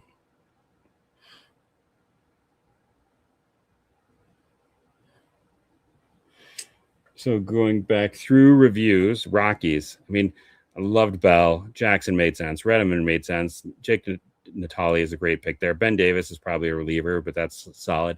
Tyler Putnam was one of the many prep arms that was kind of like in the top 10 range of prep arms in the class. They had to then go get some under slot guys, and then Hudson Barrett was kind of a fun pick late for them, who's another senior sign. But I really do love Rockies are clearly one of the top classes to me in this year's class. Tigers, that's another one. Like they saved a little bit of money late to get Robert O'Mitty. Maddox Maloney had a massively disappointing year for a guy who they thought could be a first second round pick. Declan Dahl is probably a reliever. Pellegrin had a good year at Holy Cross. Dempsey is a contact speed guy. LeBlanc, that dude just keeps hitting wherever he goes. Doesn't matter. And then Fluky is just a great value. Like they let the draft come to them. Love Houston. Love Hughes. Love Riddell. Love Mendez. Johnson's a lot of fun. Peterson's fun. And then to make up for all the high school guys, they just went 100% in their shell with a lot of low ceiling senior signs. I just can't get over taking Zion Rose at 6. I had him in the 40s. That's just a bridge too far. Like Rabe's a nice pick. Slydom makes sense there. Yell makes sense there. Batista makes sense. Like they kind of like Vigu, Camden Johnson, just like they really spread their money around. So it's just going to be a situation where like I get it, but I don't love it. Angels, they just went with names. New front office, Gridlinger is a solid pick there. Jaron Evankula, I thought that was too high for a guy who doesn't have power and chases. Graham Gahovic, more name value than production. Ryan Lucio, name. Jackson Willett's name. Even like down the list, it's all. Yeah, after Gridliner, it was all high school guys or college guys, and they kind of went for bigger programs, no names. And then the Dodgers, I assume, it's interesting. There were 2 juniors in there, but I feel like these guys all have to be low, unless Bo Lawrence is going to sign for less because he's excited to go play for the Dodgers because of their development. That's going to be hard. And then, Miami, a little up and down. Like Jacob Lombard, that's an okay value there. Kleinschmidt, a little bit high for me. Peterson, that's the right range. He's really fun. Cam Cassell, it's the right range. Trey Beard. It's a fun one, not necessarily a favorite. Brewers, I don't love the Brewers, gotta be honest. They restored Grant Hill to the draft tracker, for those who are curious. Knack was a good value. Julian Garcia, wasn't as big on. Kyle Jones, Sawyer Snowstrider, Ebel. I was just kind of going through classes, saying what I like, what I didn't like. I really like the Twins, Lackey and Tinney. I'm okay with where they got them. Renfro. Brian Roggio just homered. Wow. Too. Washman was fun. Lepore, Thomas Burns, as you mentioned. I like Burns. Yeah, I think the Twins did a good job. I mean, Colorado is number 1, and then is that 4-1 now, guards? Yeah, 3-1, right? I think it's only 3. I'm looking at yesterday's thing. Sorry, they won 4-1 yesterday. The Mets are just weird. Wiggins didn't pitch at all this year, and he's probably a reliever. Like I said, unless you think that he is unless you think he's the next Nolan McClain, which maybe they do. Like it's an odd selection there at 27. Aiden Robin. The funny thing is, like, Carson Wiggins was ranked 88 They took him at 27. Aiden Robbins was ranked 29th. They took him at 92. I still don't get why everyone disliked Robbins so much. Sadao felt a little bit of a high draft with, but again, there's traits you can work on with Sadao, and the Mets have done really nice things with Jonah Tong and Brandon Sprout and guys like him. And Luke McNeil from Florida. It's the same kind of story. So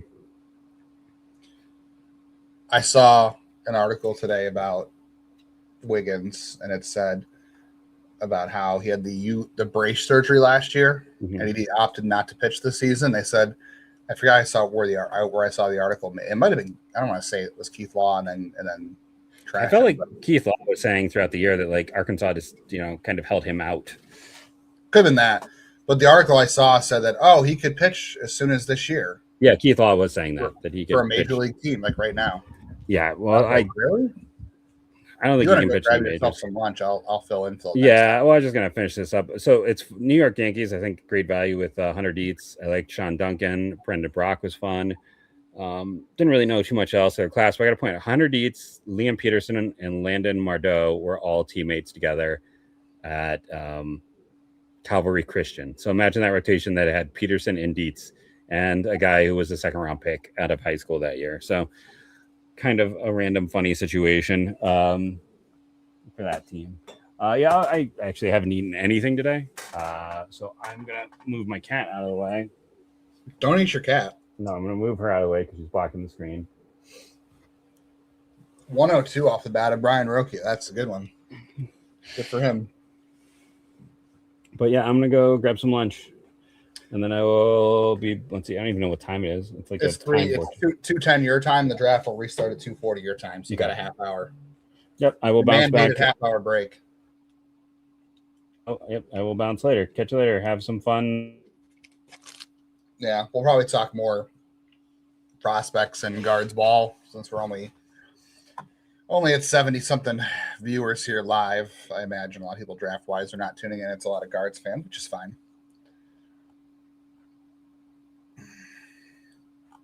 How about this? Guardians, I believe right now I don't know what the record is right now, but I think their record right now is better than it was a year ago at this time, if I'm not mistaken.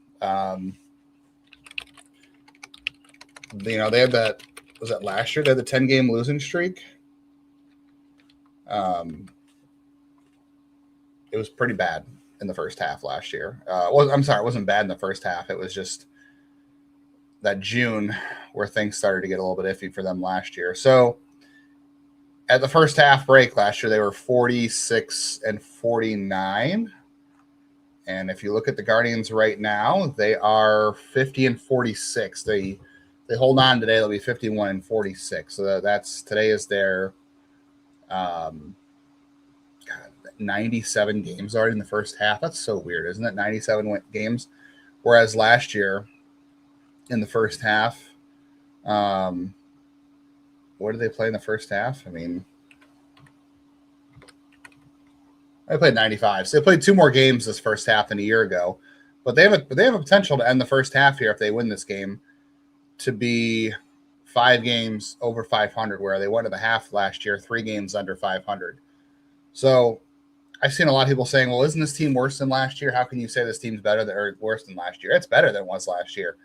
The Guardians were only really good last year in April, and then they got hot in September. I mean, they were above 500 in July and August, but that June last year wrecked them for a while. And then you got, like, Rocchio's better this year than he was a year ago. Having Bazan at second base has been an upgrade, and not defensively, I guess, but you had Arias and Rocchio playing short and second for the most part last year. So having Rocchio be a better player this year than he was a year ago, and then having Bazana is a big help. Austin Hedges offensively is better than a year ago. Defensively, your catching's better overall because you have Bailey. Your rotation is pitching much better right now than it did all of last year until September. Bullpen's, had its ups and downs. It's not great, but it's not terrible. Compared to the league, their bullpen's, pretty solid. And let's remember too, Jose has not been Jose for most of the year, and now they're playing without him. And Angel was one of their hottest hitters. And last year you were dealing with Nolan Jones and John Kenzie Noel. And those guys were not giving you anything last year. And Jonathan Rodriguez was up at points. So you have DeLauder, which has been a huge improvement no matter what. So across the board, for the most part, most places have been upgrades. And then, like I said, you're playing sans Jose right now, and you were playing with a Jose who wasn't up to his normal standards for a while. And Angel was hot and cold. And the Angel this year has been better than he was a year ago, but now he's out. So it's like the Guardians are playing pretty darn well given the circumstances, and they've had upgrades overall. No, I had said earlier in the year, I thought that with Jose's, like, he had the shoulder issue that he slid into third base. He left the game with shoulder inflammation, whatever. I think at this point, probably not what it was. I wonder if his wrist was hurting him for a while. Like, he ended up having the hamate issue. And I know that that can pop up pretty quickly at times. So, like, I'm not sure that's 100% the case, but maybe his wrist was hurting him. I don't know. I'm not sure. Like, maybe there are other things going on there, but I'll be curious to see what happens when he comes back after he's sat and had some rest for the first time since like 2019. None of these, I mean, I don't know about Arias, but Manzardo's not getting traded. Neither is Kwan, for two reasons. One, the Guardians don't have an immediate replacement for Manzardo. Like, for all of Manzardo's like up and downs this year, he's not having a great year, but Rhys Hoskins has not been great either. And Ralphie Velasquez is not ready to play right now. So, like, Manzardo's not going anywhere. Kwan's not going anywhere either because A, he's a great defensive outfielder. B, the value that you could have gotten for him last trade deadline has gone down. So, like, you're not going to sell lower on him now. We'll see what happens in the offseason. But I think you've reached that point with him where you're not going to trade him. And finally, he's starting to hit a little bit. He's starting to play better offensively. So there's no reason to trade him. Arias, I could see him being traded just because when Jose comes back, like, I'm not really sure what you do with him. And if he has any value to somebody, you can throw him into a trade. I don't know what kind of value he has, but also no team is going to change their evaluation on any of these guys based on the last month. Like, these players, you already know who these players are at this point. Like, even no matter what they do over the next month. Yeah. Yeah, Columbus, full of prospects last year. They've all had a taste. Yeah, Columbus has, Cooper Ingle had his little bit of run this year. Brito's been up. Capus is, we saw him. We know what he is. The guys that haven't had the playing time yet are guys like Ralphie and Henao. Henao's out of the lineup today, and Ralphie's in the Futures game, had himself a base hit. So,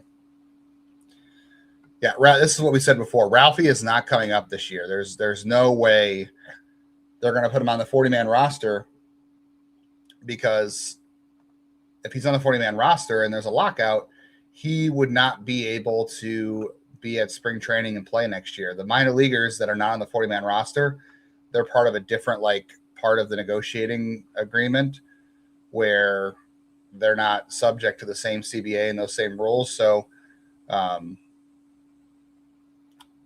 minor leaguers can go to spring training. They can play next year if the season is delayed or whatever because of the lockout. So MLB players won't play or be at spring training, but minor league players who are on the 40 can be. So that's why Ralphie's not going to be on the 40-man roster this year or come up, because at least next year he would be able to go to spring training and continue to develop. They're not going to miss that developmental time. Then there's no place for him on the roster right now. So they are certainly not going to do that. So, as fun as it would be, and he's not quite ready anyway. Like, he's had some ups and downs. He's been a little bit better recently. He was good when he started in Columbus, and then he hit that adjustment period that everybody hits. He's picked things back up again recently, but he's need to be better. So he's still got some things to work on. I'm just seeing that people putting their best players available on there, and they're all, of course, high school kids like Archer Horn, Contreras, Noah Wilson. At this point, all those kids are going to school. They're all going to college. If someone got Archer Horn at around 11, I'd be super, I'd fall out of my chair, like, surprised. Let's see what else I can find on this list. If it stops being bugging out on me, my browser here is Andrew Wiggins is on here. Andrew Wiggins, got to get him over here playing baseball. They got a Grant Hill in baseball. Landon Teal's on here, but he's definitely going to end up at Ohio State, I would imagine, at this point. The kid that's up from Jeff's area, neck of the woods, the Dominic Santorelli, who I actually kind of liked, he's going to wind up, I think, at LSU at this point. I'd be really surprised if he doesn't just end up going to college. I'm kind of seeing who else is on their list up here. These guys. Yeah, Grayson Fitzwater, the VMI first baseman outfielder who had like 20-something home runs this year. He's a senior sign who has not been taken yet. I think at some point he'll be a nice pick for somebody coming up soon. Connor Fennell is an interesting one. He doesn't fit Cleveland anymore, but he's a guy with really weird fastball traits. He throws like 89, 91, but his fastball, the way he throws it and his control and his like deceptive angle and the release give it really funky swing and miss attributes. So like Colin Barkese's got some power, catcher from Vanderbilt. Jeff liked him earlier in the year. He had a decent combine, I think. Blake Morningstar was a very disappointing pitcher at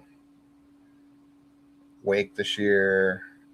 Javorsky Lane Jr., who's an high school kid out of Texas, is the son of former Texas A&M fullback Javorsky Lane. He's going to Arkansas. He's going to college at this point too. Sean Sullivan from Walsh Jesuit, Ohio. He's going to wind up going to college. How did I missed how Khalil Watson got to second base? He singled and stole. Good for him. It's been nice for them. Kenny Ishikawa at Georgia is still interesting, is out there. I know some people liked Grant Double from USC. He's a reliever. I'm not really a big fan of his. He's a smaller kid. Will Adams, I know, had a lot of hype coming into the year. There's Colin Ritchie on this list. Malachi Washington. Trey Rangel pulled his name out. He was a Texas kid Jeff and I looked at, was Trey Rangel. He was a Texas arm Jeff and I thought would be pretty interesting. He pulled his name out of the draft last night after the fourth round ended. So he's going to college. Cooper Sides is an interesting arm. Denton Lord, I thought, had a chance to go yesterday. James Tronstein, he's definitely going to want to be at Vanderbilt at this point. I'll be here. I think Ethan Bass is also going to Wake Forest. Ethan Bass to me is most interesting because he's from Jason Kipnis's high school. There's Santorelli, the Moeller kid, Matt Pononoski. I read some things yesterday. Matt Pononoski from Moeller. There were a couple teams on him. I don't know if it was the Royals or the Brewers, but there were a couple teams connected to him yesterday, and obviously he never went and he didn't go early today. So I'd imagine he goes to school. Sean Dunlap had an interesting combine. I think he's one of those catchers that's like, is he another massive kid? Like he's a catcher who probably won't catch because he's just too tall. If I'm not mistaken. Let me look up and see if I have that right. Sean Dunlap. Yeah, he's a 6'3" catcher. I think that might work. I don't know. He had an interesting combine though. He had some pop at the combine. I liked him a little bit.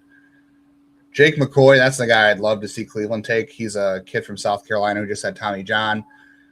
So he fits in these areas. He's a kid who's got really interesting release traits with a low arm slot. I'd love to see Cleveland go after him. He's on my list.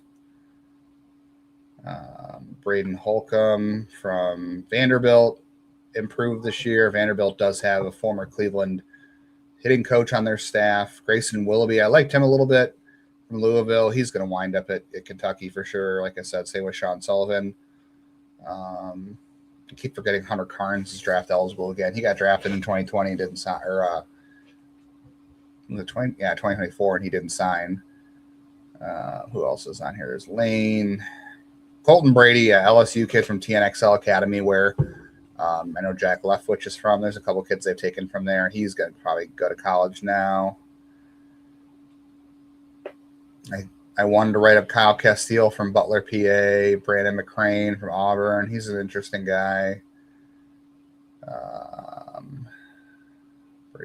Sawyer Nelson, he's a shortstop that I wrote up for Cleveland from Oregon. He's going to Loyola Marymount, so he's going to wind up at school. Cody Boshell, it's just a great last name, Boshell, like that. Ty Burnham.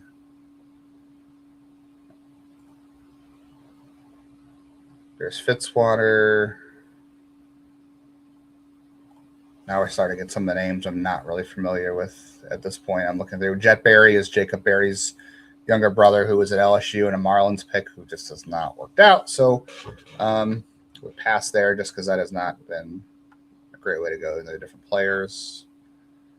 There's Eric Dessens, who is from Sacramento State. I wonder if that's Elmer Dessens' son. I'm not going to look it up right now, but I wonder if that's Elmer, the pitcher's son from a while ago. Another Hunter Brown. Someone should take him. We have Kyle McDaniel, not to be confused with Kylie McDaniel of ESPN and formerly Fangraphs. Aiden Teal, who's Kyle Teal's brother. He's an outfielder, Mississippi State. Surprised he's not a catcher.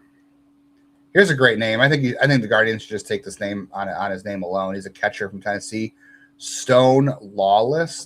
That's a great last name, Lawless, especially for a catcher. I like that. Graham Schled, who's going to Stanford. I wanted to write him up for Cleveland. He's from California. He's probably going to school too, but I really liked him. Cider Cannon, the catcher from Duke. I wonder if that's an option for them. Here's an interesting one. Tyler Minnick, who's a third base outfielder from Connecticut. Came into the year with some interesting draft type, but just never hit the ball hard. He had a really down season. I was excited about him early in the year, but he kind of really fell off. Jacob Bean is on this list. Jacob Bean is at Louisville. He started his career out at Kent State and transferred to Louisville, but he's from the Ashtabula area of Ohio and just has not done well in college. It's been pretty rough for him.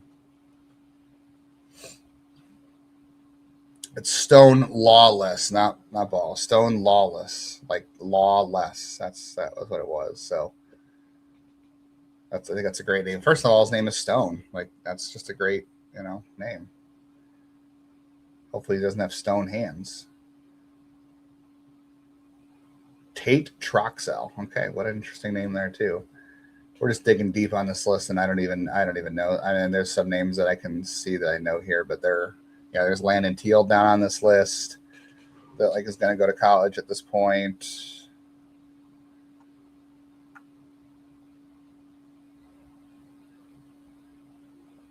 Tegan Scott, I know some people have mentioned him. Oregon State commit, I imagine he goes to school too at this point. Easton Autry. Easton Autry is committed to Texas. He's from a Texas high school.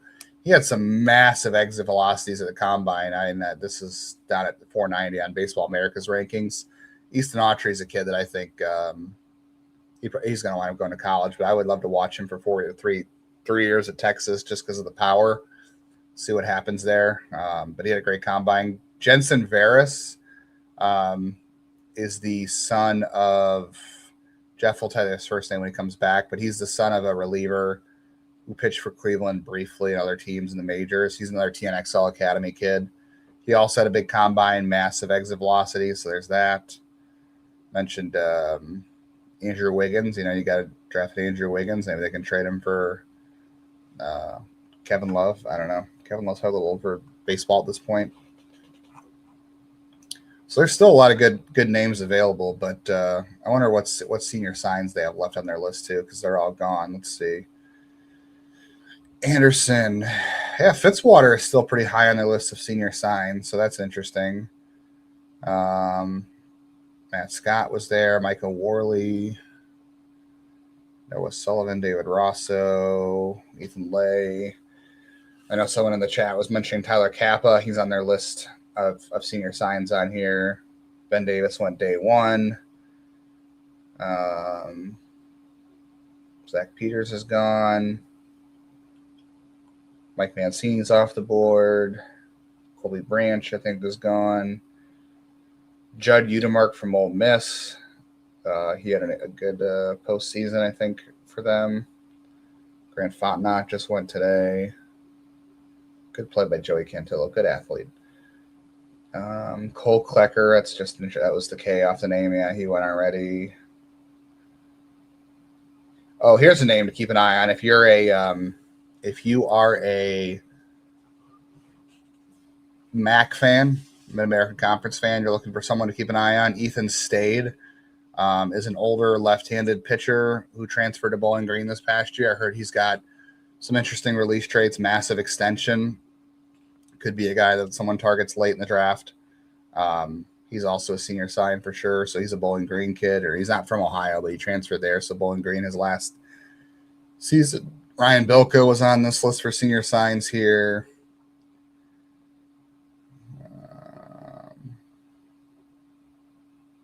Getting really down. Harrison Didewick from Virginia. He's a name that just really never panned out a ton either, unfortunately. Here's what BA says about baseball, or it says about Grayson Fitzwater. So he's only 6'1", so maybe he's too small for Cleveland. I don't know. But he had 18 home runs in 24. He had 21 this year. A very productive player, but he's from VMI, so I guess you never know. Just those small schools.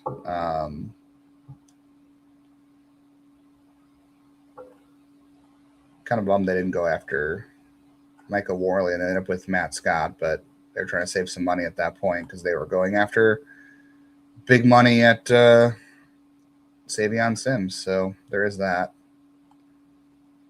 So write-ups they have on here that I can be familiar with. There's a Rob Evans, not to be confused with Bob Evans if you want to go that route. Not a big fan of that at all. Tennessee Tech has a player on this list. His name is Jorzixt Jimenez. I can't pronounce that name, so that's always cool when I can't pronounce a name. I want to take that guy for sure. The good news is we're about 10 minutes away from restarting the draft, and we're going to go straight through 11 to 20, so that should be a lot of fun. Already getting to the point of the draft where I'm running out of names. Jeff will know quite a bit more than I will, but it'll get interesting here. Man, the Marlins are just going full bullpen game today. Okay, good for them. I guess the last day of the first half, they're trying to get some guys some rest. They're playing really well.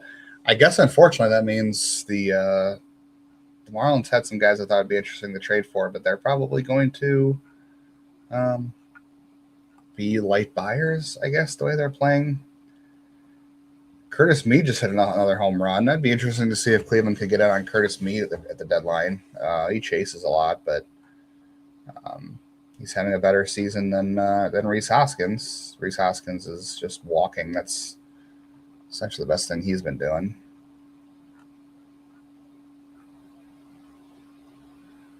So, well, the reason right now is they're getting an hour break. I think it's just for teams to maybe grab some lunch and eat too, but and the host, but also because the draft changes right around here. You get to the 11th round. Did Petey Halpin just walk? Did he just walk Petey Halpin? Wow, that's wild for someone who chases that much. So starting at around 11, the bonuses don't count towards your overall pool at 150K and below. If you spend above 150, whatever you spend above 150K counts towards your bonus pool. So this is an area of the draft where a lot of teams kind of re-rack and think about how they want to use that. Like, you can offer some guys 150K no matter what the full, like a lot of senior signs, you can say, hey, we'll offer the full 150. Some guys you can come in way under on, and some guys you want to offer even more on because no one else, you want to get your pick of those guys. So, so for example, if Cleveland really liked a guy and they wanted to get him at 200K, only 50K of that would go against their bonus pool total, which was, I think, a total of 10 million-ish. I can't remember exactly what it was. So only 50K of that would count towards that. So a lot of teams like to take this time between rounds 10 and 11 to re-rack, look at who's available, who they want to make deals with, make a lot of phone calls to figure out who's willing to accept what to go where, and talk about what money you have left. So this is a big pivot point of the draft in terms of bonus money. And previously you would have a break between these rounds anyway. Like this would be was it rounds 1, comp, and 2, I think were prime time Sunday night, and then 5, and then 3 through 10 were on Monday, and then Tuesday was 11 through 20. So you had a full day basically between where you could negotiate and re-rack, and now they just have 11 through 20 the same day after they had the first 5 through 10. So you do need that time, A, just for a break, but B, also to kind of renegotiate and re-rack and re-strategize overall. So that's why there's a break here. After this, you won't see any breaks. You might see like a 10-minute break between rounds. We might get like, round 11, 12, 13, 14, 15 straight shots in a row. And then at round 16, you might see like a 10-minute break, and then it'll go 16, 17, 18, 19, 20 from there. So you might see like a little 10 minutes here and there between rounds, but after we get back from this one, it's pretty much going to be rapid fire because they're expecting this to wrap up around I believe the 6:30 or 7 o'clock mark again. So they're not going to have time for many breaks after this. And there's not a lot of time between picks these rounds either too. So it's going to be a little bit more rapid fire than it has been before. Did I miss Tristan Peters for the White Sox is really an all-star?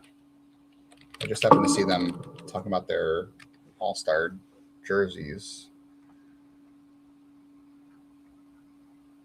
Is he really an all? Oh yeah, he's got an 837 OPS. That's wild.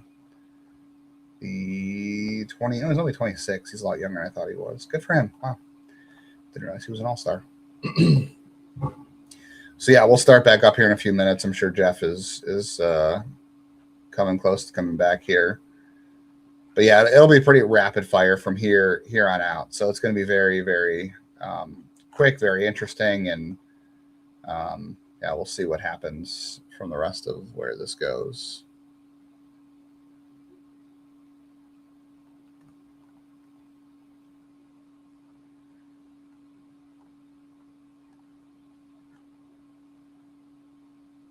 So overall, if you just kind of look at what Cleveland has, I'm just be curious to see what they will do with their 150 bonuses, 150K bonuses from here on out. Liam Peterson, probably his slot was 4.53 mil. I would guess he's going to get 4.5, maybe slightly less than that, not much under. At 1.6 mil for Logan Schmidt, they're going to have to go over. I'd guess that's closer to 2. Trey Broussard, yeah, be close to slot. K. Lewis, probably close to slot. Lucas Moore, right there. LaChanze, maybe a little bit under.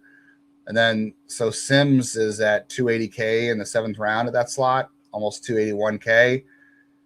I think you're probably playing him close to, God, I wouldn't be surprised if that's close to $1 million. They might have to go 600K to 800K over on Sims in the 7th round, which is pretty crazy.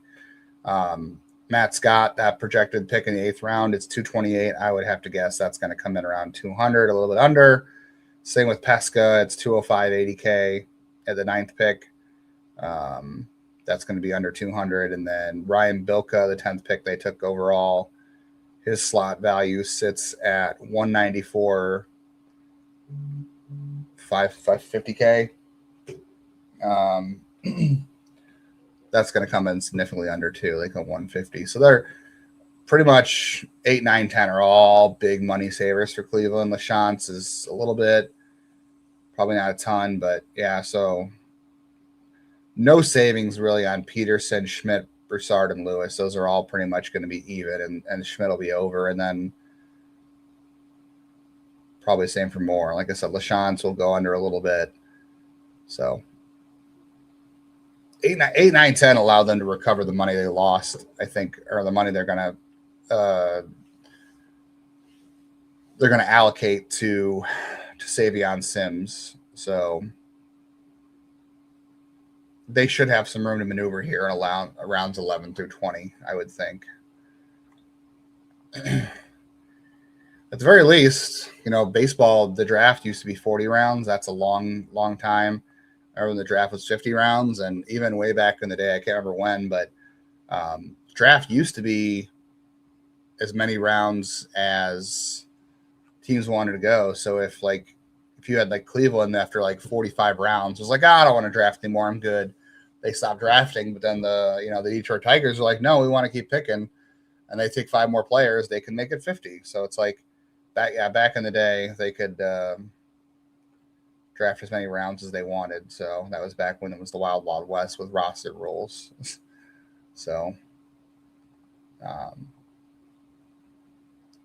this will be an interesting round coming up. We'll see how teams kind of re-rack and re-strategize. I disagree. Not interesting at all.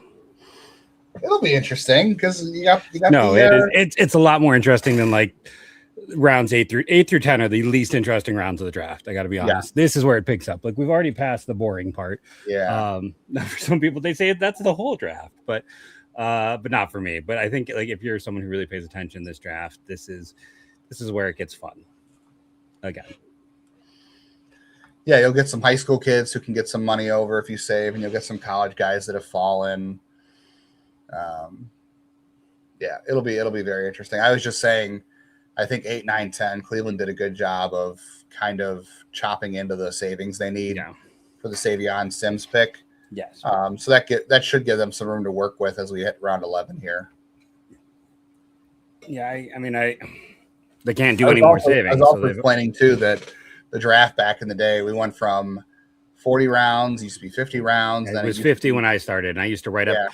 And that was, let me tell you, that was some work because I wrote up every single pick, and I would shoot out a tweet, write up a pick, and then I would have to do it again. And and for a lot of those guys, like there's nothing. Like I didn't know them. You get into those 50th rounds, I'm like, geez, like I don't have any information here. So like you had less than 20 minutes to turn around to do all of that, and it was chaotic. But I always tried to say. There was an era, though, that the draft was as many rounds as teams wanted to go. Yeah. So I was just saying, like, if Cleveland wanted to quit at 40, they could quit. And then if the Tigers wanted to draft 10 more players, they could. There was whatever. Yeah, I mean, God, teams would go 100 picks sometimes. I think was the record. I remember going through one. I think Cleveland always typically stopped out. But it's like the funny thing, too. It's like they'd keep going and keep drafting guys. And there'd be, like, they wouldn't sign them. It's not like they were doing it. I wonder if we'll get any courtesy picks at this point. Like not this early, but like what 17th round, 16th round. Okay, Callis, Mayo, and who's the little host next to Callis? I don't know. Who it is. They're back on screen, so they're ready to go. Yeah, I was going through classes earlier. Don't like Philly. Don't really like Pittsburgh's. I think it's okay. There's just a lot of players I was not high on. Don't like San Diego's. I like Trulio, Contrast. I don't like their early picks. I wasn't a Bothwick or Chalet's guy. Don't like Giants. Don't love the Mariners at all. I got to be honest. The Mariners might be one of my least favorite classes. Like 4 Ohio kids, didn't they? Well, okay, so Ace Reese is probably a little bit of an overreach there. Big expansion issues. And then they take Jake Brown, who I was not high on.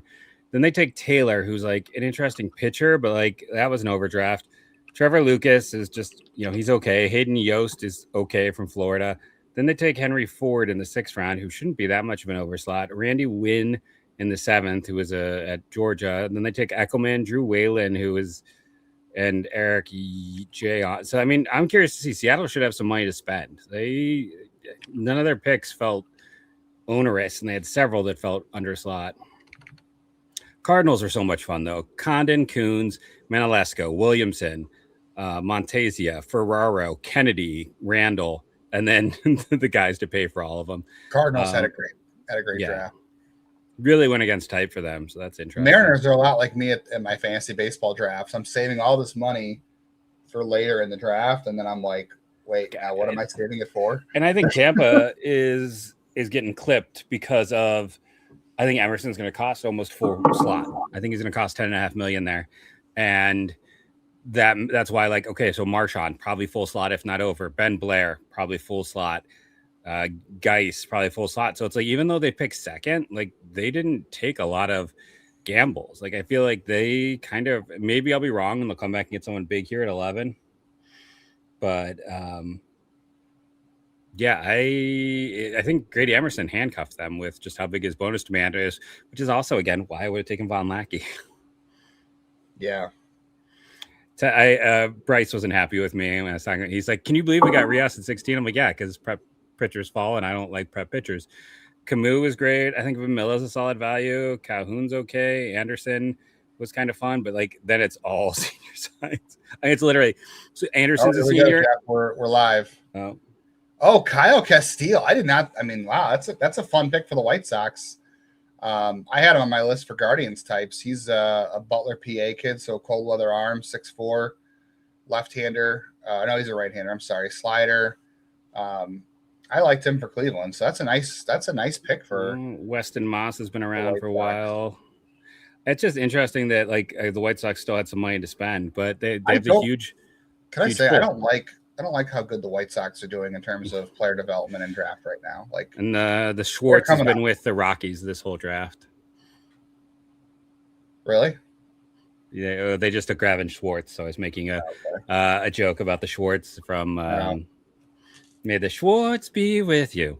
But yeah, pitchers coming out hot. No, it's been a great one. Chalowski, Tomey, Prosek, Volchko. I mean, Segura's okay. Scolari is interesting. They're decent trade guys that they got with these picks. Yeah, I don't like how well they're doing. I don't like this. They're developing players right now. They've done well the last few years. Like I was the king of the Sam Antonacci fan club. Yeah, you were riding the Rico Nishida one. I like Sam Antonacci too. That was definitely one of my dudes in that one. Aiden Teal, that's a guy who kind of disappointed going to the Twins. Yeah, that's Kyle's brother. Yeah. Yep. Senior sign, didn't really ever kind of live up to. Yeah. I saw points where people thought he could go as high as like, a second round pick or something like that, but was not to be. Yeah, Spencer Evans. Okay, so the Pirates got some money to spend apparently. Yeah, we both thought Spencer Evans was going to be a Cleveland guy, didn't we? Because he's a no, it was Colton was the TNXL guy. Brady Colton. Was it? Yes, like I looked at Evans too, but Colton was the TXNL guy. I talked about Jensen Veras too because he was also a TNXL kid. Yeah, I was saying this when you were gone. Who was his dad? Jensen Veras. Jose Veras, the reliever. He was a journeyman reliever who pitched for Cleveland briefly. Yeah, Spencer Evans has some nice stuff though, so that's nice. The Pirates have had a nice couple of picks there. Got a St. John's kid I'm not familiar with. St. John's. Cleveland's got a St. John's kid. That's where Pesca Ryan started. Cesarini. Yeah. No, Pesca started there. They already drafted someone. Ryan Cesarini is also. Heck of a catch there. Who was their left fielder? That's Stowers? Oh, that's that Henriquez that you like. Yeah, Hernandez. I mean, he's an undrafted free agent. 2 years good data. Yeah. How did they find him again? You were telling me about him the other day, and I didn't. So let's see. I think the Rays got him in a trade. I can't remember which trade, and then he was a minor league free agent. Went to Florida and was 26, and his Savant page is crazy. His Savant page is really good. Like he is. That's a heck of a find. Like, hey, by the way, Gabby Arias' OPS is over 700 now. But I mean, I saw all these people who wrote I told you articles that he should be cut when he comes back up after he had a few bad games after his country suffered a massive, devastating earthquake near where he's from. Yeah, it's the lack of caring for fellow humans just to focus on the fact that a lot of people don't like Gabby Arias was kind of shock. It wasn't shocking, it was disappointing. Yeah. And then there's just some funny sports writers out there who. This is by far the best line Gabby Arias. I mean, I know he's only got 90 plate appearances, but. Back was it 2023 when they were non-competitive? Like he had a decent year in 2023. Like if you look at his like splits versus righties and lefties, like he was close to league average that year.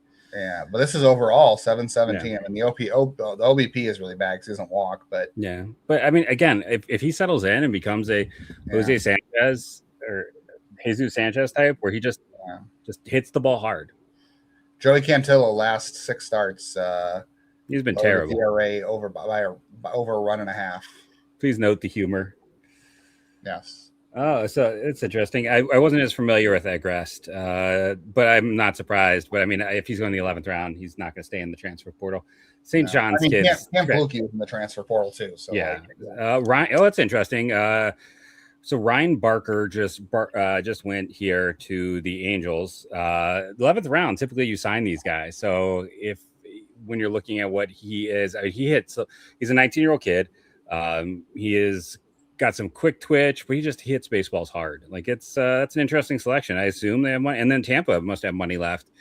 I was talking about how it looked like Grady Emerson was going to cost too much, but getting Logan Georgia's here. So two guys who are going to cost a few million in the 11th and right here at these two picks. I don't know. The Braves went all seniors because they went with so many prep guys early. But then again, at the same time, their first two picks should both be massively underslot. Yeah, Cade McCarthy's cost some But coin. Jensen Herkshorn supposedly had a massive bonus ask of $3 million. Yeah. So if you believe that he's getting $3 million in the third round, then that's going to eat up most of what they saved with other picks. I looked at Jacob Haley at one point, who just went to St. Louis. I don't remember much. That's it. They gave an error on the Manzardo one there. Wasn't it like an attempt, someone jumping in the air? It was in and out of the second baseman's glove. Looks like. Well, wasn't he jumping to get it? Was I wrong? Yeah. If you're trying, I mean, yeah, it was hit 100 miles an hour and had an expected batting average of 940. Yeah, like he was jumping to get to it. He tried to make a great play and failed. That's not an error. Well, here we go. Fabio Bundi. That's a fun name. Born in Switzerland. Who came from okay, well, that's a fun one. We just had a Switzerland-born player to the Marlins. I can't recall another player born from Switzerland.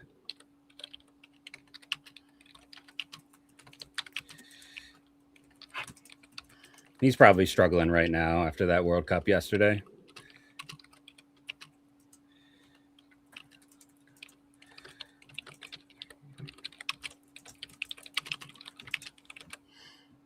Yeah, that ball had an expected batting average of 940. You can't call that an error. I'm sorry. No, that's not an error. That's a bad call. Yeah. Does he have does this official score have something where he likes the pitcher? I don't know. Yeah, what was that one series? I can't remember who it was. We faced someone where it was like such a bad, like everything was whatever was going to benefit the team. It was pretty poor. How many players from Switzerland have ever played in the I couldn't even think of one. Cody Bochelle.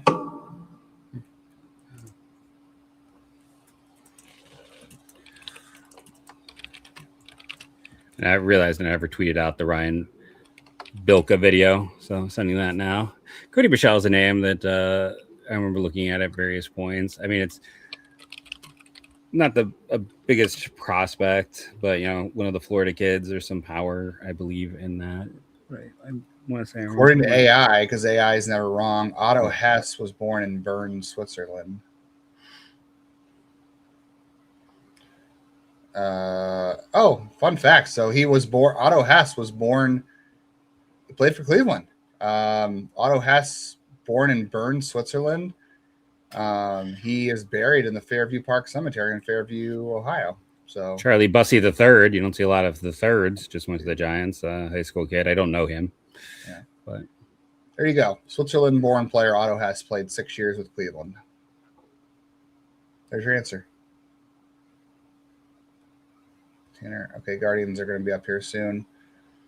Jordan Hawkins. Yeah, Tanner Griffith. They have always put a lot of value in this 11th round pick in the past. We'll see how much it goes. This what drives me nuts. I see like the fantasy account sleeper for the Guardians, like tweeting out will be a incredible pick if he chooses to sign. And like, that's why people think there's accounts like this who just like erroneous information. Like these guys are going to sign, barring a change of thought. Like they're going to sign. There's very few times, like a year ago with Cervantes, like, he was telling people we just had a positive thing, right? That he probably wasn't going to sign. And Waihei Aloha's brother just went to the Mets. That's another fun name. Also an Arkansas player. Khalil Watson just had an infield hit because of his speed, and that drove in a run. Here's my question, and we should probably say this for the show, but something to think about is like, so I mean, we all know that when everyone gets healthy, like Halpin's the first one down. How do you keep Angel and Watson on the team at the same time? Yeah, I mean Watson's strikeout rate. We'll talk about this, but Watson's strikeout rate has ballooned a little bit more. It has, but it's I don't want to see him go to AAA. Like I want to keep seeing him. His speed has made a big impact. I assume because they're showing replays of this that they're just complaining on the broadcast of how bad of an error call that is.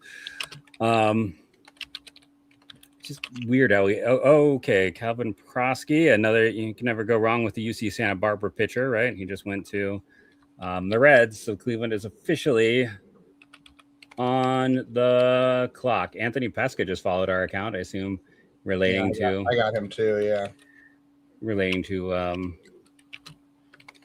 Guardians adding him.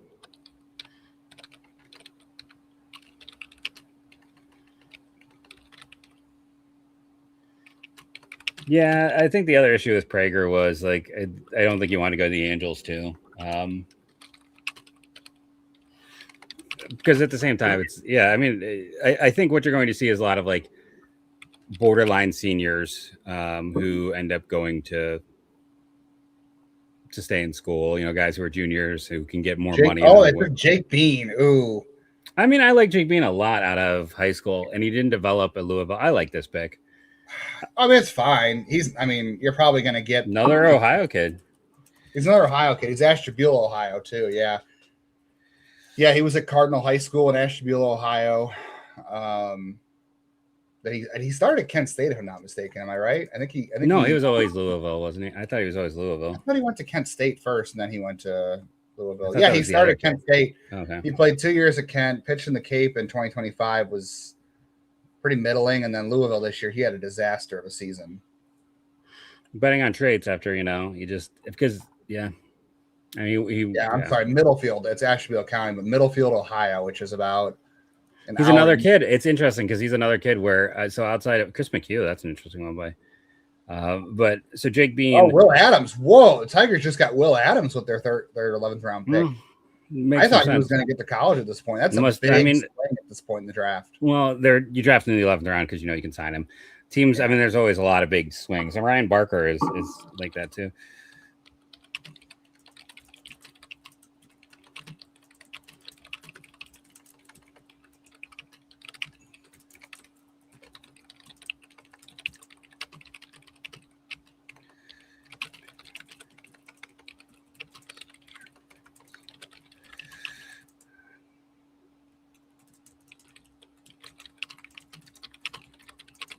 Oh, it's Geauga County. I'm sorry. I covered that school for multiple years as the News Herald, and I screwed that up. It's not Ashtabula County. It's Geauga. My bad. Yeah, I covered that school multiple years. I should know better. Yeah, like I said, I like Jake Bean out of high school. Unfortunately, I wish I still had my notes, or I think I did more of a video notes, not to be. It hasn't gone great for him, but he was really good in high school, and he's thought he had a chance to draft out of high school. Oh, so did I mess this up? I think I messed this up. Let me go back in. Yeah, he's a right-hand pitcher. I was gonna say I want to make sure we liked him in high school. So it's another local kid. It's interesting in that regard. Big righty just really hasn't developed the way you were hoping. I mean, he was dominant in high school. Not to be confused with the Blue Jackets player Jake Bean, by the way. That was a bad trade. Fan of all Cleveland professional sports teams. That'll be exciting for him. Yeah. Yeah. Yeah, I mean, he's a guy, if you look at the video on him, he's got a lot of extension in that delivery. Yeah. This is definitely a trades pick for sure. He's been up to the mid-90s before. I'm not really sure what went wrong for him. It's all the results based stats are just all bad. It was all bad. Yeah, he was never great. But he's been low to mid-90s in the past. Like I said, extension is a big thing for him. He was a multi-sport athlete in high school. I think he played football. Yeah, I think he played basketball as well in high school. He's only listed as golf and football in his bio. No, he played basketball because I'm looking at an interview from him in 2023 at school. It's interesting they left it out of his bio for them. Yeah, he played basketball too. Yeah, he was a three. At places like Cardinal, I think you play all three sports. It's the same thing as Kirtland. Pretty much all the guys do that. Yeah.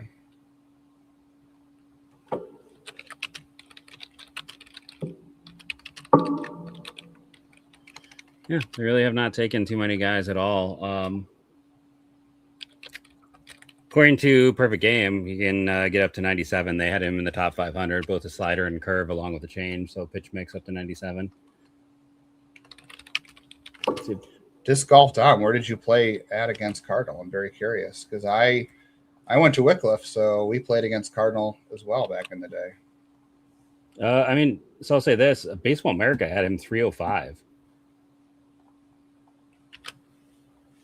Yeah, I don't know. Like this year was a disaster of a season. Yeah, set up to 97. Good. It's like he's an athletic with good stuff who just hasn't been developed well. It's been for Drew Titsworth, one of my favorite guys, just got drafted. There we go. Because of his name. Oh yeah, I mean that was the thing. I enjoyed him a lot this year because of that. And so I'll do a quick now. But yeah, he's athletic, he's got velocity, he's got traits, he's just never pitched well. And again, Louisville, not been great for development of late. I used to love them for development, but it's also fun that he's like it's been a long is Alex Levisky the last Cleveland related kid they've gotten? Oh, didn't we just say Mitch Longo? Mitch Longo is more recent. Yeah, I guess it's Mitch Longo. Where was he from again? Mayfield. Okay. Yeah, he was last in the system they let him go in 2019. Yeah, he was around a little bit. Yeah. But yeah, Braden Martin. That's a fun one. Maryland had some good beta ball data going to Toronto. Yeah, I think I wouldn't be shocked if Bean he's at least full slot. I bet he's full slot. You think? For people saying why aren't they drafted? Because, well, one with Colin Ritchie, he expands like crazy, and he's not going to play center field in the pros, and he does hit the ball hard. Ritchie's chase rate was not that bad in college. It's 22%. Like that was. His contact rate was really poor. He's not going to stay in center. He's a poor contact rate, and he's not going to stay in center field. And maybe he wants to. He had too big of an ask. Like one of the biggest things.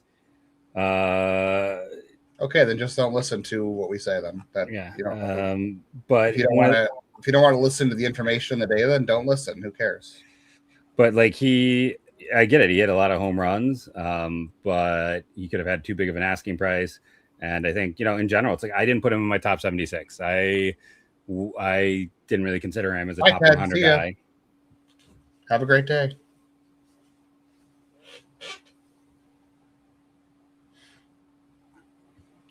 He wasn't a top 100 guy just because all he did was hit home runs. You and I both kind of liked him compared to most, but I was trying to remember. I thought we were high on him. Like I was like, oh, okay, I'll take him, but he hasn't been taken yet for a reason. Yeah. And this is the round where you're trying to, again, you took that last hour to make phone calls to see, like, this is why the Tigers wound up with Will Adams right here. Well, I think they always had a plan for Will Adams. You don't get a Will Adams. These are the rounds you do that stuff in, so you're not going to. There's so many players who are the greatest player in their conference who aren't even prospects. Again, Richie's a good player. I would have said like a 4th or 5th round value. I mean, the fact he struck out 67 times in 60 games is going to be a concern for teams. He misses in the zone a lot. He doesn't chase. He just swings over the top, and he has good natural power, but his exit velocities weren't necessarily elite either. So if I pull him up here, like a 107.8, like it wasn't like what I would put in like our highest percentile. Brandon Holcomb, who had another guy with data somewhat similar to Richie's, just went to the White Sox. Yeah, the Vanderbilt kid. I liked him a little bit because he had a nice turnaround. But Richie's probably left fielder, right fielder. I would say it's plus power. I project that. When I look at him, I just worry that he's missing a little too much in the zone on his pitches. And the Big 12 is not a great conference. No, it's a second tier conference, and it's just what we see with guys like this. I get he walked a lot, but that shows a bit of a passivity in his profile between the high walk, high strikeout, and some lower contact data, which could also be teams are always hunting for players they think are too passive. And I bet they might have looked at him. Okay, well, just tell us you don't understand the draft. Ted, Uncle Ted. That's fine. You don't know. No, the Big Ten isn't good either. But yeah, Brock Chalowski also blew Reggie out of the water in terms of overall performance and ability to play up the middle and positional value. And I mean, Colin Ritchie is a very limited player. I don't think any site had him inside their top 70 for a reason. It's just he's gonna get drafted. Like he's gonna go today. Probably next round 12 or 13. Probably, unless he decided he wanted to go back to school because he wasn't getting his money, and Oklahoma, that could be their side of it too. It's like, if Oklahoma is offering enough NIL and he's not getting, I'm still blown away that the Tigers got Will Adams. And I'm sure they always had that plan, but that was a plan all along. And again, that just shows you how much control there is over picks for the players. Like Will Adams was a highly thought of player, and he hadn't gone at this point, and he would have thought maybe he would have got to college, but that's because you have these deals worked out ahead of time with players like this. So he's falling, and you're thinking he's going to school, but guess what? The Tigers always had a deal with him, and they wanted to give him the money over on this area of the draft. So again, this deal was in place beforehand. Wow, what a play by Hunter Gaddis. Pitchers are athletes. Wow. He just had a jump throw to first base. What do you think happens when nothing? Arias is going to be here, guys. Like, when Jose comes back, the first one that goes away is whenever Gaddis and or Martinez, whoever comes back first, then Petey Halpin goes. And then, like I said, we'll talk about this probably more on the show, but you have basically whoever goes back for the other one is Martinez or Watson can't be on this roster at the same time because they're going to eat into each other's time. Now you might say, hey, they could platoon with each other, but Martinez isn't hitting well as a platoon guy this year. So I don't think you can carry both of them. You do your Jake Bean video yet? You should go do that. I'm going to go do that. So yeah. As much as everyone hates Arias, he's playing well and he's going to stay. Unless all of a sudden Gabriel Arias, people want to trade for him, which I would not be. It'd be difficult, I guess. I don't know. Gabby Arias is one of those players I'd be afraid to quit just because we've seen the guys they quit on before with tools like this, and they turn out to be guys you really, really regret. So curious to see what happens with Jake Bean there.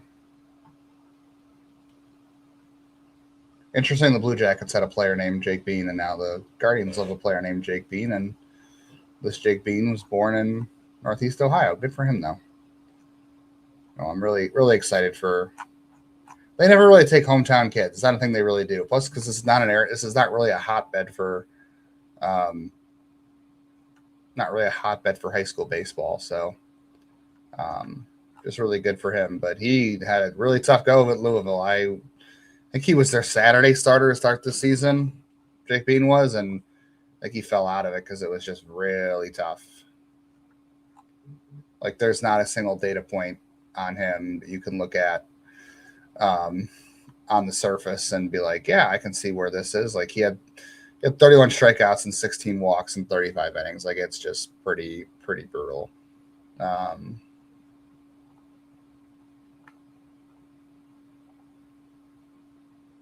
There goes Braden Martin right there. The Blue Jays, a lot of people really like him. Nathan Aceves, I know we had a couple questions about Nathan Aceves in the chat there. It's another UC Santa Barbara kid to the A's. He's another interesting dude, so that's a nice pick here in the 11th round. Drew Horn.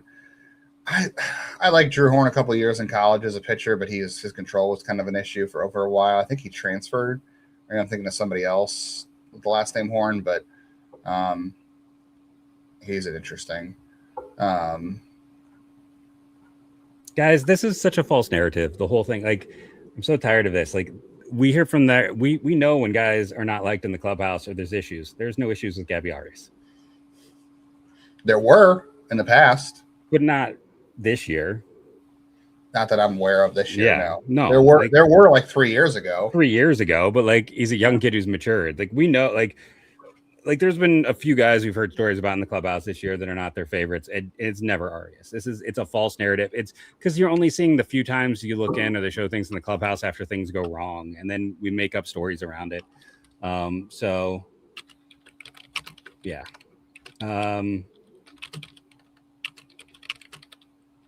See, I think just to go back to this one, I think it was smart because Jacob Gonzalez isn't that great.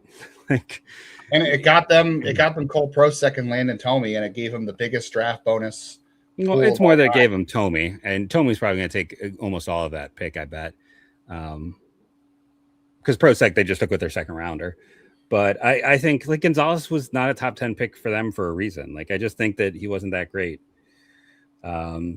So I think when you're looking at his value, yeah, he's put up some good numbers in AAA. I think he's gonna be kind of disappointing for Pittsburgh in the stretch. And Reisert, I was surprised they didn't have to give up someone better than Reisert. Yeah, but Gonzalez probably isn't going to play for them. Like he was only up when Murakami is hurt, so he's only going to play again if he's hurt. Reisert's more of a loss, which they'll just bring up Joe Rock back up again. Well, he had some swing changes, but like he was only smoking it in AAA, got to the big leagues, and we've talked about this a lot on our show. It's like AAA numbers don't really matter. Like there's such a difference and adjustment that like you can't use AAA numbers to scout. I mean, you could be right. If injuries happen, it does leave them weakened, but I guess I'm just not a big Gonzalez fan. Justin thought it was an overpay. I thought it was an underpay.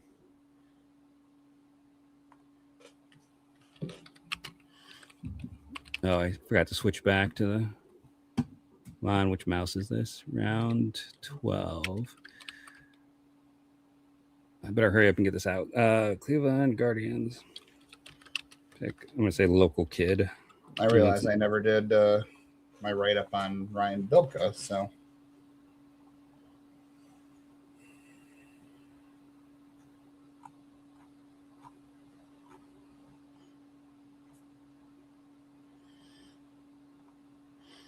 I also kind of like, I mean, the other thing too, it's like, like I like Rico Nishida. I kind of like the depth the White Sox have built up.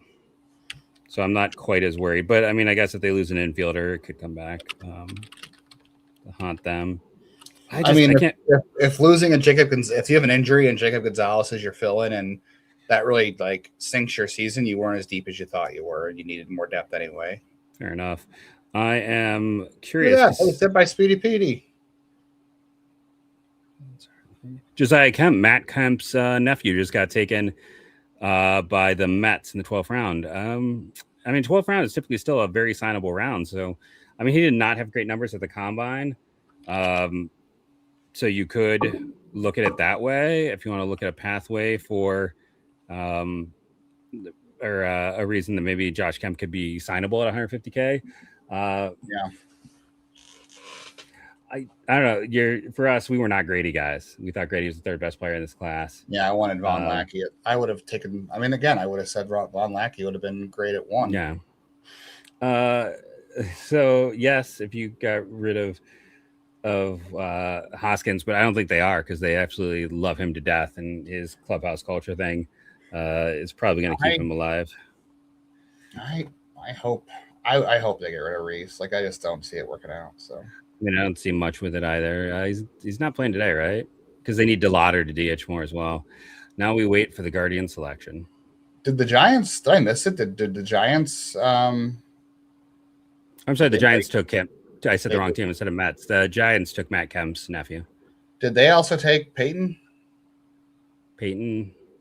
Bonds, the Rutgers kid? Yeah, they took Peyton Bonds in the 4th round. Oh, so they took Matt Kemp's nephew, and they also took Barry Bonds' nephews. This says they also selected the son of Trot Nixon. Who's Trot Nixon's son? Ben Cleary from Santa Clara. Daniel Jackson isn't a catcher. I'm just going to say that. I know what you're getting there, Uncle Ted, but he's not a catcher. Ben Cleary from Santa Clara. So they need some depth up the middle, so it makes sense. I don't have a lot on Ben Cleary, Santa Clara. I mean, they always get a few California kids. J. Sarah High School, Catholic high school. Yeah, that is the high school. I mean, he's always hit well in the WCC. It's a small conference.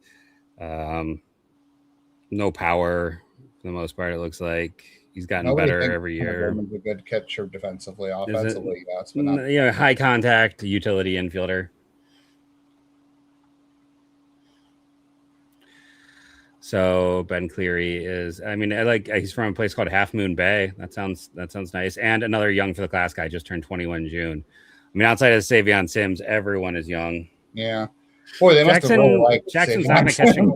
Yeah, Jackson's not going to catch a Colorado, dude. They took Jack Natali in the same draft. They drafted a catcher high after him. They're going to move him off very quickly. Yeah.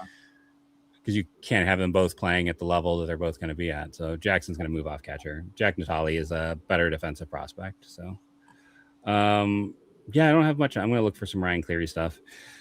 But he just looks like a contact utility infielder. Needs some depth. Oh, Halpin just got hurt. Oh, boy. Well, it's because he took a baseball to the nuts when he was sliding back into the ball. He took it to the ball bag. Oh man, That's why he's hurt. That's some great control by Lake Bacher. Jeez. He just got hit in the nuts with the baseball while he's sliding into first. That is. That's a pretty dotted throw there by Lake Bacher. Halpin injury doesn't fix the there, but yeah, he's so Petey Halpin can no longer have children. Oh, don't say that. So here's something interesting. Brian Cleary, this has to be related, is a scout for the Washington Nationals. Before that, he was a scout for the Reds. So if I go look up Brian Cleary, I'm going to find out that his dad's name is Brian and that he's the son of a scout, right? It's Ben Cleary, by the way. What did I say? Oh, you keep saying Ryan. I'm sorry, it's Ryan. Oh, Ben Clearly. Well, that's part of the problem. Well, I'm betting that this is. I don't know why I keep saying Ryan. Hey, Rob Evans, cousin of nephew of Bob Evans, goes in the draft, right? I'm betting though that his dad is this local area scout, for the Washington area. His father is Tom, who played at Santa Clarita in 89 to 93. So it doesn't look like that's actually the same one. He is committed to Arizona, by the way. Yeah, he was in the transfer portal. He was a transfer portal to Arizona. Was it Arizona or Arizona State?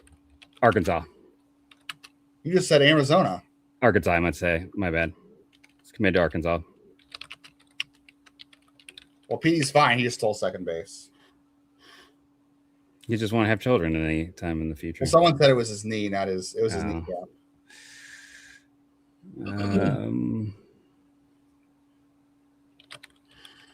Christian Coppola. Speaking of guys who failed at Florida, right? Isn't that the kid who went to Florida? No, that was Pierre Coppola a few years ago. Austin Bergrennen from Miami of Ohio just went. He had a pretty solid year. I thought he might go in the 9th or 10th round as a senior sign. So that's fun that the Miami of Ohio kid just went to the Yankees. Who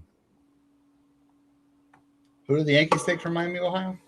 Austin Bergrennen, the pitcher who's had some pretty good numbers throughout the year. Like if you look just pure stats, he's been a high level performer.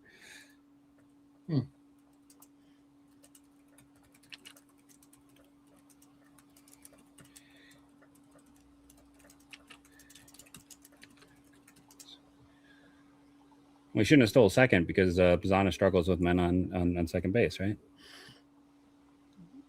He just hurt.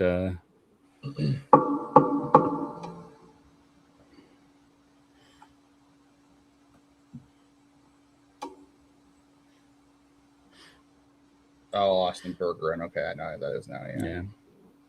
Yeah. Christian Coppola. That was is that the same one? No, it's different. I was wrong. It's Pierre Coppola was the kid who was the Florida kid. Oh yeah, I was gonna say I don't think that's the same one. No, it's not. I realized that after I said it. Yeah, there's pretty much nothing out there on Ben Cleary, by the way. No, it's just a Jace Harris kid. He's a utility infielder, and he's going to Arkansas. Yeah. I'll do the vid. Luckily, it's pretty straightforward. Contact over speed, utility guy, nice depth for a system that needs depth up the middle. See, and Bazana struck out because Petey Halpin stole second base. Oh, yep. I blame. He can't hit with runners in scoring position. Yeah.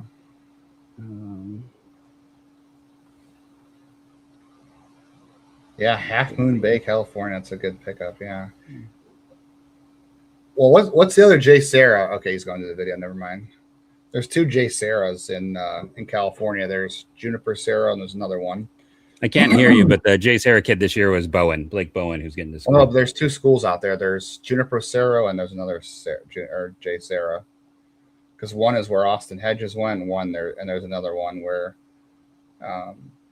somebody else went. That's a West Coast Conference. Yeah, looks like Cleary walks same as he struck out. Doesn't really offer a whole lot of speed. He only stole 17 bases in 3 years, so not exactly going to be an ad there. He's probably this year's Garrett Howe or something. Don't see much there.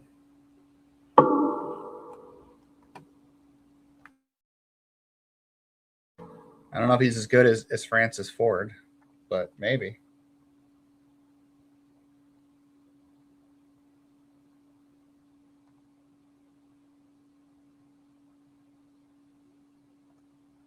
Or Pierce, also related to Nicolas Cage. So there's that.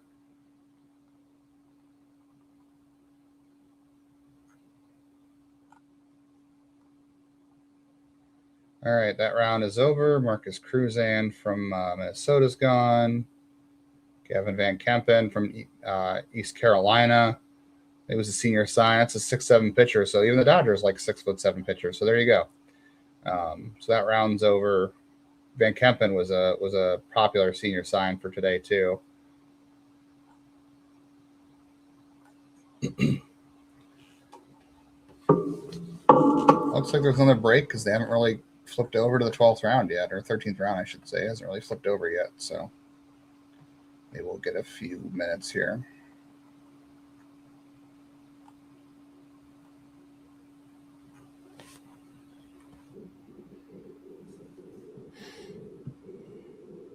So we have a slight break, I guess, because they didn't really flip over. Oh, there we go. No, it's flipped. Junio Cozal. Colazo. I like my version better. Minnesota got their third pitcher drafted. Marcus. I know. How about Minnesota? What's up with that? Oh, we got Sean Armstrong in again. Woohoo! Didn't have Sean Armstrong appearances, if you ask me.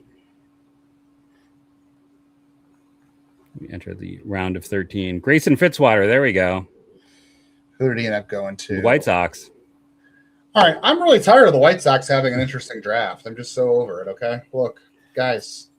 The White Sox might be competent again. This is not good. The White Sox are no longer shooting themselves in the foot. They're developing. They're playing well. They're coached well. They're drafting well.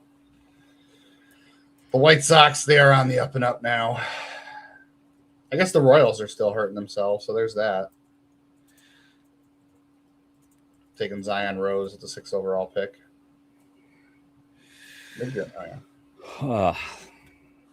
Yeah, it's not my favorite moment here is the White Sox being very competent, but they've been very competent the past few years. We've liked what they've done most years in the draft. And the Tigers are having a great draft. Fluky, LeBlanc, Dempsey. Interesting. It's like their first three I really liked, and then they kind of fell off, and then it's like, oh, they fell off so they could get Will Adams later.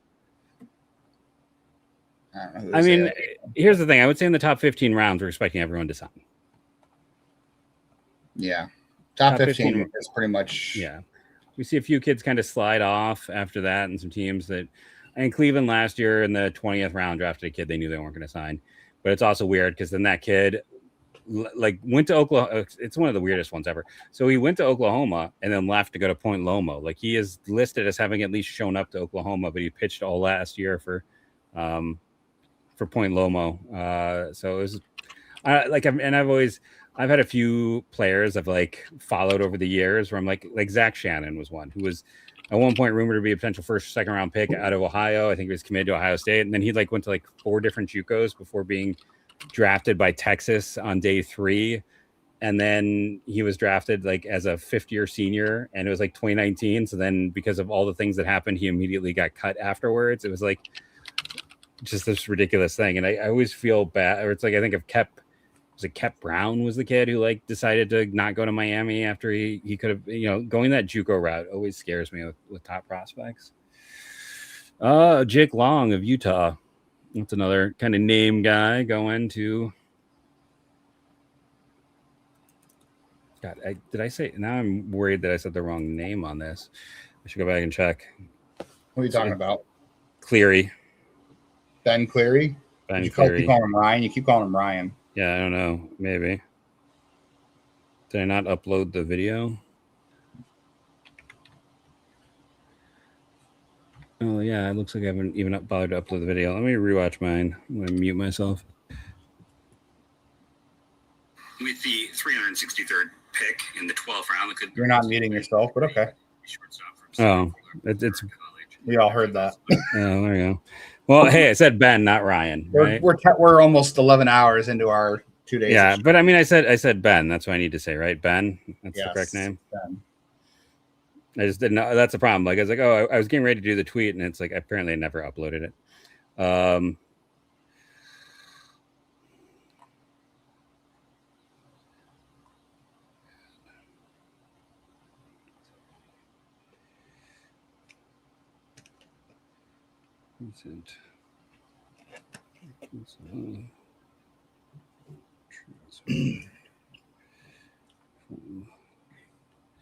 Santa Clara. Artie Gerson had some good stats too about the 11th to 20th rounds, or at least the final stretch of the draft here from last year. She noted that 10 high schoolers were taken in between 11 and 12. 9 signed, one that signed for 150, and then the others were 200K to 1.7. I think the 1.7 was Ballard, who went to Toronto. Oh, Toronto. 13 college players got overslot bonuses in the 11th and 12th rounds a year ago, with some getting as much as 500K. So money is definitely spent in the 11th and 12th rounds. Yep. It's always Anaheim. Sumner from BYU with the Orioles. Good. That's a good pick. Sumner had some of the best strikeout to walk ratio numbers in the entire country this year. I looked him up for Cleveland. I thought he was a senior sign for them. I was hoping. Blanco, I feel like, is just one of those guys. Wasn't he at Tennessee? He wasn't just a transfer, was he? I felt like he was there for a bit of time. But watch me. Sumner, no, he was at Virginia. That's it. He moved to Virginia. I knew he was somewhere. I compared Garrison Sumner to Eli Morgan. He was short, simple delivery online to the plate. He was picked by the Red Sox in 2025, and then I said he pitched himself more in the 15th round range. Where do you go, 13 here? So yeah, Thomas was an interesting kid because he just couldn't stay healthy, and he's young for the class. He's not going to turn 21 until November.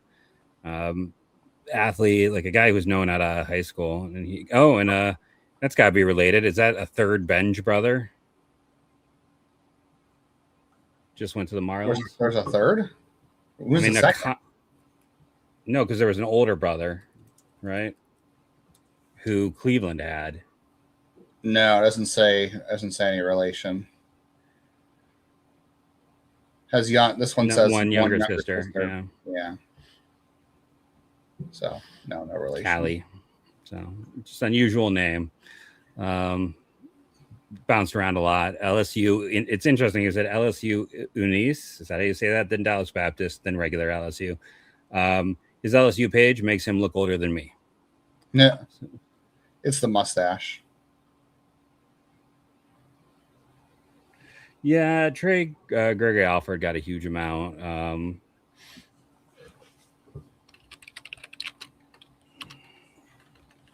I don't think there's going to be a whole lot left of the big guys. Yeah, well, Cam Allen transferred to Purdue, so he's got in my opinion, a real a fourth Minnesota pitcher take a fifth back-to-back. Well, fifth player. Minnesota had 2 picks back-to-back. What's going on in Minnesota? Yeah. Apparently, the Big Ten's better than we thought. But when you're looking at this, I don't think Blake Bone was always going to be a really hard sign. I don't think there's any chance of it. I think you can just. He was one of those guys. Like I said with Archer Horn, I heard that Archer Horn had a big ask, so I was not surprised. Duncan is hurt, right? No, Duncan was no. That's not. I'm getting guys confused. But yeah, there's Bowen and Horn had big asks. Clark took his name out. I think we're probably not going to. The big money guys typically go in the 11th and 12th round. Like, I think from this point on, like you'll see them maybe get drafted, and that's also the other thing. That's I know someone was saying like, hey, there was only 8 of the top 100 who weren't drafted. Well, it's like how many of them are signed? Because we're going to see. Like, there's a good chance that multiple top 100 guys will get drafted after the 15th round because if a team drafts those guys, they're allowed to communicate with the player. And Cleveland in the past used to do this all the time when it was a longer draft.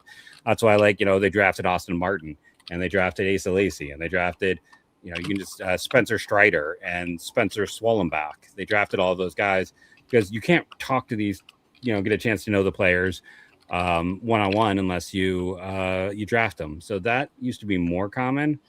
Oh, Jacob Madrid to the Mets. Remember I said he was really like a very Guardians type of guy. That's kind of surprising, but yeah, I'm bummed about that one. He was he's Notre Dame commit, so that's very interesting. No, he committed? He went to Notre Dame high school. Are you sure he's committed to Notre Dame too?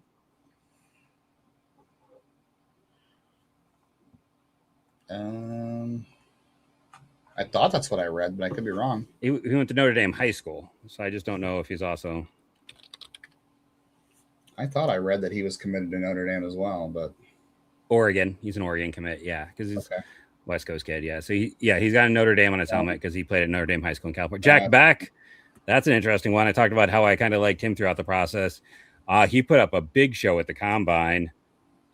Madrid, though, by the way, 6'4", so a little bit big for a catcher. But yeah, he was regarded. I mean, all the traits behind the plate are like plus. In the draft.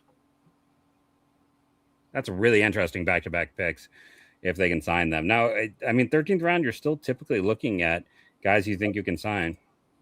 And like I've really liked Beck for a while. He's that guy, especially, and Beck is committed to Georgia Southern. The Reds announced Kenny Ishikawa as a two-way player. Wow, he did go both ways at Georgia. So there were some rumors that he might look to go over to Japan and play if he couldn't get the right amount of money. I mean, he might. Oh, there goes Chase Daughter. Holy mackerel! That ball was smoke. It was an upper decker. Wow, that's 12, right? Is he 8 away from the 20 mark? Eric Dessens, too. I feel like I've looked at him before. The Sacramento State outfielder, 4-year junior, Eric. The unusual E-R-I-C-K, the C and the K in it. Like Eric Fetty, huh?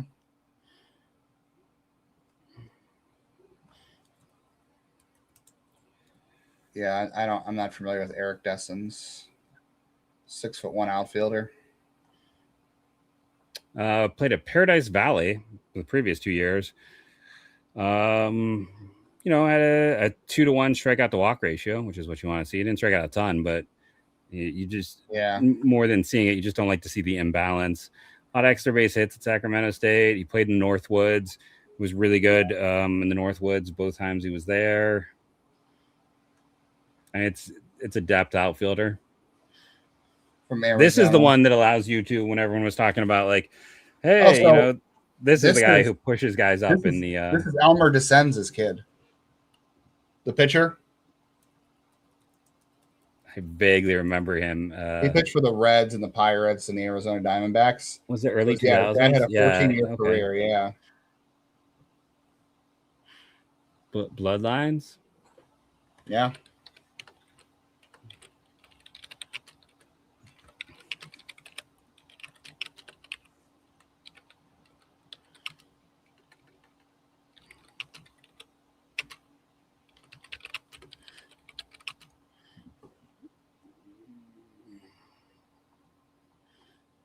I think is a no offered player out of school. Yeah. He's a Scott. Hey, this is an Arizona kid. There's their Arizona pick. I said that. Yeah, he's from Arizona. Yeah. Oh, okay. I missed that.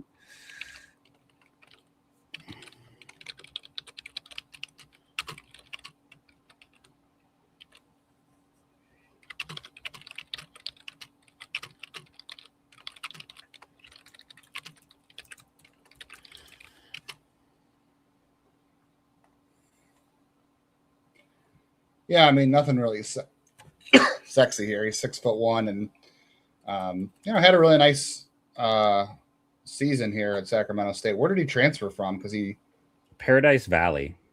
Okay, so he was a JUCO. Okay, yeah, that's what I thought. Yeah. He's hit over. He's hit everywhere he's gone. He had no home runs in JUCO, and then he had 10 this past year. According to Baseball America, he makes a lot of contact against high level velocity. Kind of a gap power guy, probably in the corner, but he's just everywhere he's gone, he's hit.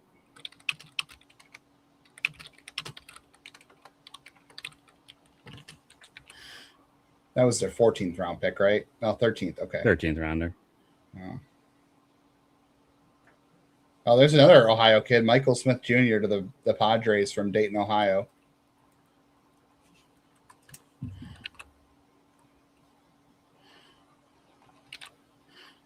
I assume that's University of Dayton, right? Yeah, they get a few guys. It's not a bad program. Yeah.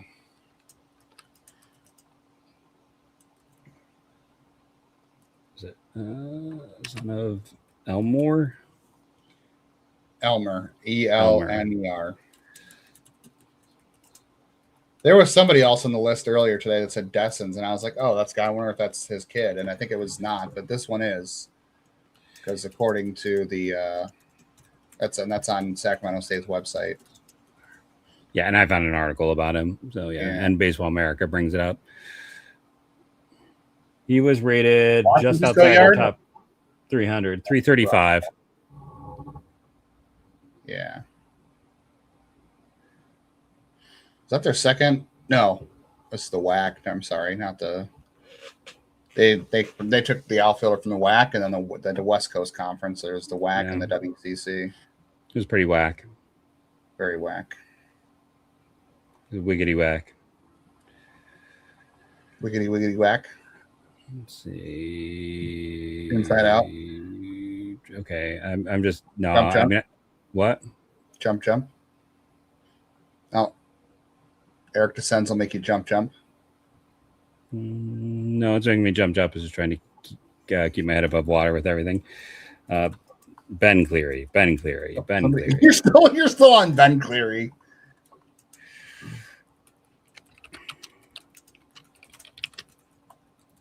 I love that you're still on Ben Cleary. That's still eating you. Well, I'm putting up his profile on the Twitter. I'm very disappointed nobody got in on the crisscross reference. Guys, come on. If we can't get really niche 90s pop culture references on here, what are we doing? Okay, so there, I got that one, which means I can now Trito. Hey, the Carlos Beltran Baseball Academy finally makes an appearance. Isn't that where Jonathan Rodriguez was from?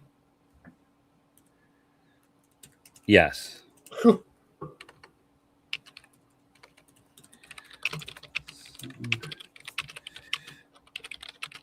Okay, no, I saw Carson Hart just get drafted for a second, and he's from Minnesota, and Corey Hart was known for his time with Milwaukee, so I had to go look and see if Corey Hart. Okay, I was thinking Carson Hart is not his dad. I was curious. I had to go track that. I was like, hey, Minnesota, Milwaukee. I live in that general area. Hey, you got Cade Smith again today. He didn't pitch yesterday, so. God, it would be. I mean, I'm not going to jinx anything, but it is kind of mildly hilarious to all the struggles, everyone griping, everyone said, this team's trash. Like our comments, 90% of our comments are the people who are highly negative jumping in. And they have a better record this year than they did a year ago at the All-Star break. Yeah, and they will just, they got a chance to sweep the hottest team in baseball. Yep. Again, they were under 500 at the All-Star break a year ago. Yeah. And they've been 500, exactly 500 since they lost Jose, which is what we said we were aiming for, was for them to be 500. Mm-hmm. And it's hard because baseball is a long season. It's probably too long. There's so many ups and downs. But boy. Oh, and we got a player from France, Matthias Natural, who played a pitcher at Kansas, who's apparently a Frenchie. So he's at least, there we go. After having a negative World Cup experience for the Switzerland guy, now we got our French player who's got to be excited for the World Cup.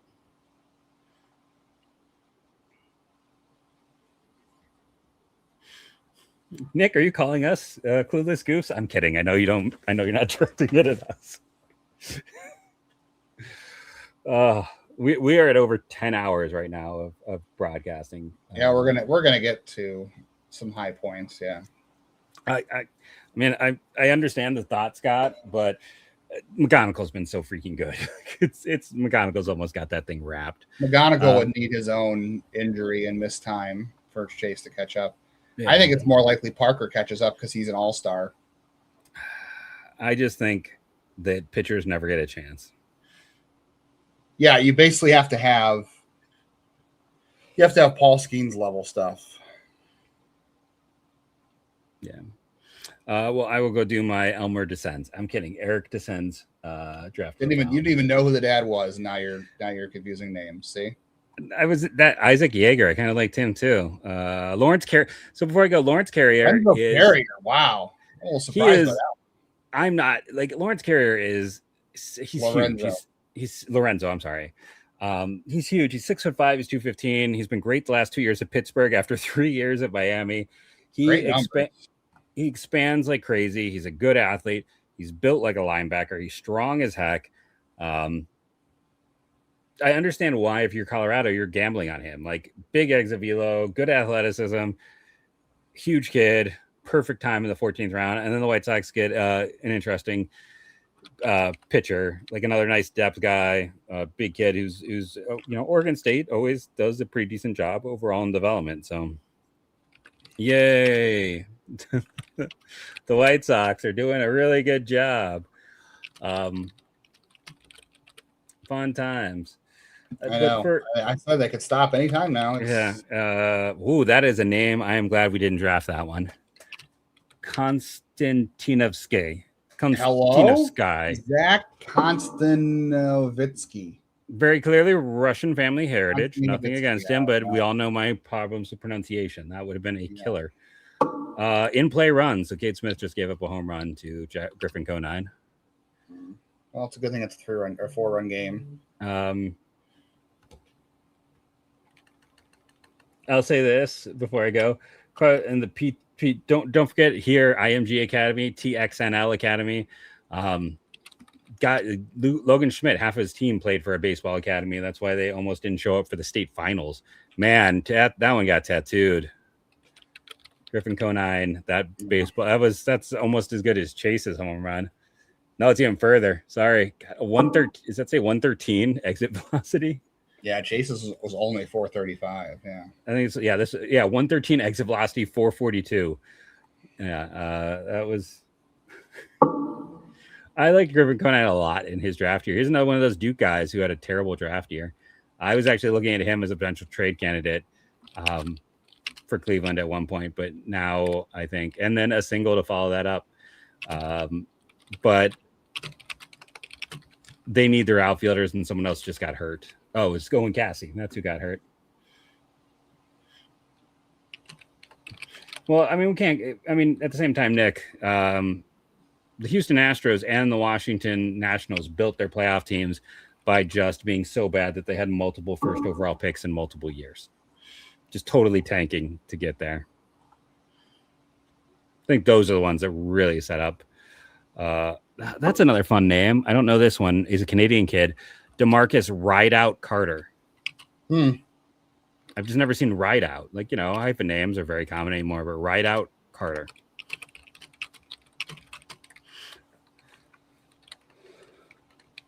I guess I should go talk about Ben Cleary, right? That's the one I need to talk about in this one. Are you still on Ben Cleary? I got it. Ben Clearly. Ben Clearly is who I'm going to go do my now on. I'll be right back after I talk about Ben Clearly and Elmer Descends love child.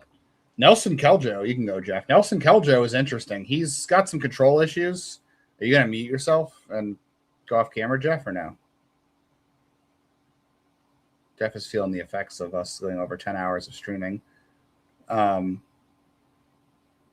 You're still on camera, but you're not muted, so there's that.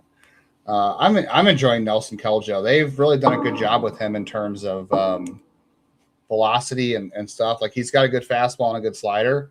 He's got some control issues. I don't know if he has a third pitch. I like the delivery.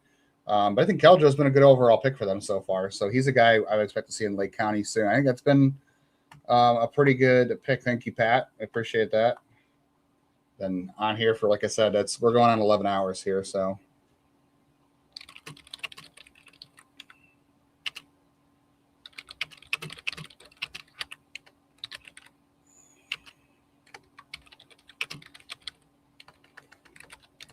I did my write up on Jake Bean still. I'm a little behind too because I'm still writing up on Jake Bean. And DeMarcus Carter, Tate McGuire from Arkansas. So we're still a good few minutes away from Cleveland picking. Yeah, I haven't even gotten a Ben Cleary or Jake Bean or Ben Cleary myself. See, now Jeff's got me doing it. Is Cade Smith going to finish this one? Yes, he is. Okay. Don't do that to me, Cade Smith.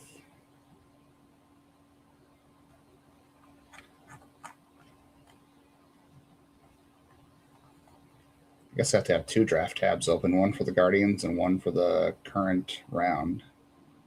Got a little bit of break here. So Cam Sullivan had Tommy John surgery. He's not going to pitch this year. He hasn't pitched he had a very, very brief couple appearances in 2025. Yeah, he had Tommy John, so he's out for the season. And unfortunately, yeah, it just hasn't been great for him. Basically, that entire class of players, high school wise, besides Braylon Dowdy, Joey Oki's on the IL with a viral illness right now. I'm assuming it has to do with the parasite, maybe. I don't know. I've got the damn thing, so it could be that. And then let's see who else. Yeah, Cam Sullivan, and then Chase Mobley's been awful in terms of control. And I don't even know if Jacob Remley, who is a Hawaii high school pitcher they took in the same class, is even pitching or has ever pitched. He might not actually exist.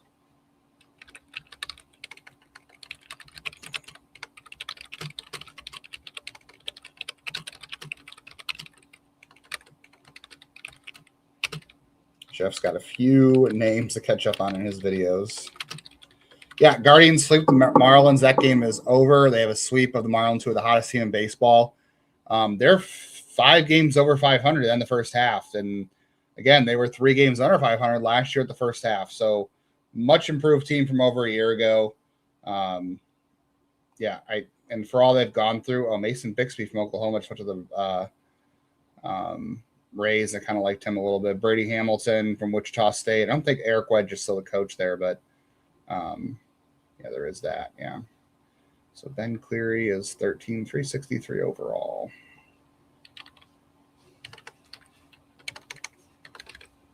The interesting thing, too, I know Jeff was caught on Ben Cleary. The interesting thing about Ben Cleary is that he's a right-handed hitter. Normally, that would be a guy that would take. Is it descends or descends? Descends. Okay. Descends. Okay, yes. I was saying it right. Yes, descends. Descend. Guards win. So, Jacob Remley did make some pitches. So there you go. So I guess that's a win. The fact that he actually even appeared in a game in the minors. With the 393rd selection. Oh, I hit the wrong thing. They won't tell us that he had Tommy John. Okay. I am so far behind because I switched. There goes that kid that was talking about earlier. I don't know if that person's still on, but Tyler Kappa, the Virginia reliever, just went to the Marlins at the with the 415th pick. So I wonder if that person's still here on the stream, but they're gone. Mason Bixby was interesting in Oklahoma, I thought, and then Brady Hamilton had some fans over at Wichita State this year too. As well. Is I don't know. Is Eric Wedge still the coach over there at Wichita? Did he leave? I thought he left. I could be wrong. Jessica Alba. I'm sorry, Jaden Alba. So every time I see Arkansas Little Rock, I'm reminded of the time I went to see Arkansas Little Rock play Missouri, and it was literally like the worst played game I had ever seen. Like the pitcher struck out 3 batters and recorded 0 outs. Whoa. Like it was crazy. And there's been a few interesting prospects from there over the years, but that's always going to be what stands out. Is the worst college baseball game I ever saw was Arkansas Little Rock.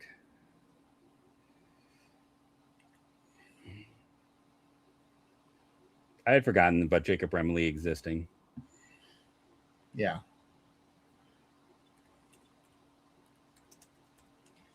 Interesting. I apologize. Going back to Ben Cleary. Ben Cleary was basically a 3-year starter for Santa Clara. Yeah. Yeah, he was. And like I say, he's good, committed to Arkansas. That's a pretty solid jump there.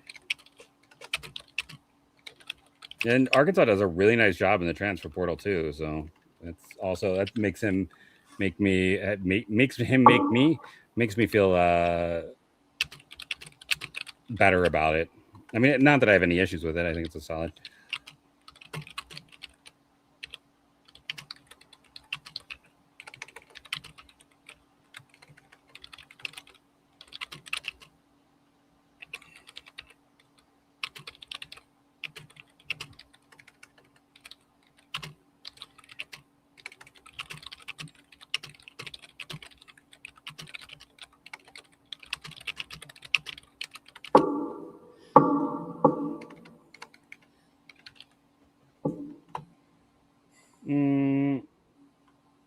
Alex Ellis from Houston, one of their pitchers. It's only 2 players from Houston that are gone now. Like you said, they used to be much better in the draft. I think Banks Wickersham is a name, and Fort Dorchester sounds like the right place for Banks Wickersham. Wow. Okay. Sounds like he should be from Fort Dorchester. Banks Wickersham. Yeah. And yes, I'm always jealous of these people that have fun names, and like there's a 1,500 Jeff Ellises. Like, there are a lot of Jeff Ellises. There's a Jeff Ellis here in around here. There's a karate person, karate academy. I forgot about that. I forgot about Zach Crotchfelt.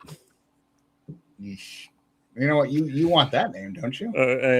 Why couldn't we have drafted Zach Crotchfelt? That would have been. Come on, Guardians, do me a favor for our sake. He should have been our senior sign. We missed out on Zach Crotchfelt. I know. That's such a bummer for you. It is.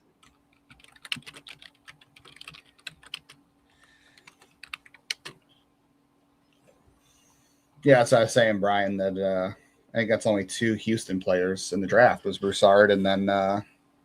I mean, I think you can go. Yeah. So if I go on the trade or the draft tracker and I type Houston in for team, if I can spell Houston, by the way, it's getting fast and furious because. Let's see. So you had because that's a high school. No, Clay. It's only 2 so far drafted. Yeah, it's just then you Houston. had Ryan Peterson, Sam Houston, and then a Houston high school, Colin Bland. Yeah, now the 2 players out of Houston, University of Houston, was Alex Solis. Carson Lane is a 6'3" pitcher out of UNLV for the Guardians here in the 14th round. I did not spend any time on UNLV. I got to be honest. But he's bounced. No, all 3 years at UNLV. His ERA in college was over 6. It was over 8 this year. Struck out guys. Command numbers got worse every year of school. Was a starter the last 2 years. Lots of innings. High hit rate. High home run rate, which is not surprising when you're playing in Vegas. Lots of walks. Started to miss bats this year. Huntington Beach. It's another one. It's a California kid. And so Elmer Descends had a birthday of June 16th where he turned 21. His birthday is June 13th for Elmer Descends. This kid's birthday, June 16th, just turned 21. So every player but Savion Sims has been young for the class. Every single one. So once again, they really liked Savion Sims. And bottom line is, it's UNLV is an impossible place to pitch. Oh yeah. I mean, there's just a chance like that team moving to Vegas, unless they're like the humidor has never helped Colorado enough, right? Like it's still an adversarious place to pitch. And, there's some traits here. Huntington Beach is a pretty good high school program. Carson Lane, low 90s, up to 97, solid carry in the upper portions of the zone. This is from Baseball America, by the way. 6.5 feet of extension. So there's that extension. Yeah. Same high school as former Cleveland great Jack Brohammer. Great name. Low to mid 80s slider that needs some help with shape. Not really a bat misser. He's got a changeup. He doesn't use a whole lot. 3-pitch mix. Sounds like a reliever, but he misses some bats, and they say he's got a free and easy delivery, which the video says he does. A lot of strikeouts. Nick Prado was the last high school kid I really remember from there. Yeah. But you also got Hank Conger. He had the robot every time someone hit a home run. The what? He would do like the robot from. They said Brobot. I was like, the Brobot. Yes, he would do the Brobot. Someone point out back to back. Oh no, yeah.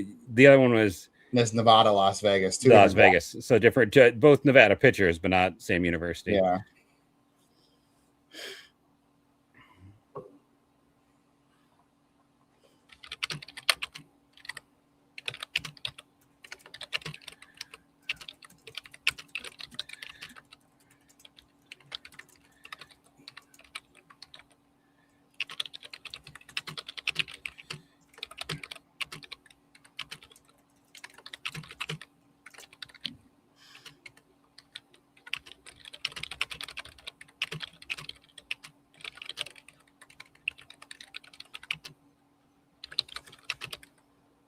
So I gotta go do my now on Ben Cleary, right?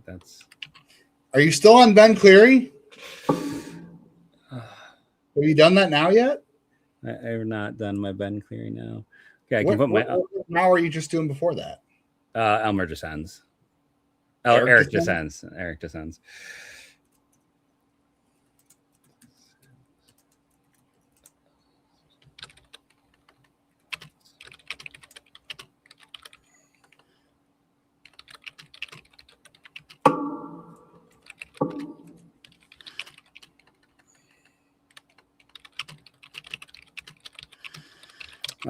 So it's a low 90s kids with extension who has pitched a lot of innings, just turned young for the class. He's pitched in a place that is not known to develop pitching, so right. You could have Baseball America had his fastball getting up to 97 for what it's worth. Okay. Oh, this is interesting. He says it's an issue reporting they're both listed on UNLV's roster on the team website. So back to back. I don't believe it. And here's a good one. Scar Black apparently knows some things that Lane has been great in the MLB Draft League. Yeah. Alex Clemmy's younger brother just got drafted, Patrick Clemmy. Oh wait, no, he's from Connecticut, but he's left-handed, and they got to be related. There's no way they're not related. Yeah, he's from Bishop Hendrickson, so that's same high school as Alex, right? Bishop Hendrickson. Yes, no. I don't remember. I mean, yeah. Patrick Clemmy's older brother is Alex Clemmy. Yeah. Yeah. Okay. So Alex Clemmy's younger brother just got drafted. So that's cool.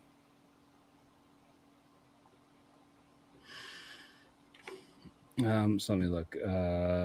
Carson Lane, MLB Draft League. That means there should be some video out there, because I will say the MLB Draft League is pretty good about putting video out on Twitter, which is very nice. Yeah. So they got his stats here. I mean, it's only 8 innings, but he's been pretty good in those 8 innings. But yeah, not the best picture of him. I feel bad for him. They did not take a great picture of him for the MLB Draft League. He made their data darlings for the end of June, so let me go see what that says. At least I assume, since it linked me to it when I typed his name in. Okay, Carson Lane. Utilizing a fastball, changeup, cutter, and curve. Lived on the edge of a shadow rate of 37.9. Batters chased 34% of the time with 11 total whiffs.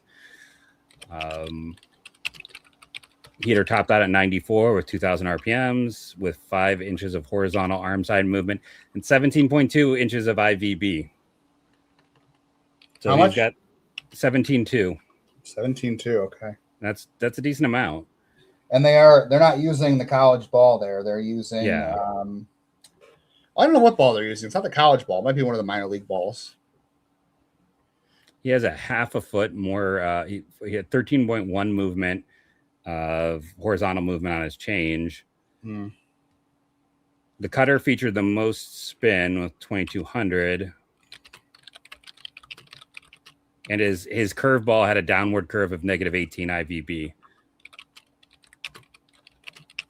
So there's some stuff there. Oh, Baltimore just had a benches clearing brawl, apparently. I saw that, yeah. Okay, so I shall. And we are to round 15. This is moving pretty quickly. Yep. I'm going to do the pause out real quick and go talk about. All right. I have no idea who he's going to talk about. Hopefully it's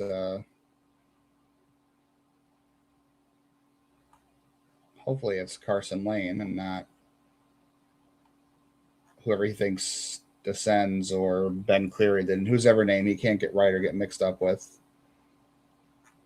at this point. Yeah, we are on to another name that Jeff would not want to say. Ryan Niedzedowicz.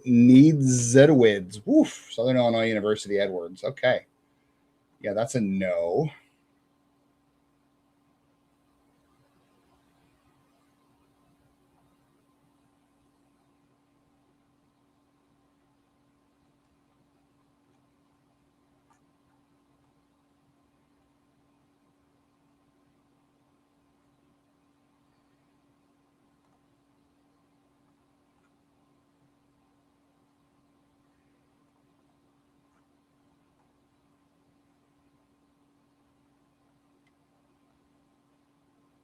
Yeah, good sweep by the Guardians today. Cameron Johnson. So the White Sox take another upside kid, and Johnson had some first-round hype out of high school, and he just has no idea where the ball is going, unfortunately. So see if the White Sox can help him develop. But he's definitely got talent, that's for sure. I think he was out of the bullpen for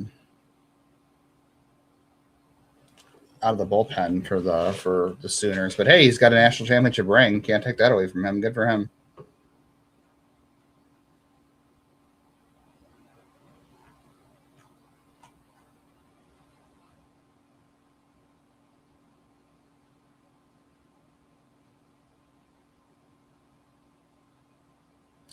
Well, for what it's worth, Eric descends at Sacramento State. I'm still looking stuff up on him. He led Sacramento State in home runs with 10, and he had 0 in junior college before that. So maybe he did. I think didn't he have 1 in JUCO before then? He didn't have any, according to Baseball Cube. Baseball Cube said he had 0. He had 2 in 2025. I think are you looking at the wrong for Elmer Descends? He had 2 in 2025, according to Baseball Cube.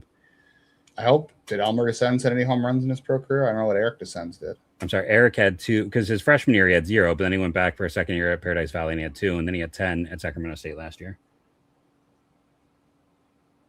Oh yeah, he did. You're right. Okay. Yeah.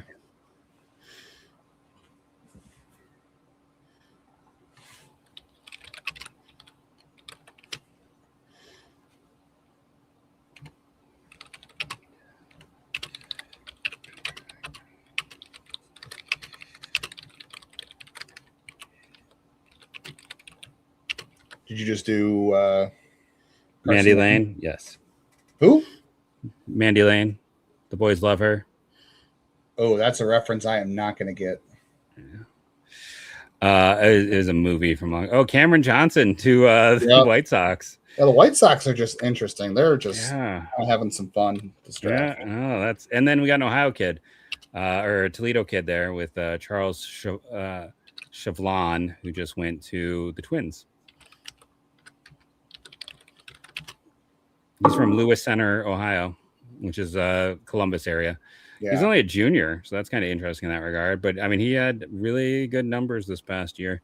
Got on base 48% of the time. No Tanner Molly from Western Michigan, who had the highest batting average. Cameron Jackson, isn't he a high school kid to the Angels there? That's interesting. Like, he wasn't a top prospect, but I kind of thought that he might be someone who would be unsignable at this point. Probably able to close some tabs. That's exciting. I don't even want to know how many I have open. Don't give me anxiety just thinking about it. I have so many tabs open. No, I don't want to know. Don't tell me. This is so good. I could close some. I have too many tabs. Did you go to Carson Lane's baseball or perfect game profile? No, I did not do that. The picture he took for that looks like he's 12 years old. Well, I was saying his baseball draft league picture is not the best. It's like a weird angle one for him. He looks 12 in his perfect game photo. Hey, University of Wisconsin-Milwaukee, the only D1 program in the state, just had their second player drafted, Dylan O'Connell. I think he's the kid. Honestly, it was kind of interesting because I'm still on the mail list for them, so I get all of the Milwaukee, Wisconsin. They had some kids who went to play semi-pro ball with the Milwaukee Milkmen, who use the same field as UNLV or as UNLV, as University of Wisconsin Milwaukee. And TJ House was pitching there when I first moved up here. Oh, TJ, in that independent league. But I thought it was interesting that, like, in between the draft and now, like, they're like, well, I didn't get into the Northwoods. I'll just go play semi-pro ball. This MLB Draft League stats page has to be wrong.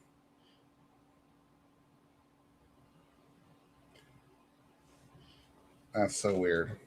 Yeah, I do not reflect full season. Okay. Yeah, that makes sense. I was like, he pitched a lot more for UNLV than that. Okay.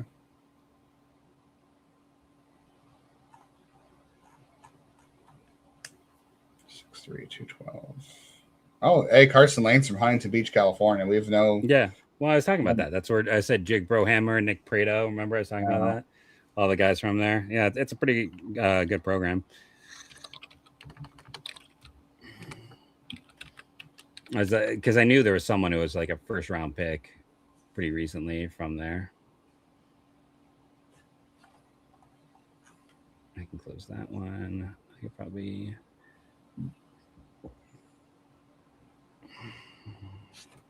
I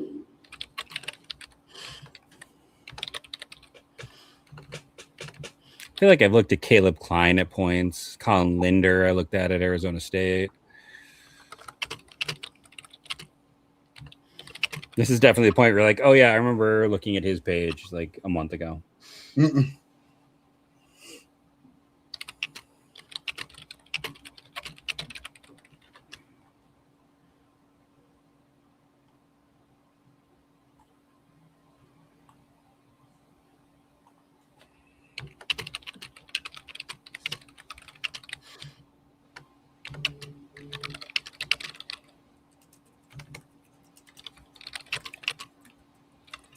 I like how it went from Brian Garman the third just to Brian Garman. It just changed in front of us. Andrew Evans.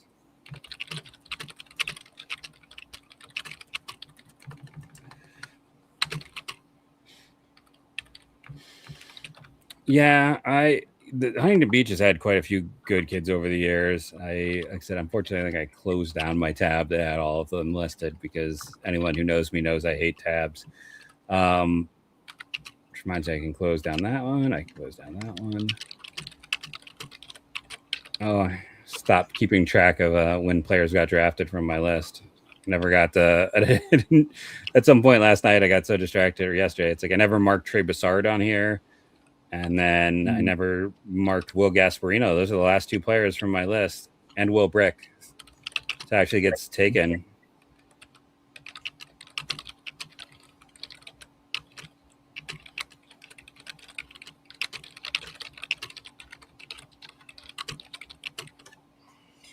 All right, my write-ups are all finally caught up.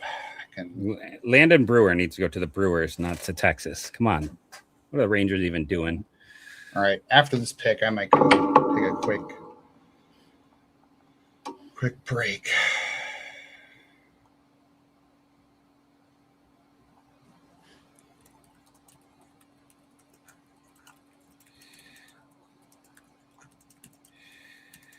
I do have to do our quick recap of the game.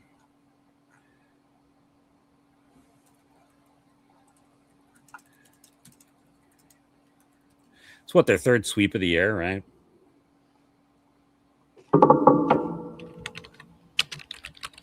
That's a good question. I mean, I don't think we know anything about Jose. Is it still on the same timeline? They really haven't updated it beyond that. I like the athletics draft as well. Drew Burris is a fantastic get. I'm not even a big Mason Edwards guy, but like where they got him works. I'm trying to remember who the third rounder is, but again, I'm like, I don't love him, but where they got him works. Like they just did a good job of letting the draft come to them, which is the opposite of the Braves approach, in my opinion. Mm-hmm.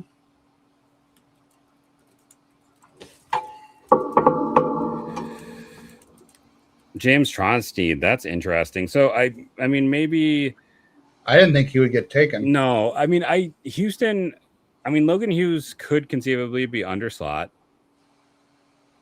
Let me just look at Houston. So if you think Hughes is under slot, like a lot of people did not have him ranked anywhere near 17. Jack Riddell, I mean, I gotta think he's at least close to slot. Mendez is close to slot. Keon Johnson should be maybe full slot. Duran, like Peterson, I would think would be over slot. Duran could be maybe under slot. Yeah, third sweep of the year, by the way. What? Third sweep of the year. Yep. So then, like, Jack Beck should be an overslot guy. Man, if he gets 150K in the 13th round, I'm going to be so annoyed just because, like, I really liked him and I thought a team should jump. I mean, I like Houston's draft. I mean, typically we don't see picks that they don't think they can get done, but it could also be a situation, too, where sometimes what we see is they like Beck, they like Tronstein. They're just going to draft two guys and see who takes the money offer.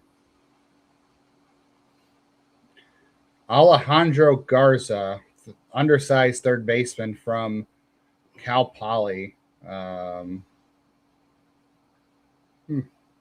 not strike out. Bat to ball skills.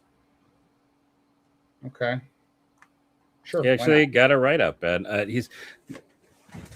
Yeah, like it. I mean, to get a write-up on there is pretty good. Yeah. Spark plug who plays above his tools. Ali Garza. Played in the Cape Cod League. Let's see what he did in the Cape. Looks like he goes by Ali. Yeah, I mean, he got on base in the Cape. Did not hit for any power. Didn't hit for any power in college, really. So yeah. Not familiar with him. Bakersfield kid, 3 years there. OPS under 800 though, just because he has so little power. Last year was better than this year. Never high contact kid. Yeah, my really low strikeout rates. Either. He doesn't walk. Doesn't. Yeah. High contact.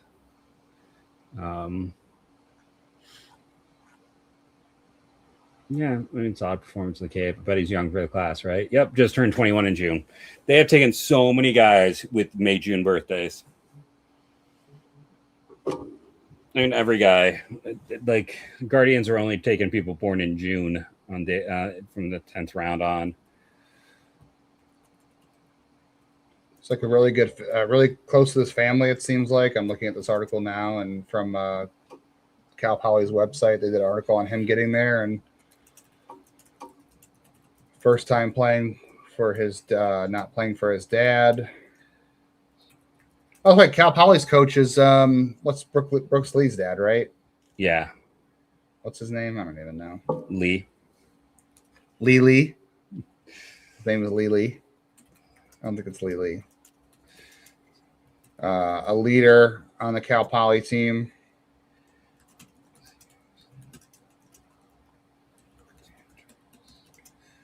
Yeah, didn't draw a lot of walks. No, he's all contact. Doesn't strike out, doesn't walk.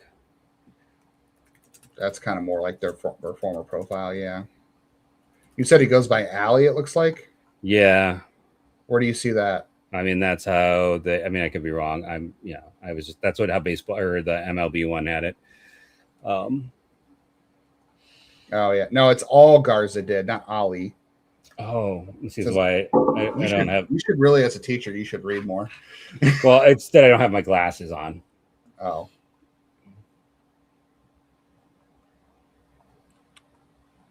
And he seems like an intangibles type of guy. Yep. High contact, intangibles.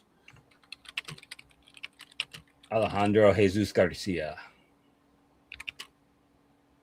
And I believe, oh God, I don't want to get myself in trouble.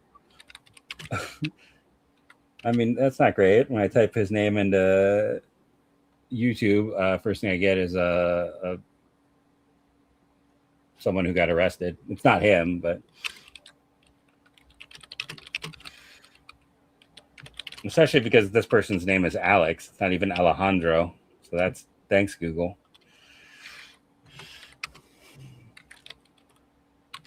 Jesus. I don't think this is him either. And then after that, yeah, so don't type Alejandro Garza into Google because it's all like, make sure you put baseball in because it's all someone who is not him, having done terrible, terrible things. So, yeah. Oh, that's his Cape Cod.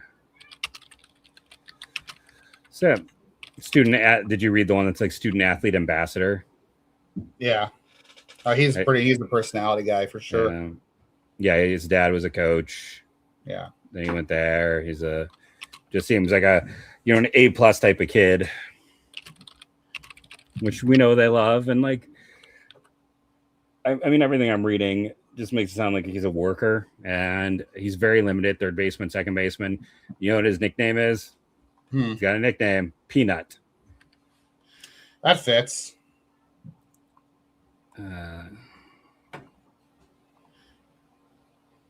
He doesn't strike out, has high contact. Nickname is Peanut. Oh, this is interesting. He's defined. He's never going to be a pure power hitter. He utilizes a wide base. He utilizes a wide base in his stance with great coverage and balance and plate coverage. So you don't say he's never going to hit for power because he's all of 5'9", 175. He's built like Jose, so hey, which means he'll have tons of power. Line drive, opposite field approach, wide base, minimal stride. He shortens up with 2 strikes, which you don't see as much anymore. You know what I find interesting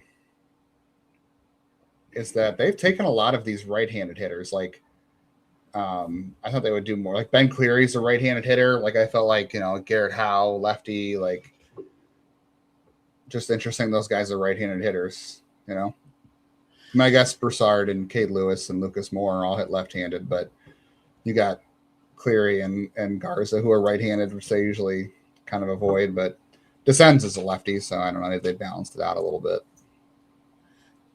So there you go, 5'9", 170-pound third baseman and second baseman. He played some time at both. The next Jose Ramirez. See if I could do any deep diving to see if I can get any better ball. All right, well, you do some deep diving. I'm gonna go do some other things. Oh, let me do a video. Oh, okay. Didn't catch Justin there. He was already off. Okay, so what else have we had since Garza was taken? My draft tracker didn't jump ahead to the. Wait, are we gonna pause here after the 15th round, or is my? So I've got everyone in the 5th. Wait, why is it my draft tracker's just gone funky? Yeah, it is exhausting. I'm not gonna lie to you. I'm not gonna sugarcoat to do it these last few days, and then after that have to record the podcast. I mean, for the Guardians, these guys are signing. Like, these are guys they drafted with the intent to sign them, unless they're taking a prep guy. Like, these guys all sign because you need depth. You need, someone like Garza or Cleary who can handle multiple positions in your lower minors. And let's be real honest. You got, someone like Joe Lampe is probably going to get let go in the next month. Like, that was a 3rd round pick that they went over slot to sign and has not worked. Like, he is spent some time between Akron and Columbus this year as a depth guy. He's gotten 200 plate appearances. He's never hit it all in the minors. Lampe's got to go away. So you start pushing guys up, and some of the guys you push up have to be okay in that role if not playing every day. Like, I know they cut Guy Lipscomb earlier this year, but that was kind of like what he was there for. So, I think, so you mean Tron Stein and Hinjosa. I think Hinjosa, Jackson, I think, can sign. I don't know the Reds. The Reds have taken some swings. 15th round is where we start to see some guys who may not sign. I got to be honest. I don't see how they're going to get James Tronstein to Houston. But again, we talked about earlier how their pathways to get there. Excuse me, cat. Excuse me, cat. So I'm going to mute myself for 1 minute to do the Alejandro Garcia video, just so I can start getting that one up, or Garza, because I don't know when Justin's going to come back in. So I will keep talking. Just give me 1 minute here, and you guys can all laugh at how things are moving funnily as we handle the draft.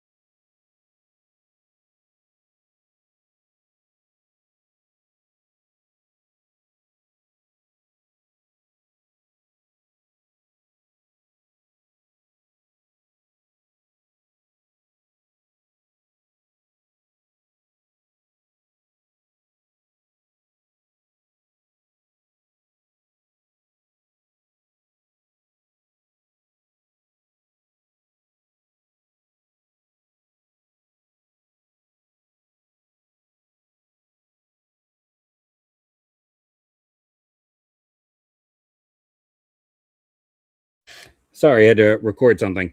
I mean, I wouldn't say this is Jose. Let's be honest with that. He's a fun kid, a great kid by all accounts in terms of like his dad was a son of a coach, works his tail off, works very hard. That's interesting. Central Point Christian. We have Amid Nasir. We don't see a lot of guys born in Venezuela get drafted normally. He's an Oklahoma State recruit. I wonder if LA can sign him or not.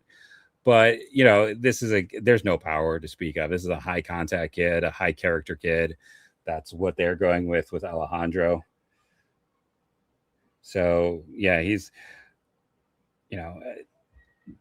going to be a guy who, backup utility type more than likely, can handle second, can handle third, raises your floor by just, being a hard worker, great teammate. You need guys like that. It's useful. And sometimes, there can be more. Sometimes a guy who's just always a grinder can find their way to the big leagues and help in terms of their overall performance. So, but then again, how many 15th rounders make it? So it's that, right? If you're going to gamble on good people as opposed to those who could be a net negative to your org. Okay, let me just upload the short now, so I can then start deleting these.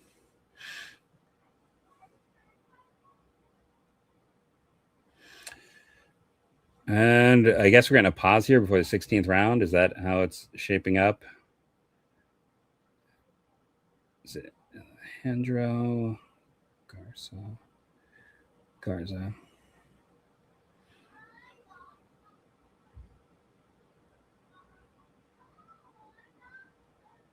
From Cal Poly.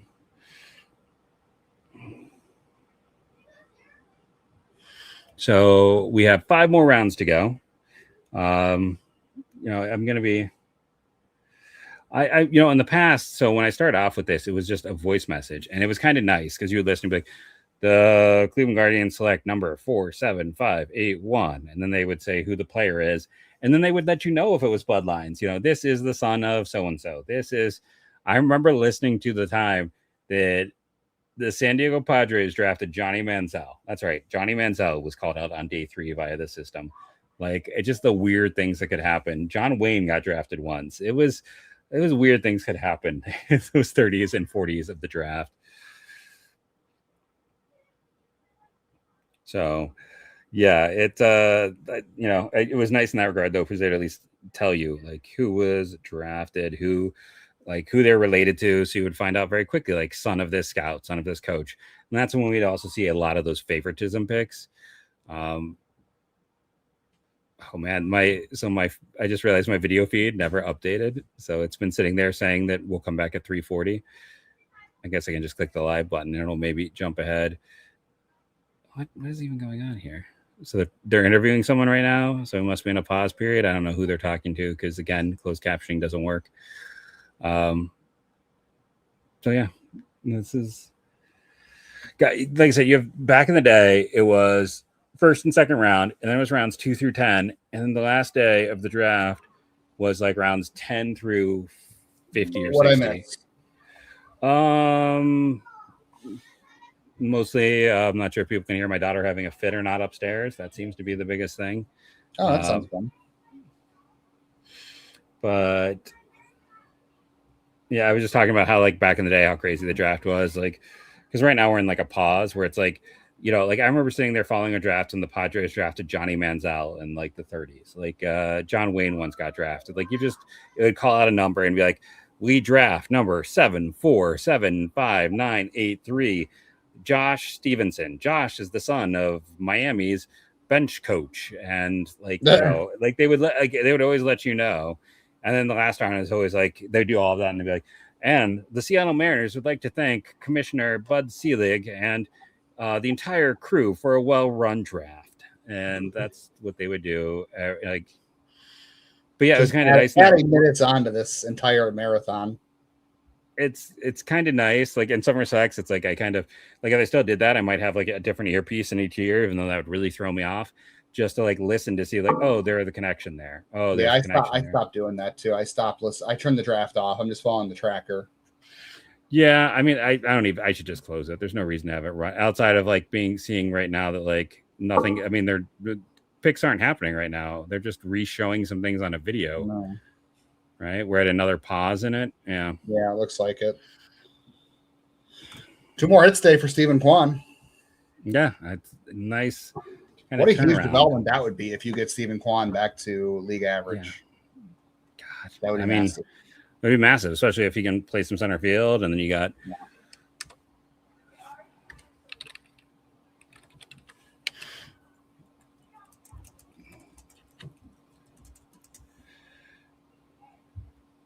Oh, did you spell that short wrong, Jeff?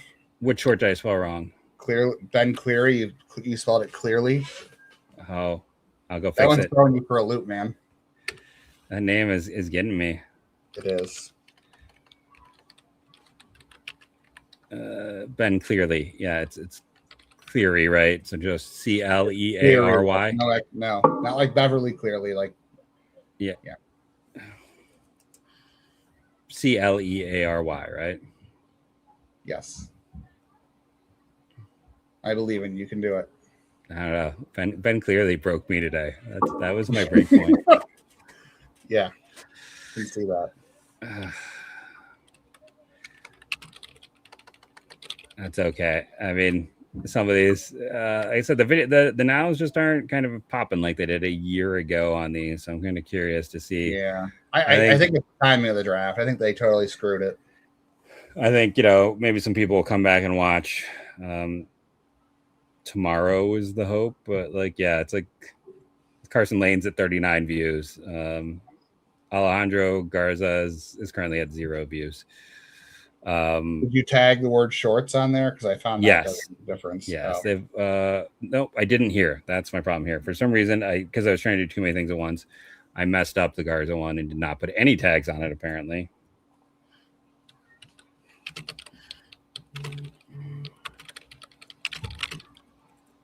What? Cat, stop it.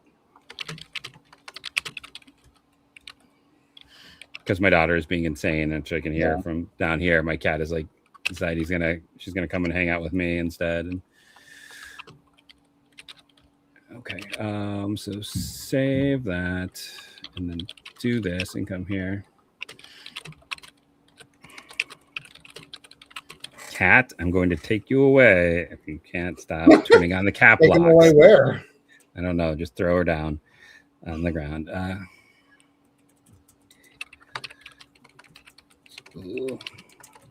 Coach's son.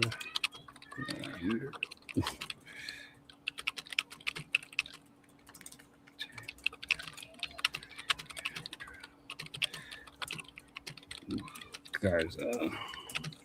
Okay, and then I'll also tweet out the Garza ones. There we go. Currently can't see any of the chat because my cat is blocking the whole thing with her body. Cool. Yeah, it's going great over here. And I'm just taking a second. I had the baseball game on. Turn off my TV so I stop killing energy. You gotta go, cat.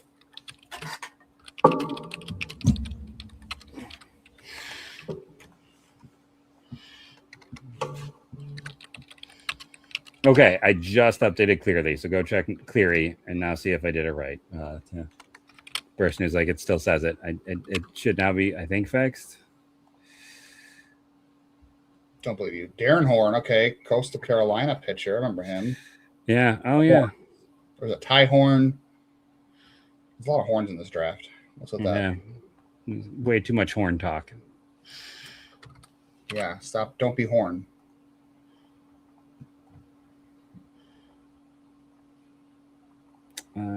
Alejandro Garza looks like he is like the next Johnny Tincher, basically. That's kind of Billy Cat. Really? I throw you on the ground and immediately jump back up and make my life more difficult. Go. No. Flying cat. People like cats, right? There's a flying cat. Go over there. Yeah, I mean, the old days of the draft were nuts, but they're also kind of fun. Anthony Murphy, a Corona high school kid. He played with Trey Ebold there. I don't know if Washington's got the money to get him. He's listed at 108 on the board. Corona High School, of course, had the big 3 a year ago. Still had a few kids this year. Big 4, honestly, a year ago. So that's kind of interesting. I just like Garza. He makes a ton of contact, gets on base, seems to be a good kid. You can always use a guy who can play some short, play some third, play just all over. Like he's the type of guy you need to draft in the 15 to 20 range. Like that's exactly what I love. A few more interesting guys, yeah, but let's also be honest.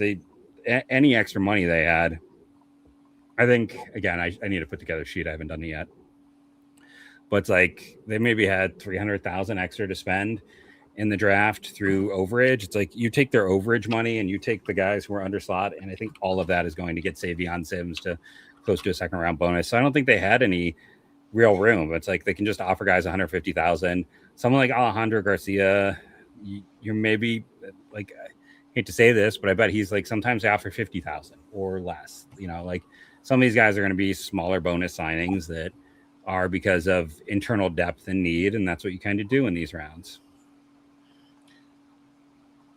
So you had said you thought that Sims would get second round money. Yeah. So are we saying he's about getting $1 million? Oh, I'm saying he's getting close to 2. Close to 2?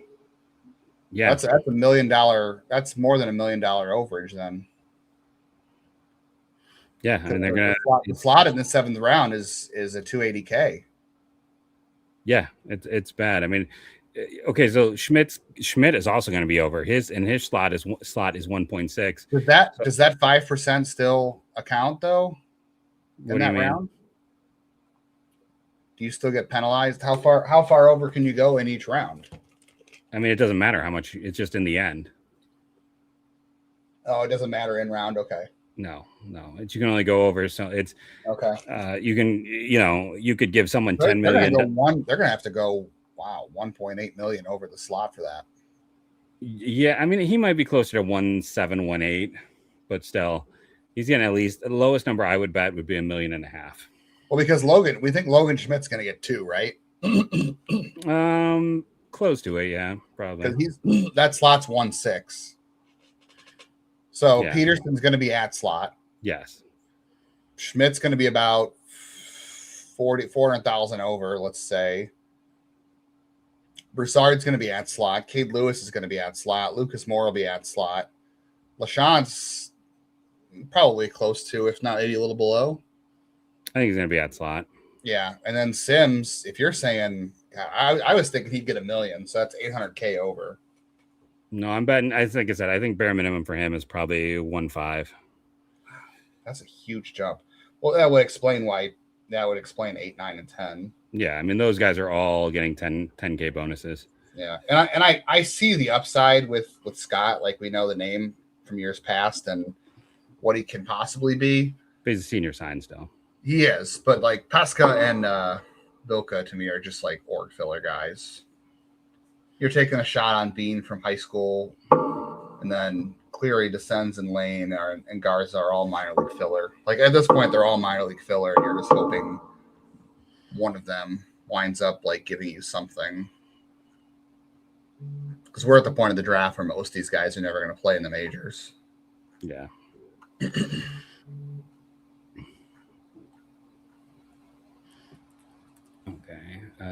So I needed to start a new year. We shouldn't get any more breaks at this point, though. We should pretty much just be here on out and be done.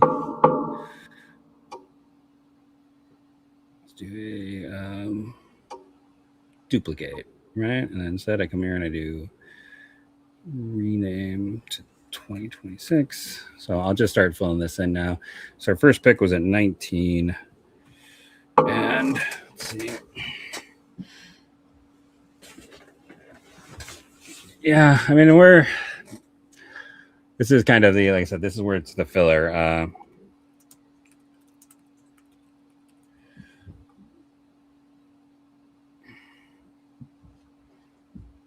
Listen, I appreciate you, Kat, but I really need you to get out of the way. We're going to keep having this battle because I need my space. Your cat has never given you this much problems on a video. It's my other one. It's because normally at night, this one sleeps in my daughter's bed with her.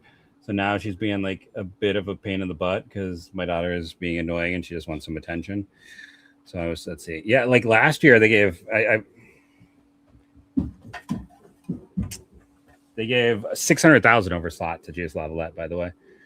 So I'll start these calculations now. 4,530 500. Oh, yeah, that's the slot value. And then after 9, they pick next this year at 54.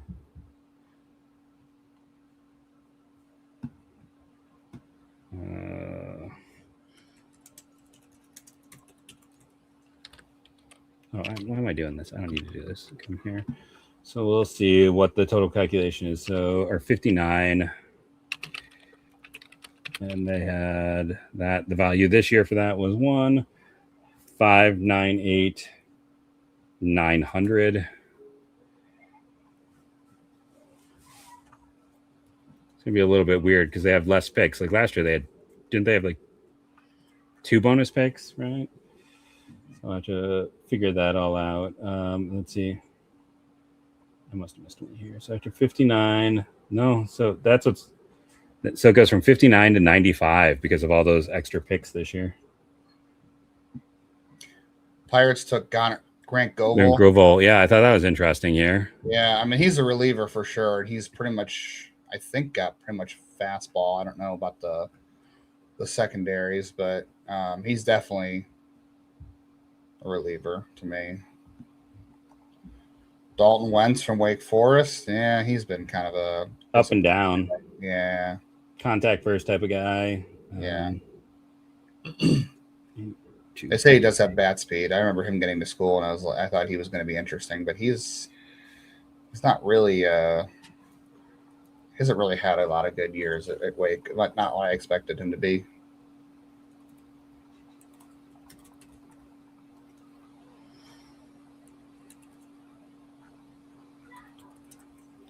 And then, okay, so yeah, I'm just trying to fill in my data sheet for like draft money. So I'm gonna kind of go back in right now and see what they have to spend. Okay, so then after 95 and round 4, they got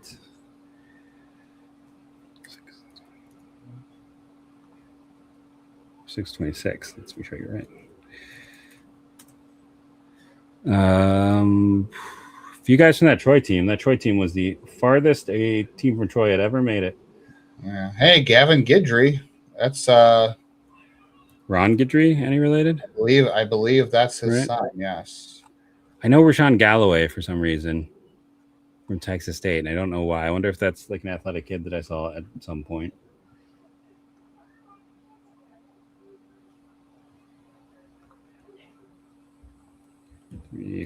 So for those who are like, why is Jeff gone quiet? So what I'm trying to do, since we talked about it so much, is I have a sheet that not related. Just kidding. Sorry.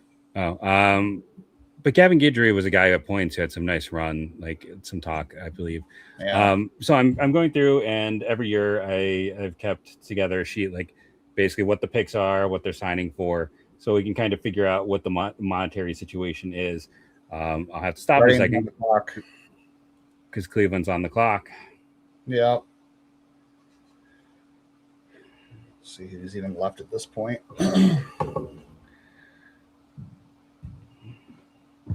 Yeah, Gavin Guidry had some high expectations. Yeah. Sebastian Rollon, shortstop from Puerto Rico, Central Point Christian Academy, 6'2" right-handed hitter. So they're not targeting only left-handed, so there's that.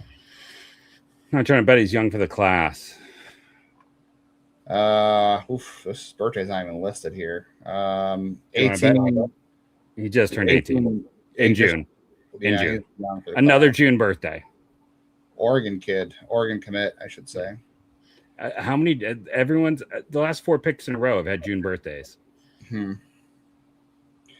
Looks like he was also a pitcher, so the arm should be pretty good. So it checks all of his boxes defensively.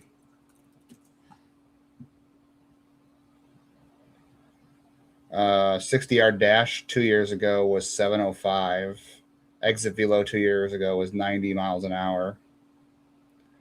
This year it was 90. Oh no, that was 2 years ago. Interesting. Yeah, there's not a lot on him out there. I got to be honest. There's not. No, it's weird.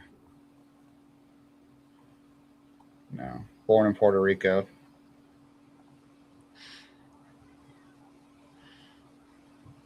Let's see, there's something. There's an article. It looks like it's in Spanish. I'm going to translate it. I'm looking at like an Oregon Central Daily article on him here. And they just talk about bringing in talented freshmen who has a similar bat to Cooney, who I assume Ryan Cooney, who went in this class. It's another age guy.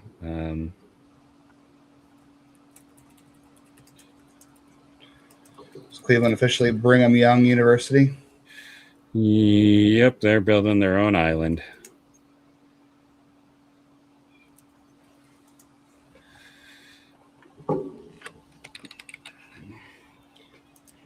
He was ranked the 36th best player in Florida high school this year. But he wasn't in Florida. He's in Puerto Rico. They listed him as, I think he was born in Puerto Rico. I don't think he lives there. No, there. he's from the Central Point Christian. Oh, I see what you're saying. Yes, you're right. I'm sorry. He was born in Puerto Rico. Yes. Yeah, you're right. I got that wrong.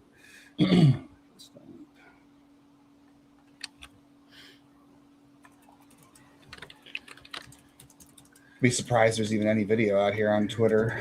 Oh, there's a video. Yeah, he just turned 18 at the end of May. So, I mean, outside of Sims and interesting. A lot of the video out here on him is as a pitcher, not as a shortstop, and they announced him as a shortstop.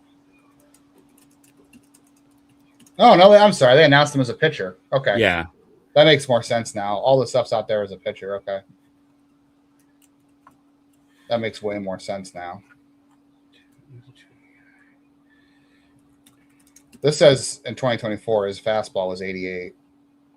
Kind of reminds me of their final sign pick from a year ago. Where this is 90-93 as of May.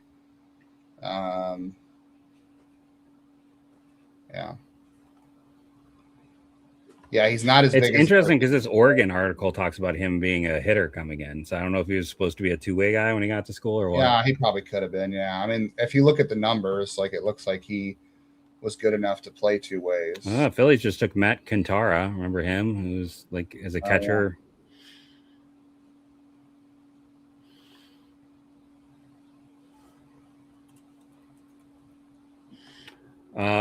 Prep baseball had him at 388 ranked. Yeah. It says he's up to 95 with his fastball, with nearly 25. This says that he was a two-way player. Huge pickup for Oregon. And he played at the TNXL invite. He didn't go to TNXL, but and the nice thing is some of their data is a little more up to date. Like his changeup was from this May where they got him. Again, young kid. He's got some decent spin on his slider at 2,500. This is interesting. Yeah. I say he's off the beaten path. Yeah.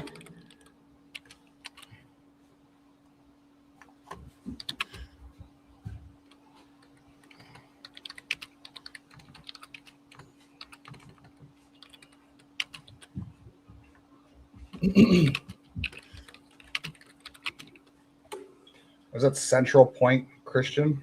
Yes. Central Point Christian Academy. Mm-hmm.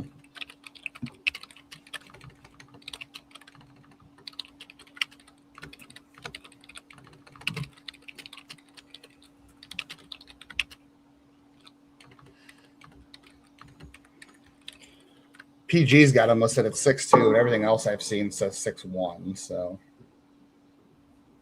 no, it says 6'2". Okay, so he's about 6'2". 6'2", 195. Yeah.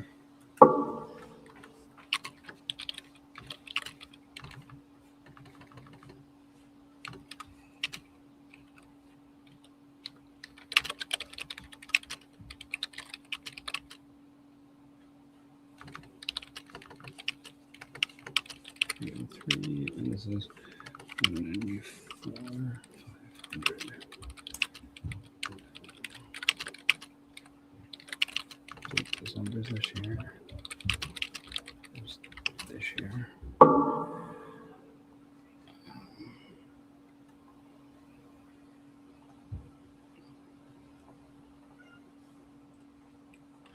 So right now, if all my calculations are correct, I'm just going to double check this. If you look at, let's see, so they list the Guardians at 9,300. Okay, so that's what I have. So I have they can spend about 465,000 extra this year. So if you assume that 400,000 of that goes to Schmidt, that gives 65,000 plus. Then if we look at those last three picks, if I go through these last three picks, they would be, if you give each kid about 10,000, then you're looking at what that would be essentially that, and that would be that. So about 590,000 with the extra, that'd be about 500,000. So that only gives you another 500,000 with those late picks. So maybe Schmidt is close to the slot in the second round, and then that would give them 1.1 to put on an additional, and maybe he only gets 1.4, but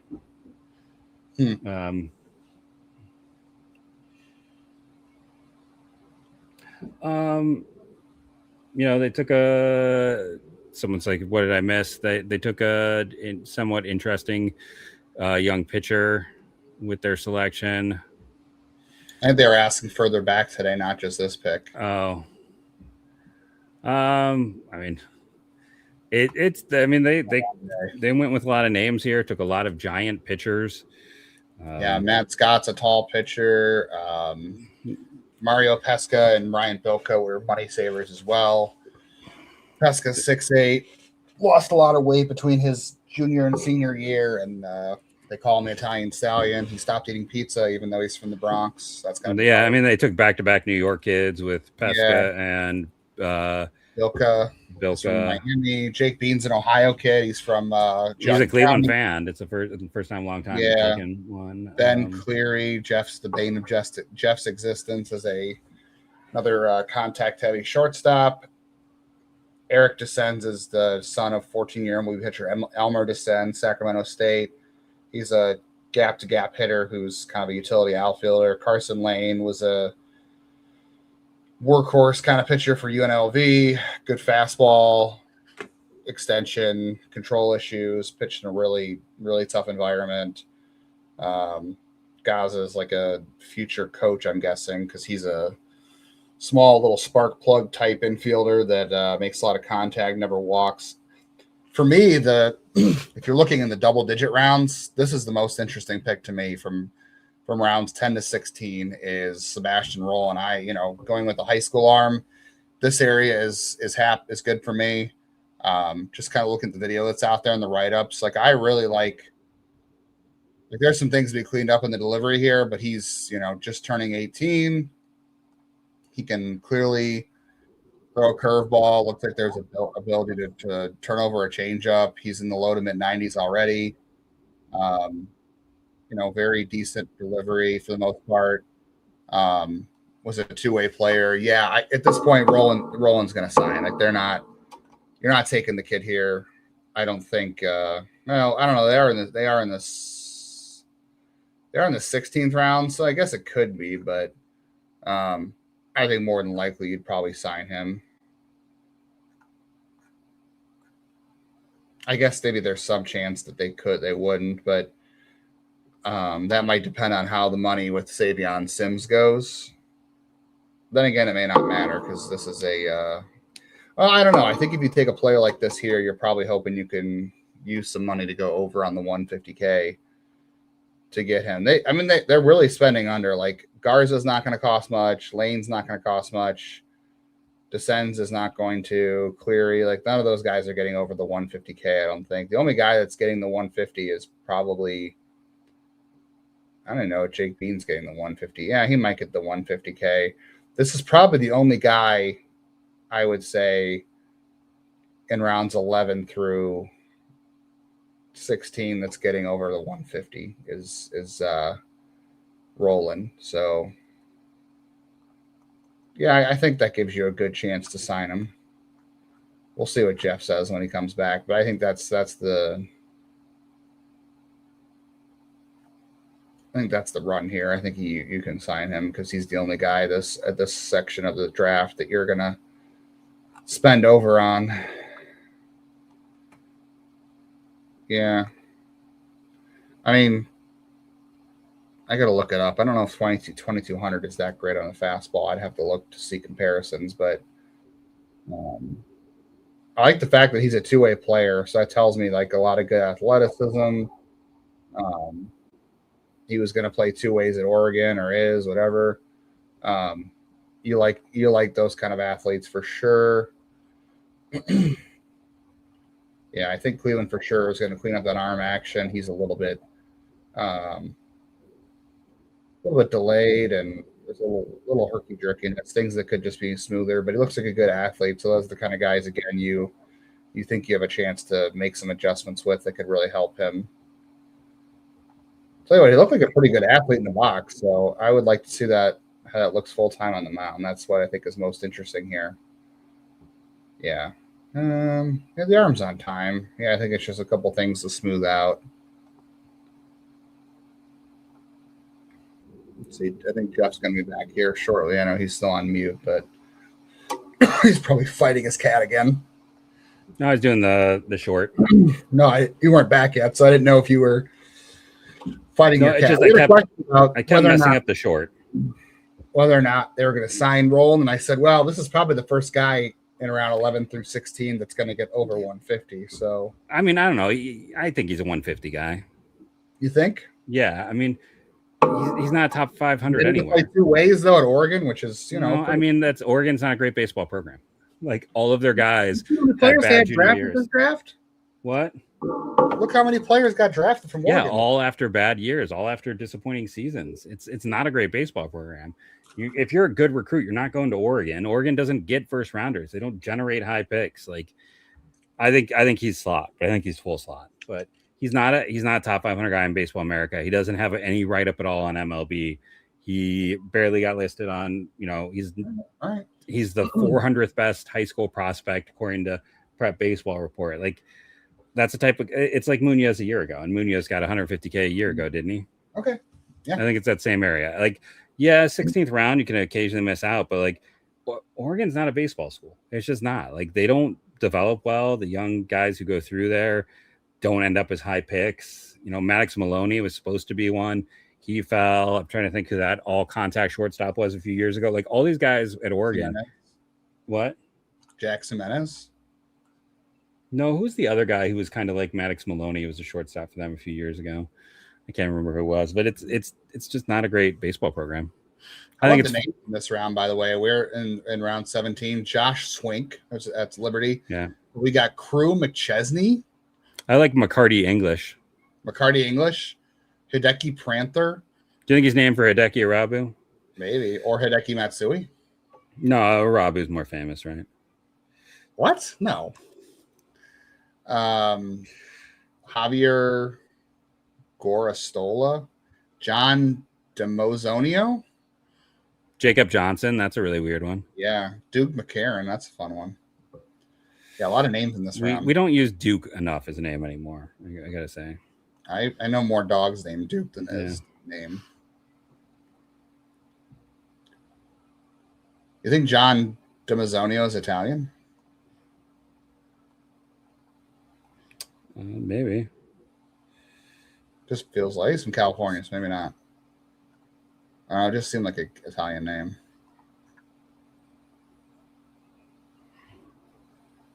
Interesting picture of him, by the way, on the St. Mary's website. Oof. It's always like, maybe I'm so cognizant of those things because I don't photograph well. So I'm always I'm the same way. I'm like, whoa, come on. They could have done better for him. Like, why are you doing this to this poor kid? Yeah. St. Mary's had a nice little run in college this year. Yeah. Well, I mean, I had 2 picks this round? Have they? Oh, yeah. There you go. They just got another one, Jacob Johnson. Yeah, I didn't realize that he was also a St. Mary's kid. I mean, and Swink was a Liberty kid. Isn't that where Blair was, right? Yeah, that was Blair. They're also not a great baseball school, though. So, I've got total max, by the way, for them to sign this year at $9,768,885. Wasn't their bonus pool total like something like 10 million? No, it's 9,303,700. It might have been. It was over closer to 10 before they do the trade. Okay. So they get only about $500,000 in bonus. So yeah, it's gonna be tricky to navigate. That's why again I think he's probably a full. There's Tanner. Tanner Molly had like the highest batting average in college baseball the last few years. Like all he does is never strike out, make a ton of contact. Not much impact with the wood bat. Yeah. No power at all. You have more power than he does. But yeah, he's just kind of fun to look at a guy with that high of a batting average and like that level of production.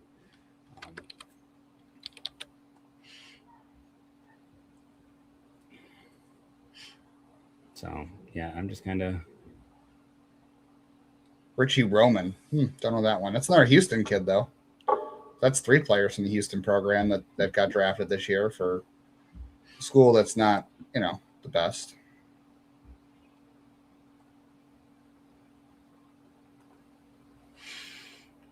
E15. Cooper Gassett. Interesting. At some point, I keep every year loading up my same stuff, I just keep making a duplicate, and then I've got like random floating numbers. And I'm like, I don't know why I have this number here or this number here that I threw in as a random float. But like my bottom of my 2026 with the duplicated data still has information on. I just realized there's like 2024 draft information, which means I didn't delete it when I imported it for 2025. So it's just Wilson State College. I don't know that one. We got a North Dakota low-level JUCO that Texas just got a guy out of. Mm-hmm. So. Got a Northwestern pick, Dallas Baptist. Yeah. Oh, I see a threat on your screen. Yeah, it's the same one I keep throwing off because the rally cat's sleeping over there. She's been calm this whole time. Not this one. This is the one that smacked me in the face. That infamous clip was this cat. She just wants to sit here and like rest her face on my hand while I'm trying to type, and I'm like, no, I gotta. That one? Yeah, yes, that is the one that keeps coming back. Travis Lutz is the pick at 513 from Lamar University, a graduate student, left-handed pitcher, I think. Hey, not much on there about him though. They didn't have his. Actually, they don't even have his position or home country.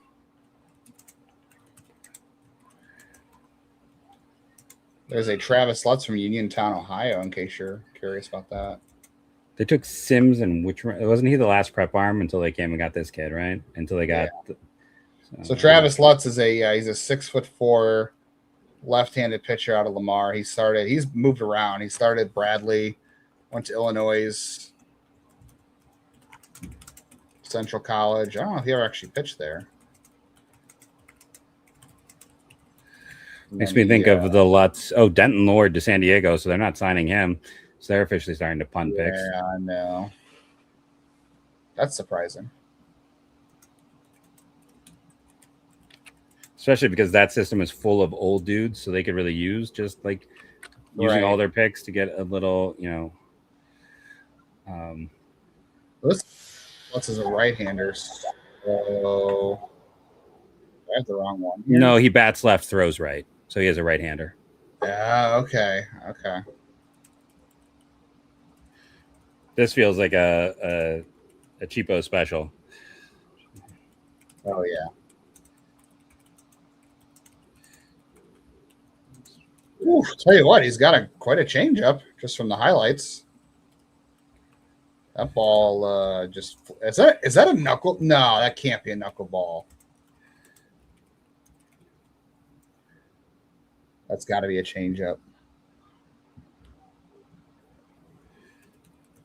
I don't know.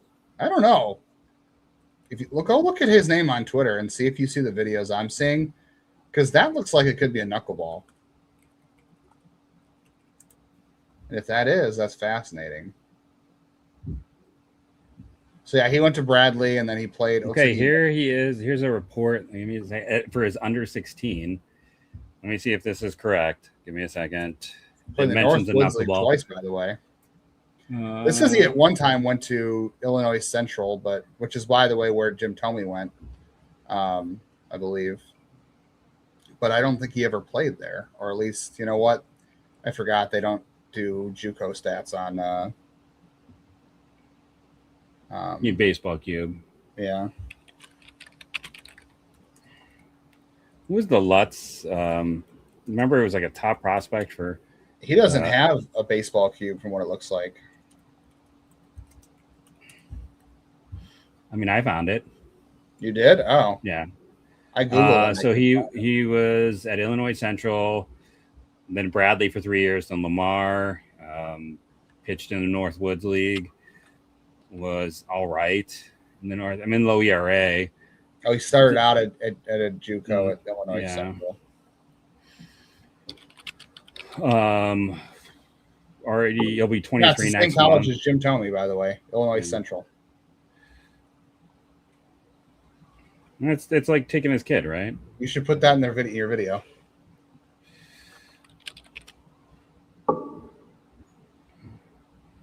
Mason McCoy, Jim Thome, and Andrew Werner.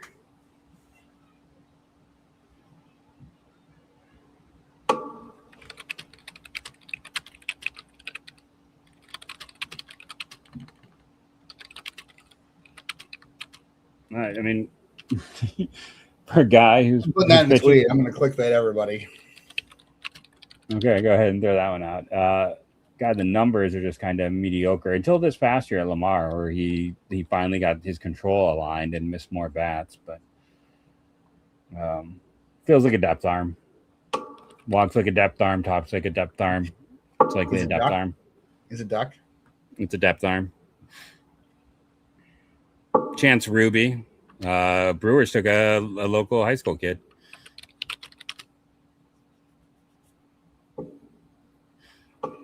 I guess all of the Ohio high school kids are getting to their colleges. And we answered that question.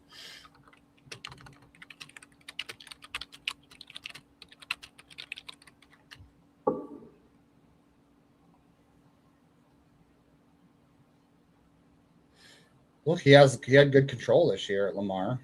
Yeah.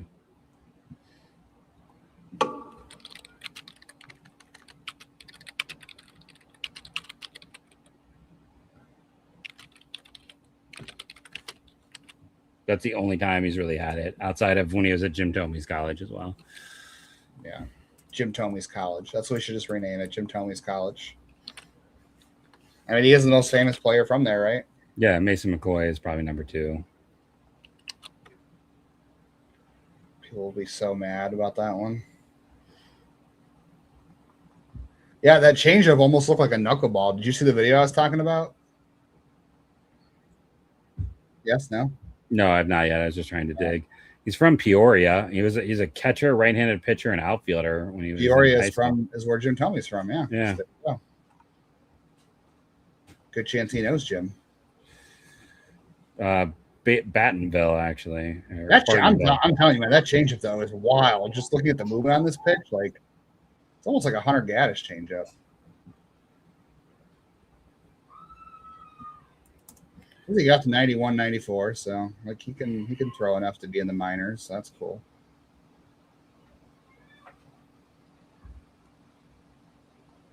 Three more picks, Jeff. 3 more. Probably another hour. Yeah.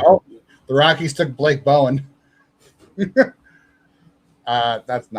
not being signed at that point. We're around 18 now. But yeah, very good. Blake Bowen, he's signing. You heard it here. Justin just said it. Yeah. Blake Bowen's not signing in the 18th round.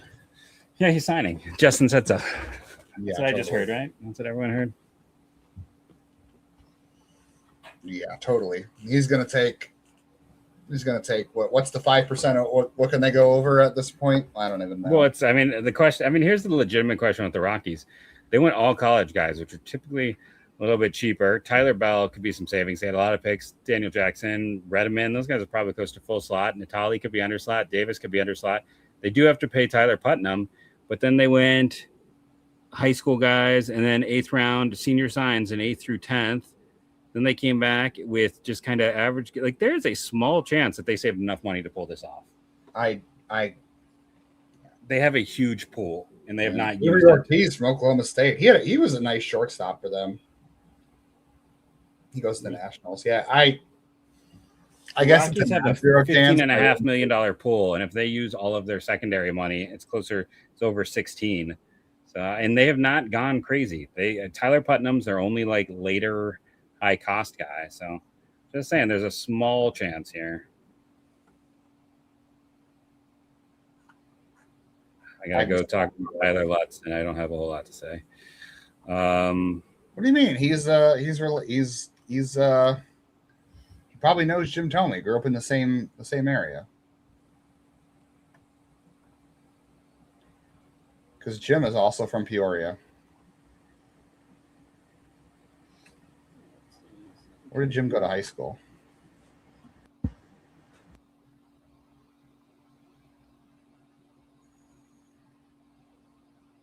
Nope, Colin Ritchie still hasn't been drafted. Well, Uncle Ted's going to be very upset that no one's taken Colin Ritchie at this point. I mean, I wonder if he goes back to school at this point. You're right. I wonder if he does. Lime. Oh, that's where his parents went. Limestone High School.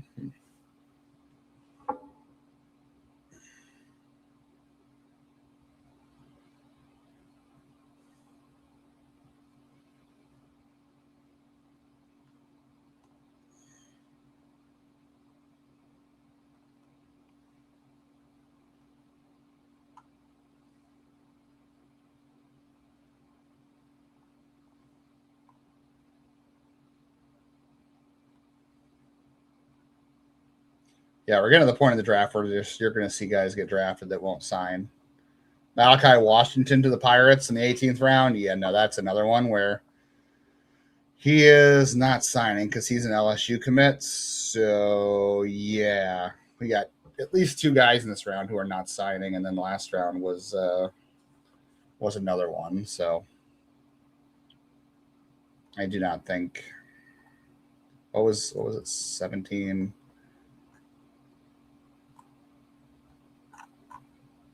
Yeah, those guys are not signing.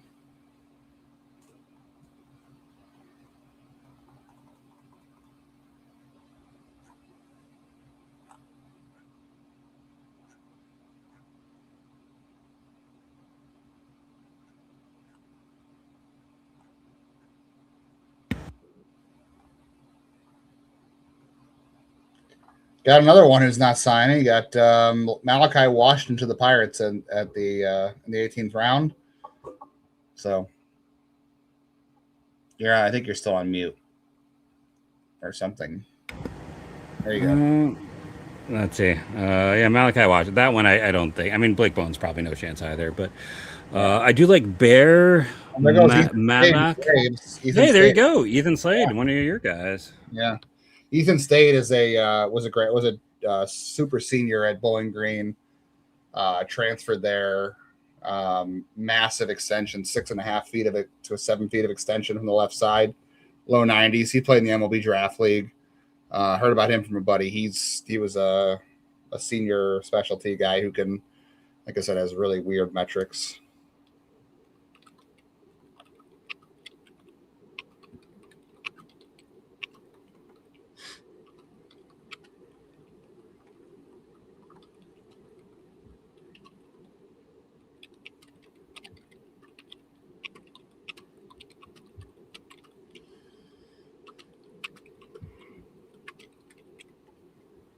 We haven't had a whole lot of MAC players, have we?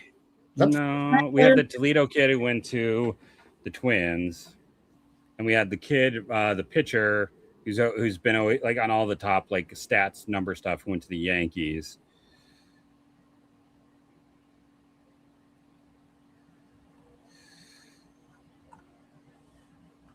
I missed the Toledo kid. Who was that? He was like 11th, 12th round. He's a junior, so like a lot of times you don't see a lot of juniors go. Went to the Twins. Really good numbers this year. Ooh, we got Gabe Camacho from San Diego. Let's see if he's related to Ernie.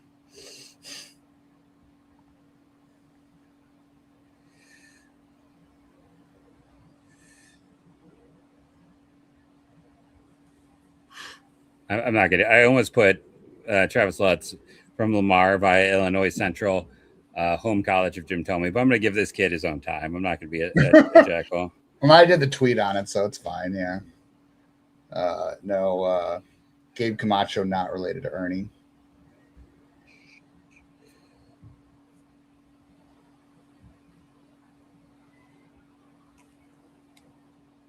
Nope. Damn it, cat.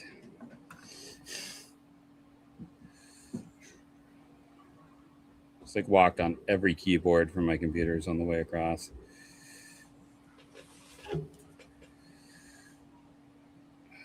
see. So add to playlist and upload short.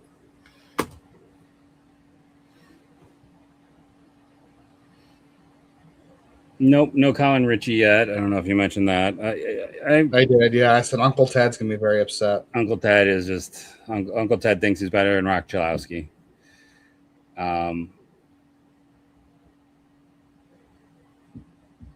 You know, I think Ritchie maybe Oklahoma State offers him some money to stay, and it was in line with what he was getting from teams.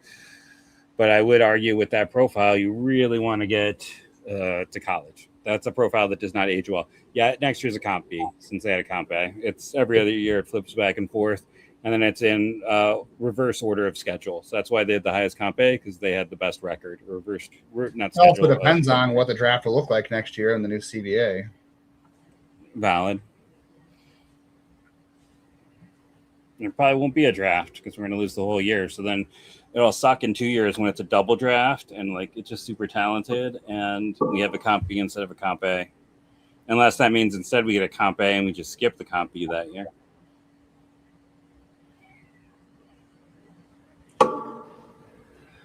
I don't subscribe to that. We will have baseball next year at some point, even if it's not a full season. I'm looking forward to when the baseball draft is our first thing we do next year because we have lost that much of the season. I mean, that's what happened in COVID, basically. We had spring training and then the draft and then the season. Yeah, that's what's going to happen this year. No. I think they'll play 100 games at least. Oh, see, I think they're going to play under 100.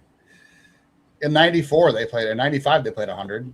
Yeah, but that's after they lost part of 94. I'm sorry. In 95, they played 144 games. Yeah, they played a lot, but they didn't finish 94 off. There was no World Series, obviously. And I think I don't know, unless they change how they're going, if they're going to dig their heels in, then that's the starting point. Yeah. Cooper Corcoran. Okay. Ryder Brooks. Ryder Brooks seems like a name that, never mind, I'm not going to go there. You're saying he might star in certain films? Some Castellano films, yeah.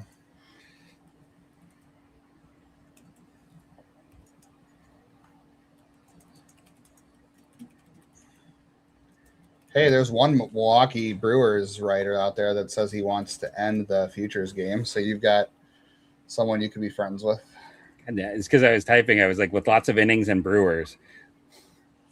Just the two of you don't like the Futures game.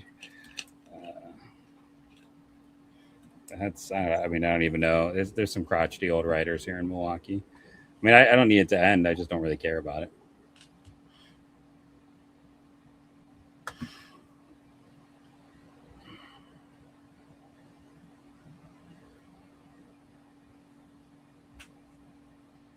P.D. Soto Jr., because you all remember P.D. Soto Sr., right? Yeah, big fan. Jet Neil McLeod. That's Soto Sr. moment. Jet Neil. Cooper Corcoran. That's an awesome one. Cooper Corcoran, yeah. I love that we're still streaming this 7 hours later, and we're at this point, we're just reacting to the names. And I mean, we are kind of punchy at this point.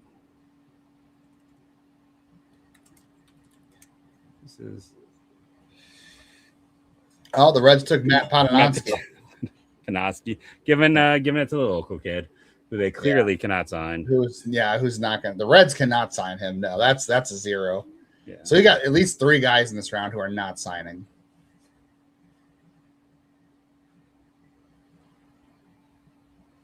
But why not? He's from Moeller. Go for it.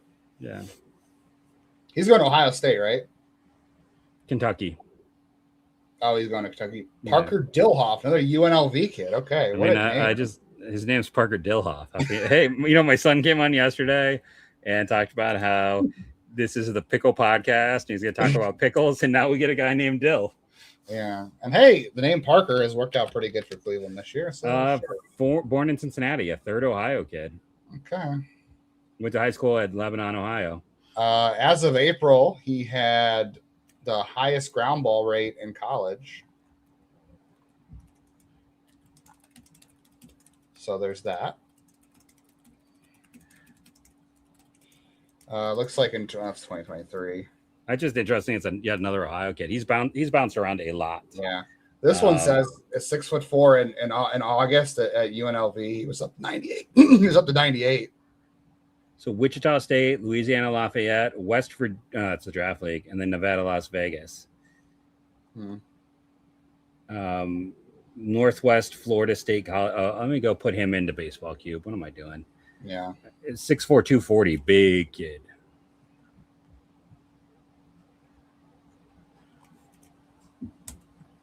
They like him big and they like him young. So Wichita State, then he went to Northwest Florida State, then to Louisiana, and then to UNLV. Only 87 innings. He must have been hurt. He did not throw many innings his first 3 years in college. Yeah. He pitched in the Cape Cod in 2025 for... Yeah, you said Lebanon, Ohio, right? Lebanon, 4 innings, Lebanon, Ohio, born in Cincinnati. And his grandfather played for the Green Bay Packers. That's cool. Where'd you see that one? On the UNLV roster page. So that's cool. Yeah, Raging Kate. He just never got a chance to pitch until this year. Yeah, I must have had some injuries. But none of these talk about it. Doesn't always talk about injuries. No, but yeah, he was born in Cincinnati. It looks like he was born in Cincinnati. His father played baseball at Cincinnati. Well. Yeah. So let's see about this Glenn Dilhoff.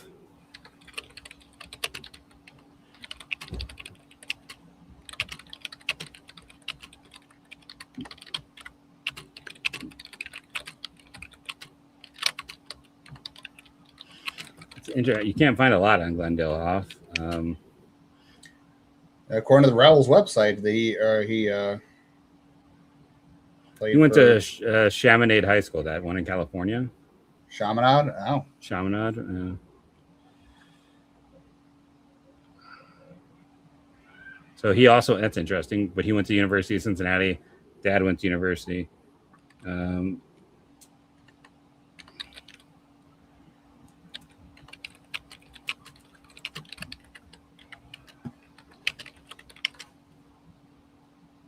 Yeah, he really didn't pitch a ton. Yeah, 15 games was the most he's ever pitched. Yeah.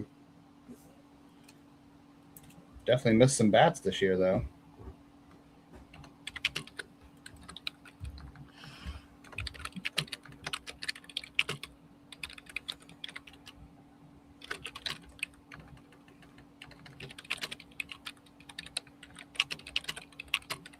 So Dilhoff was a receiver at Chaminade High School in Dayton, Ohio. So they've always been Dayton people.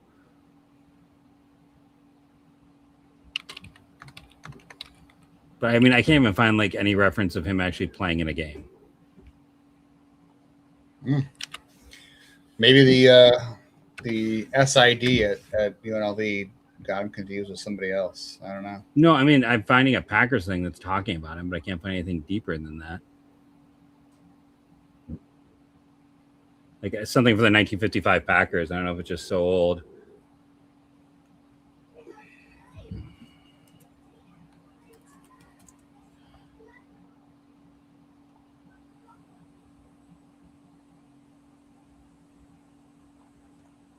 I mean, clear some athleticism. Dad was, played college ball. Grandfather, at least, signed with the Packers. He'll turn 23 in September, so he's a little bit older, as you'd expect for guys bounced around, but just weird that he hasn't really played. He wasn't a big prospect coming out. Mm-mm. Yeah, it says he pitched 4 innings on the Cape. Yeah, I noticed that one. Yeah. Played in the Great Lakes Collegiate Summer League too, which is not a big league. And then he actually played for the Raging Cajuns at one point too. Yeah, but again, not very much. Yeah. No, I don't know if it's health or he just hasn't had a chance to get on the mound for anybody. I will say the video I see, I can see out there that says he was throwing 97, 98, and he's got an interesting left-handed release, very low, kind of Parker Messick, Matt Wilkinson-ish. So fun release point, some velocity, good athletic traits. Yeah, I mean, the video I saw of him, this says 2023 when he was at Northwest Florida. He was only topping out at 92. So Mariners just took Santorelli, so they're going to sign him. Totally. Yankees just took Blake Sire. I forgot he was still around as a senior, and that's not worked out for him in Florida. We got a James Madison kid and Luke McGrath going to the Cubs, and then we also have Jake McCoy. Just went to the Blue Jays. I wonder if Jake McCoy is going to go back to school. I think he's got an 18th round pick. He's in the transfer portal, isn't he? Yeah. So that's quite a few players that round that are not going to sign, by the way. You got Malachi Washington, Blake Bowen. Who else did I miss on that? Matt Ponatoski, and then Santorelli, and then Jake McCoy. That's 5 players that probably are not going to sign. Yeah, McCoy's going to Tennessee. So if I were him, I'd rather go to Tennessee than pitch for the than go in the 18th round of the draft, wouldn't you? No, it depends on money. Let's be real honest. It all comes down to the dollar sign. Interesting. I'd be very curious.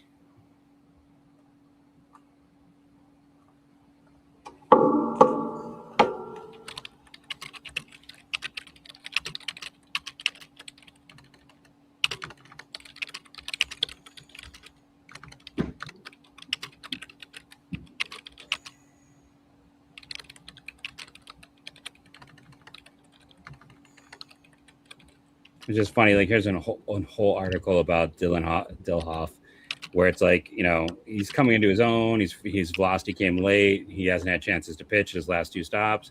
We're going to give him a chance to pitch, and then no chance to pitch there either.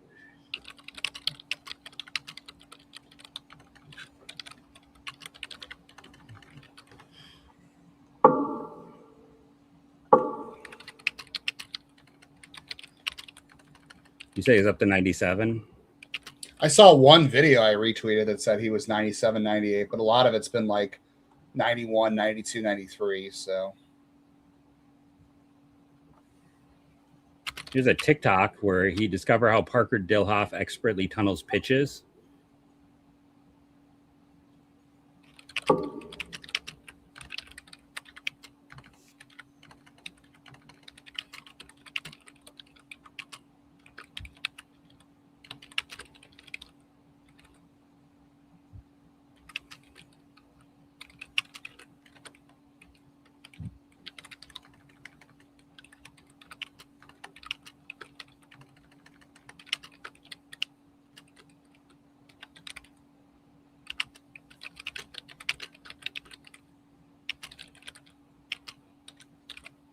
Hey, PJ Mosadurius just went to, he hadn't been drafted yet, to the Twins.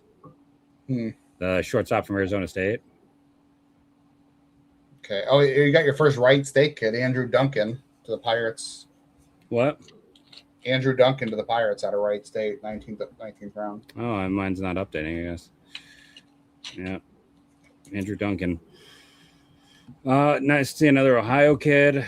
Not off. They haven't had a lot of kids drafted out since like the heyday with Murphy and Peyton Burdick, who were juniors. It's been kind of a senior place.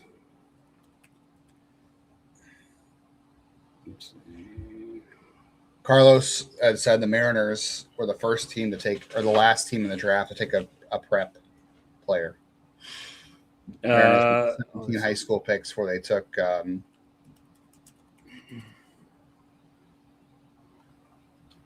prep player.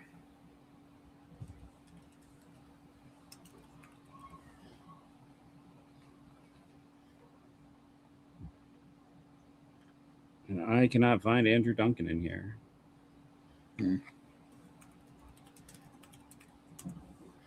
I guess I should do my Dilhoff video. Okay, there it is. Because they list him as an infielder here. Started out at Sioux Falls. This was his first year at Wright State. Barely played at Sioux Falls, by the way, according to this. Wow. This is a weird profile. Well, and the age is, I don't know what that is about. Is that the NCIC? He's a 21-year-old kid, first year at Wright State, was at University of Sioux Falls. The years have to be off. Something's weird because it's saying like 22 and 23 at Sioux Falls with no playing, and then he's only 21 and in Dayton at 26. Another UNLV kid just went to the Angels. It's Jack Salmon, who I'm guessing has some relation to Tim Salmon. I'll double check. He put up really nice numbers for Wright State this year. Nothing like spectacular. Oh yeah, his uncle is Tim Salmon. His father is Mike Salmon, who apparently played for the 49ers and the Bills. That's another UNLV kid, though. That's 3 UNLV kids off the board at least. I don't know if there's been others ones, but Cleveland's taken 2, and now the Angels just took 1. Cat, stop stumbling on my keyboard and moving the mic.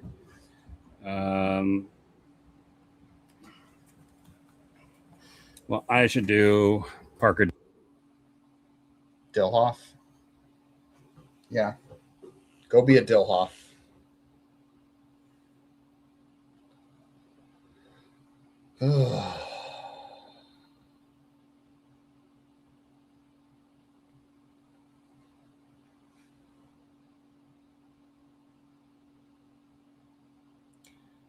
Yeah, we're getting to the point in the draft where I don't know anybody. I'm literally reacting to just the names and if anybody has any relation. David Horn Jr. from Middle Tennessee State to the Rays. I'm not sure I know anything about Darren Horn Sr. So again, a lot of horns in this draft. This is what you're here for at this point is these kind of reactions to names and relations.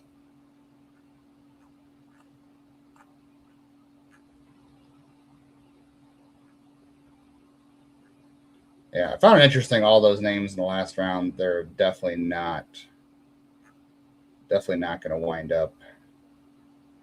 Grayson Willoughby, here's some news. Grayson Willoughby, who was a prep arm I kind of liked, he's going to go to Kentucky, so he was not drafted at this point. So probably good of him to say he's going to go to college.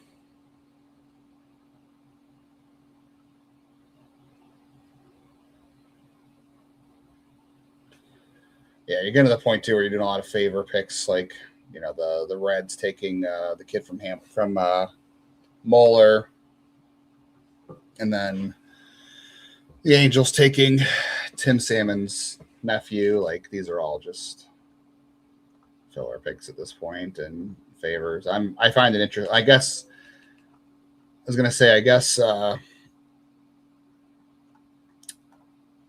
that they've reduced the roster limits in the U.S. to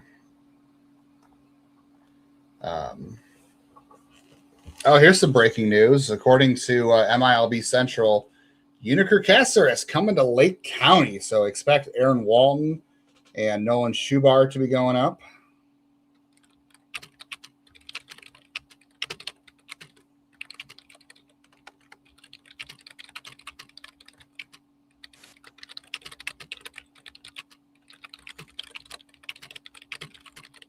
So I would expect Walton. I don't know. They'll probably send Lada up, but I know Schubart's going and I know Walton's going.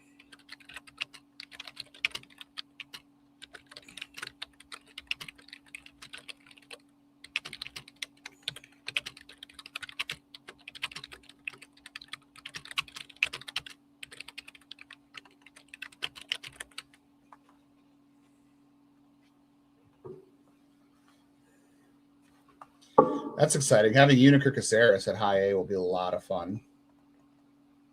Very excited for him. Okay, 7 hours done. We got some breaking news. We do? Uniker Caceres going to Lake County. Oh. Who are they cutting? I mean...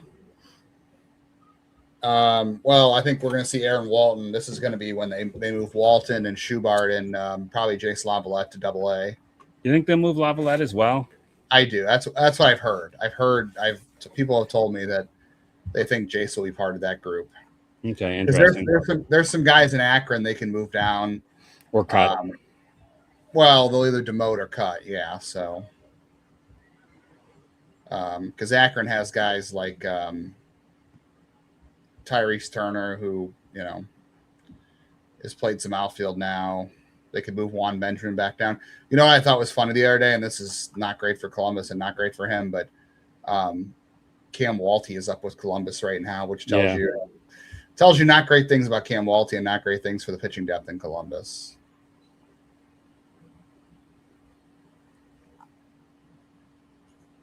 Mikey Bell from Gonzaga just went.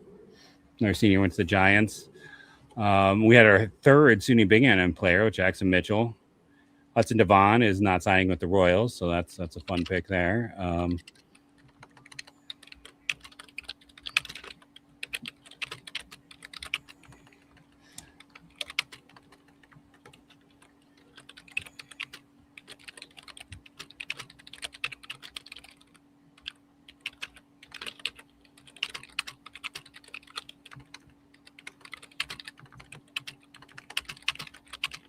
The nice thing is there's no media availability after this. When it's over, it's over.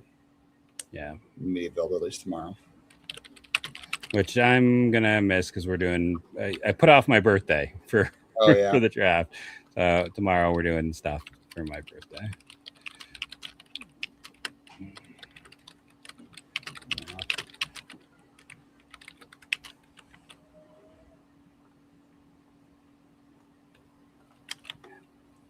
I can't even like type headlines well.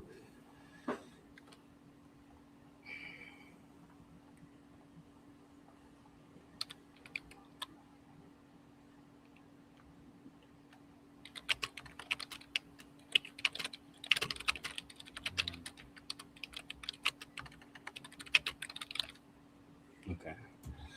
So I got Parker Dilloff. I can't believe you said you got tweet limited earlier today. I've been blowing through it all day, and I've had no. I mean, I can show you the stuff. I can see if it's crazy that I mean, it happened to Taylor yesterday. Yeah. I'll switch back and see if it's going to let me. I haven't. I've been just pushing tweets out all day, and I haven't had any limitations. That's weird. LSU. Oh, hey, it's letting me work again. What's that? Hey, let me tweet again. Oh, Zach Cohen's the pick, by the way, for the Guardians here at 19. That's an interesting. He's a reliever all the way. Yeah. Bounced around a lot. Yeah. He's got some interesting stuff. Yeah, definitely a reliever only, but yeah.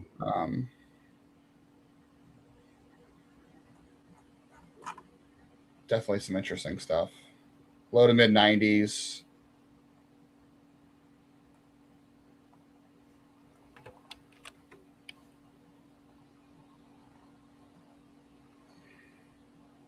Did he transfer to LSU? I don't think he played all of his years at LSU. No, he is a transfer. Oh, is it Wofford? Yeah, okay, that's right.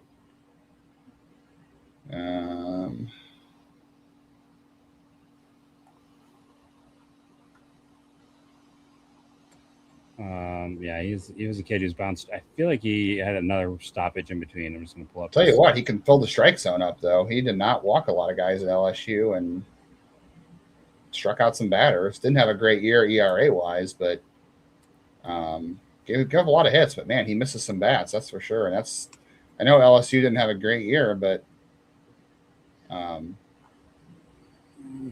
yeah. I mean, he didn't have a great year either in terms of ERA. I mean, he got hit a lot, and he gave up a lot of home runs this year. He got hit and hit hard. So, yeah, he could fill up the zone, but guys were launching him.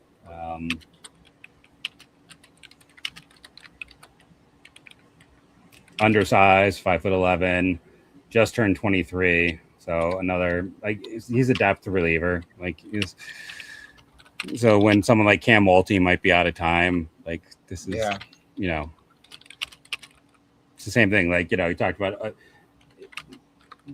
and the tricky thing's going to be, again, when there's, you know, figuring playing time for everyone. But it's like, you know, if they're going to move guys up, then Rosario's got to move up. And, you know, maybe it's the end of Joe Lampe and some of those other picks. Well, Joe Lampe probably either gets cut or moved down. I mean, and then move him down to single A. Like, if they're going to promote 3 outfielder or 2 outfielders. Is he back at? Well, Schubart's going to play first at Akron because Akron doesn't really have a first baseman right now. Bennett Thompson's playing a lot of first there between him and Jake Cozart. Tice Armstrong, do you remember him? He hit Yankees just took him, who hit like 2 grand slams in the opening week for Bayet. And like the first game. Everyone got excited about him. Yeah, I mean, he had good bat up ball data. I don't know how the rest of the year went. He just went to the Yankees. I need my hand, Cat. It's not a pillow for you. The hell you do. I mean, I don't even think See, there's my hand trying to type, and this cat thinks this is a pillow. See? It's not a pillow. It's not a pillow. I swear, it's not a pillow. Yeah, yeah. This is where this is. The Guardians need to pick an Ivy Leaguer. They haven't picked an Ivy Leaguer yet this year. They haven't yet. Okay, so I can be almost done when they get done. I'm gonna now. Oh no! Well, first I gotta go back. I got my account back, but I'm not gonna even bother at this point. Yeah, there's only 2 more picks to go, or 1 more pick to go for Cleveland. Oof, we're so close to the end here. It's moving quickly.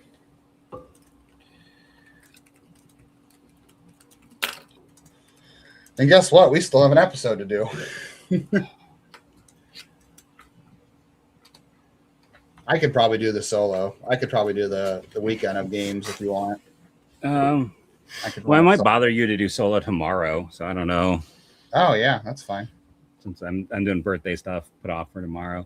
Yeah, whatever you want to do. Do a little first half recap action.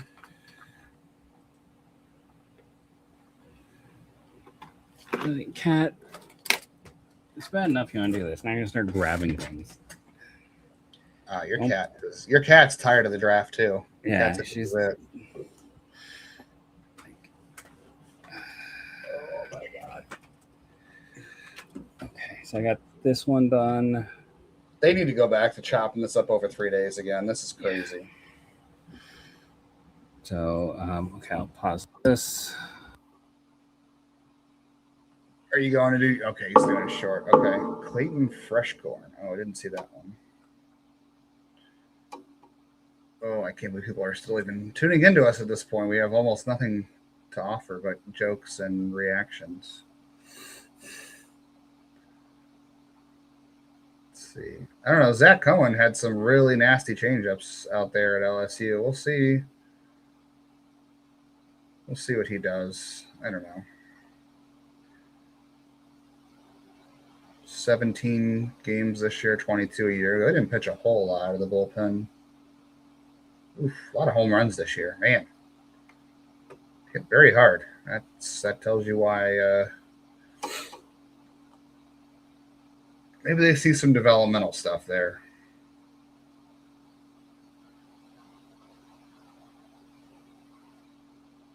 I've seen people saying he's been one of the most important LSU players over the last 2 years. I don't know about that.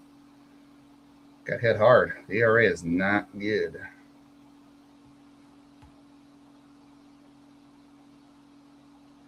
LSU was not a good team this year.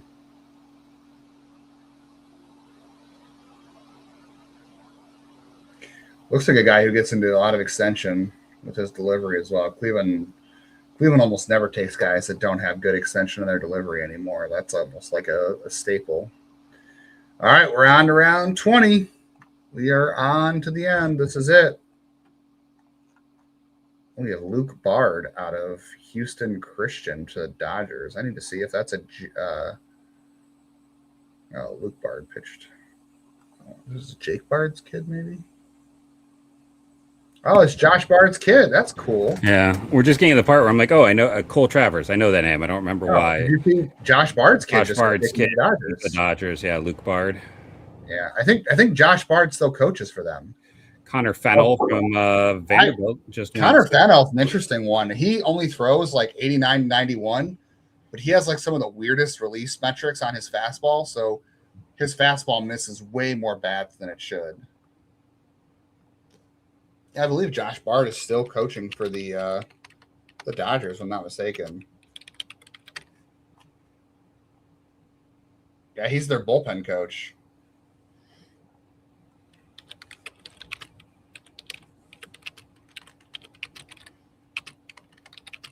Are you back? He just drafted him, right? The Dodgers took him.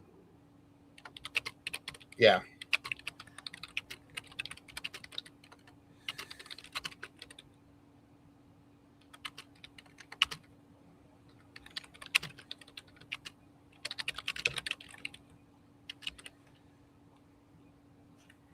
That's cool.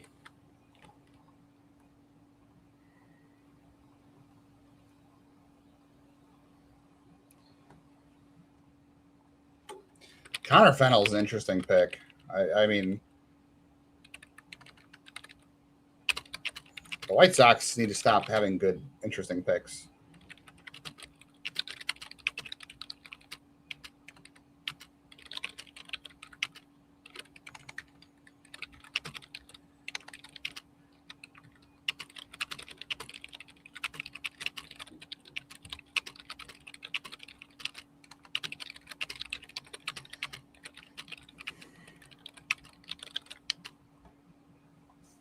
Okay. The White Sox are just doing too many interesting things. They need to stop. The White Sox are they're pissing me off. Yeah, Anson Seabird, gosh, that's a guy who's been around for a while. Oh, isn't he like a gigantic person? Yeah, he's 6'9". I know that name. Yeah, it's like that's a name that's a name I like every year at the draft. I remember because he's like he was a high school guy and then he's just been a JUCO guy. I think this is like 3 years of JUCO for him. Oh, okay, cat. Need to stop.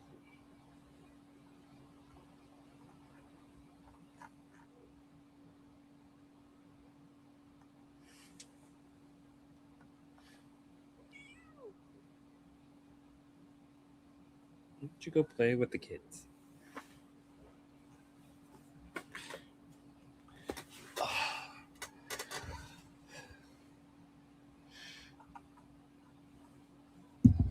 Yeah, no, I mean, thank you to everyone who's sticking with us. Somehow we're still sticking around close to 50, even though it's.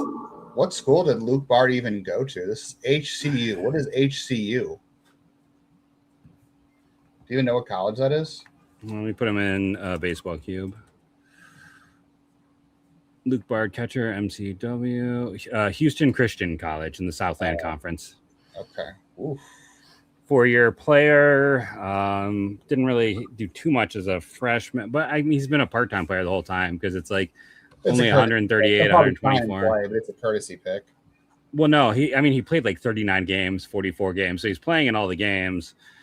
Like he's not an actual prospect. Yeah. No, it's a courtesy pick. He did Coastal Plains in the West League. He was okay. I mean, he had this past year he had a 904 OPS, 345 batting average, but still he played 39 games, 139 at bats. Like that's not an everyday guy. No. Yeah, that's a courtesy pick. But he's a catcher, and you can always use extra catcher depth, right? So. Yeah, for a couple of years, he just needed. Yeah, and the lower nose. I mean, I like Niall Adcock. That's a fun one. Just the name Niall. Ivan Sabatier. Yeah. You got Anthony Marnell the fourth. I mean, I was a big fan of Anthony Marnell the second, but not the third. Yeah, the third wasn't just didn't have the tools. Colin Ritchie to the Cardinals. There you go. There's Colin Ritchie. They went heavy in prep, so they're probably not. I mean, I don't think 20th round pick. Wow, he was ranked 84th overall by Baseball America or by Pipeline. I mean, yeah, so. I mean, Keith Law had him in that range. I would have probably had him closer to 100. I don't know what Baseball America had. I'll look up Baseball America had. Just because like the underlying stuff wasn't great outside of exit velo. You think he's going back to college? I do. He's a 4-year junior though, so he's going to be a super senior next year. I don't know. He's 106 on Baseball America. Yeah, that's weird. I wonder if there were some like concerns otherwise. Like, yeah, that's the other thing. Jackson Jelkin got taken in the 4th round. I don't know anyone who has more character concerns than that. So yeah, I've never heard so many people openly like write and talk about that for a prospect than that. Like that's crazy.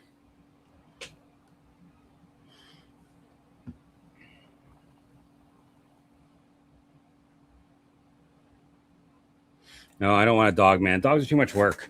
These guys poop in a box. I've got to take them for walks.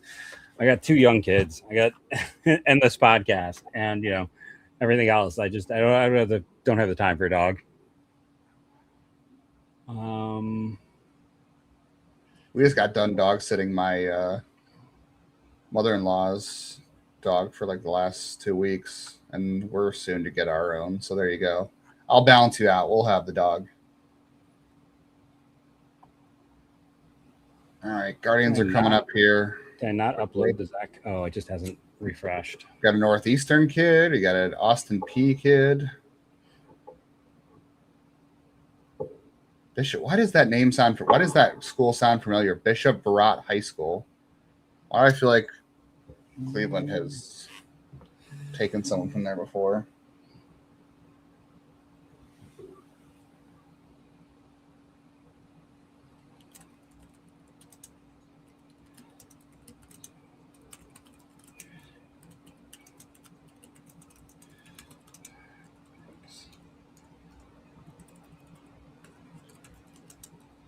JP Robertson, Riley McDonald. That's an interesting state college. Florida. Yeah, that's a pretty big state college. That's a pretty big JUCO program. Oh, is it okay? Yeah.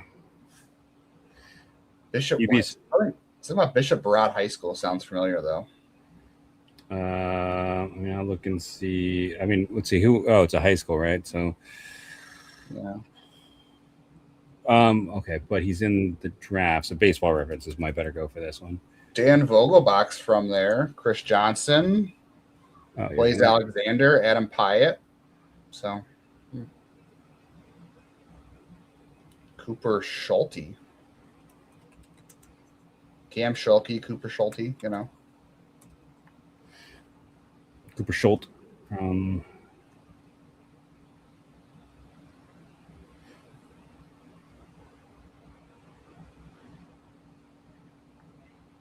Closing some of these tabs. Yeah, it's gonna be. Let's see. My brain is just. So yeah, the Zach Cowan one I got up. So I am good. Once we get this pick, the ability to. No offense to everyone, but I need to just go take a walk, and eat dinner and things like that. What is that name? Mick Jeff, pronounce that name, please. The Astros. Mick Ubelhor. I don't know, man. I don't know. Arya Gerson says she's not sure Connor Fennell will sign, so that'd be interesting. His baseball reference says for Mick Ubelhor, bats unknown. Spelling or pronunciation of name unknown. All right, Guardians are on the clock for their final pick. Okay. Oh, this should be entered pretty quickly because it's just kind of digitizing names at this point. Come on.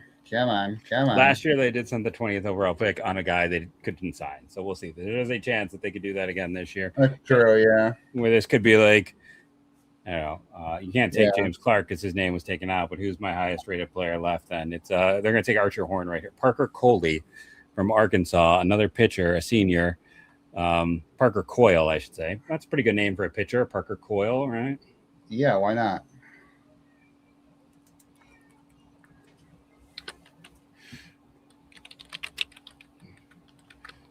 Oklahoma kid. He's a senior. He's pitched at Arkansas for all 4 years. He's thrown over 100 innings. Ooh, man, look at that. 2,700 on the fastball. 3,000 on the slider. He is a massive spin king. Yeah, it's interesting that he's available here. Lots of spin. He pitched well in the Cape. He strikes guys out, and he doesn't walk players. He can give up some hard contact. That seems to be the biggest knock. Brewers took him in the 16th round a year ago. He's a reliever. Huh. Yeah, he had a little bit of he pitched more innings this year, but his performance was a little worse. But that's because the home run rate doubled and the walk rate doubled. Yeah. When I say the walk rate doubled, it went from 0.84 to 1.9. Yeah. So like his walk rate, again, he's thrown 109 innings in college. His walk rate is 2.22 with a strikeout rate over 10. Home run rate of nearly 1.5 and a hit rate over 10. So like he can give up some hard hit stuff, but he's got nice spin, he's got nice command, he's a reliever all the way. But that's a fun, solid offering there. Is that back-to-back Parkers too? Parker Dilhoff and Parker. Or no, so it's 2 of the last 3 picks are Parkers. Yeah. So Cleveland has found the new marketing.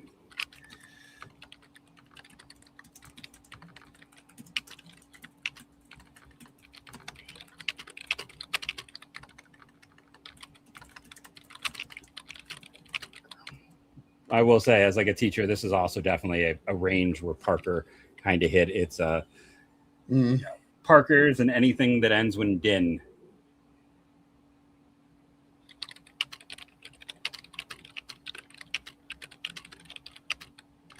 So I'm gonna do the video real quick. All right. Well, we made it to the end, folks. I hope everybody who stuck around has found their attention to be held as much as possible and didn't feel or felt that it was worth their while. It was certainly a journey for all of us. So Guardians draft is finally in the books. Only 20 picks this year. So yeah, that crazy sweeper is almost 3,000. So, that's a nice it's a nice pick there late in the draft to get a guy who can spin the ball really good.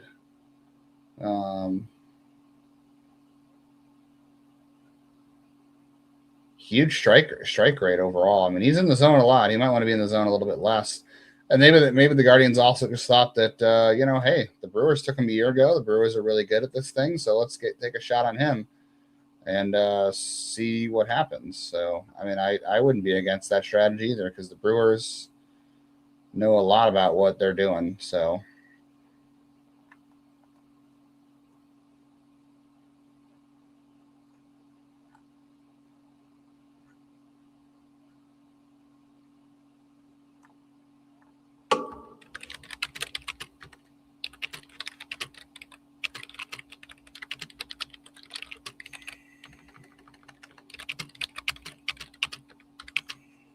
Guardians have had some interesting picks at 20 before. I mean, Jake Miller has not. It was a high school kid that they paid a lot of money for at that point, but hasn't really panned out. But, it's not nothing at least.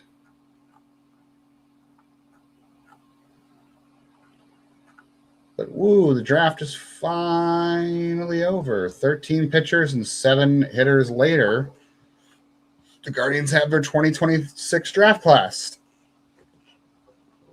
I don't know how I would think I'd be, I'm looking at this list and I think everyone's going to sign. I think all 20 are signing. Yeah, I think it's an all signing list. I like Coyle here a lot at the end. I got to be honest. Yeah, I like the spin here.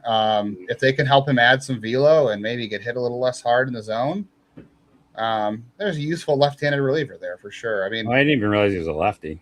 Yeah, he's a lefty. Yeah, that makes him even better. Senior, so he's going to come super cheap. Yeah. They took 4 relievers here at the end. I didn't mind the pick of Roland. Like, he's interesting. Garza's just a contact infielder who will be here for a couple of years. Yeah. I mean, the day 2 shocker was Savion Sims for sure. Well, they just took 2. I took 3 prep arms actually, if you include Sebastian Roland. And that's our wrap on the 2026 MLB So 3 prep arms, 10 college arms. They didn't take a single prep hitter then, did they? No high school hitters in this class. Only college hitters, which, makes some sense. Are we ready to wrap this thing up and I'll get back to you in like 3 hours, Jeff? Yeah, I was just looking because I wanted to make sure that in my video I didn't say that Parker. I just didn't mention that he's a lefty or a righty. Okay. I'm going to say he's a lefty. Yeah. All right. Yeah, thank you all for joining us as we have done, 13 hours of content probably. It is interesting. For as much as the Brewers took CC Sun and we weren't paying attention, they did. The Brewers took Carson Sabathia the third. We got to at least get the last 2 picks across. We got to finish the draft. Where this goes, Eddie Rosario Jr. No, look at that. That's Eddie Rosado. Oh yeah. Again, I need wear my glasses. That's the same high school as Nolan Jones. Holy Ghost Prep. Holy Ghost, yeah. That's also where didn't Aiden Robbins go there? I don't know. Connor Chow. Wow, he's been around for a minute. So that's kind of Connor Stroud's only a 4-year sophomore. That's crazy. I know. He's a 4-year sophomore. But and then All right, Zach Bates Bates from final Illinois. pick. So So the everyone will get Brewers mad because Tommy and CC Sun got drafted by other orgs. So here's There that. you go. The Guardians all failed. we're They gonna didn't see in our take. They didn't take Hall of Famers kids. They failed. That's all we're The going to draft see. gets an F. It's an F. I think it's a solid draft. Again, it is kind of funny how much they are avoiding prep hitters recently outside of It's an F. Rafi They Velasquez. Two Hall of Famer sons got taken. Neither went to the Guardians. So the Guardians failed. It's an F. Come back next year. Try again. Fire everybody. Thank you all for joining us. Remember to rate and review, download daily. Go back and watch the whole stream again. Thank you all. And go, Guardians, go.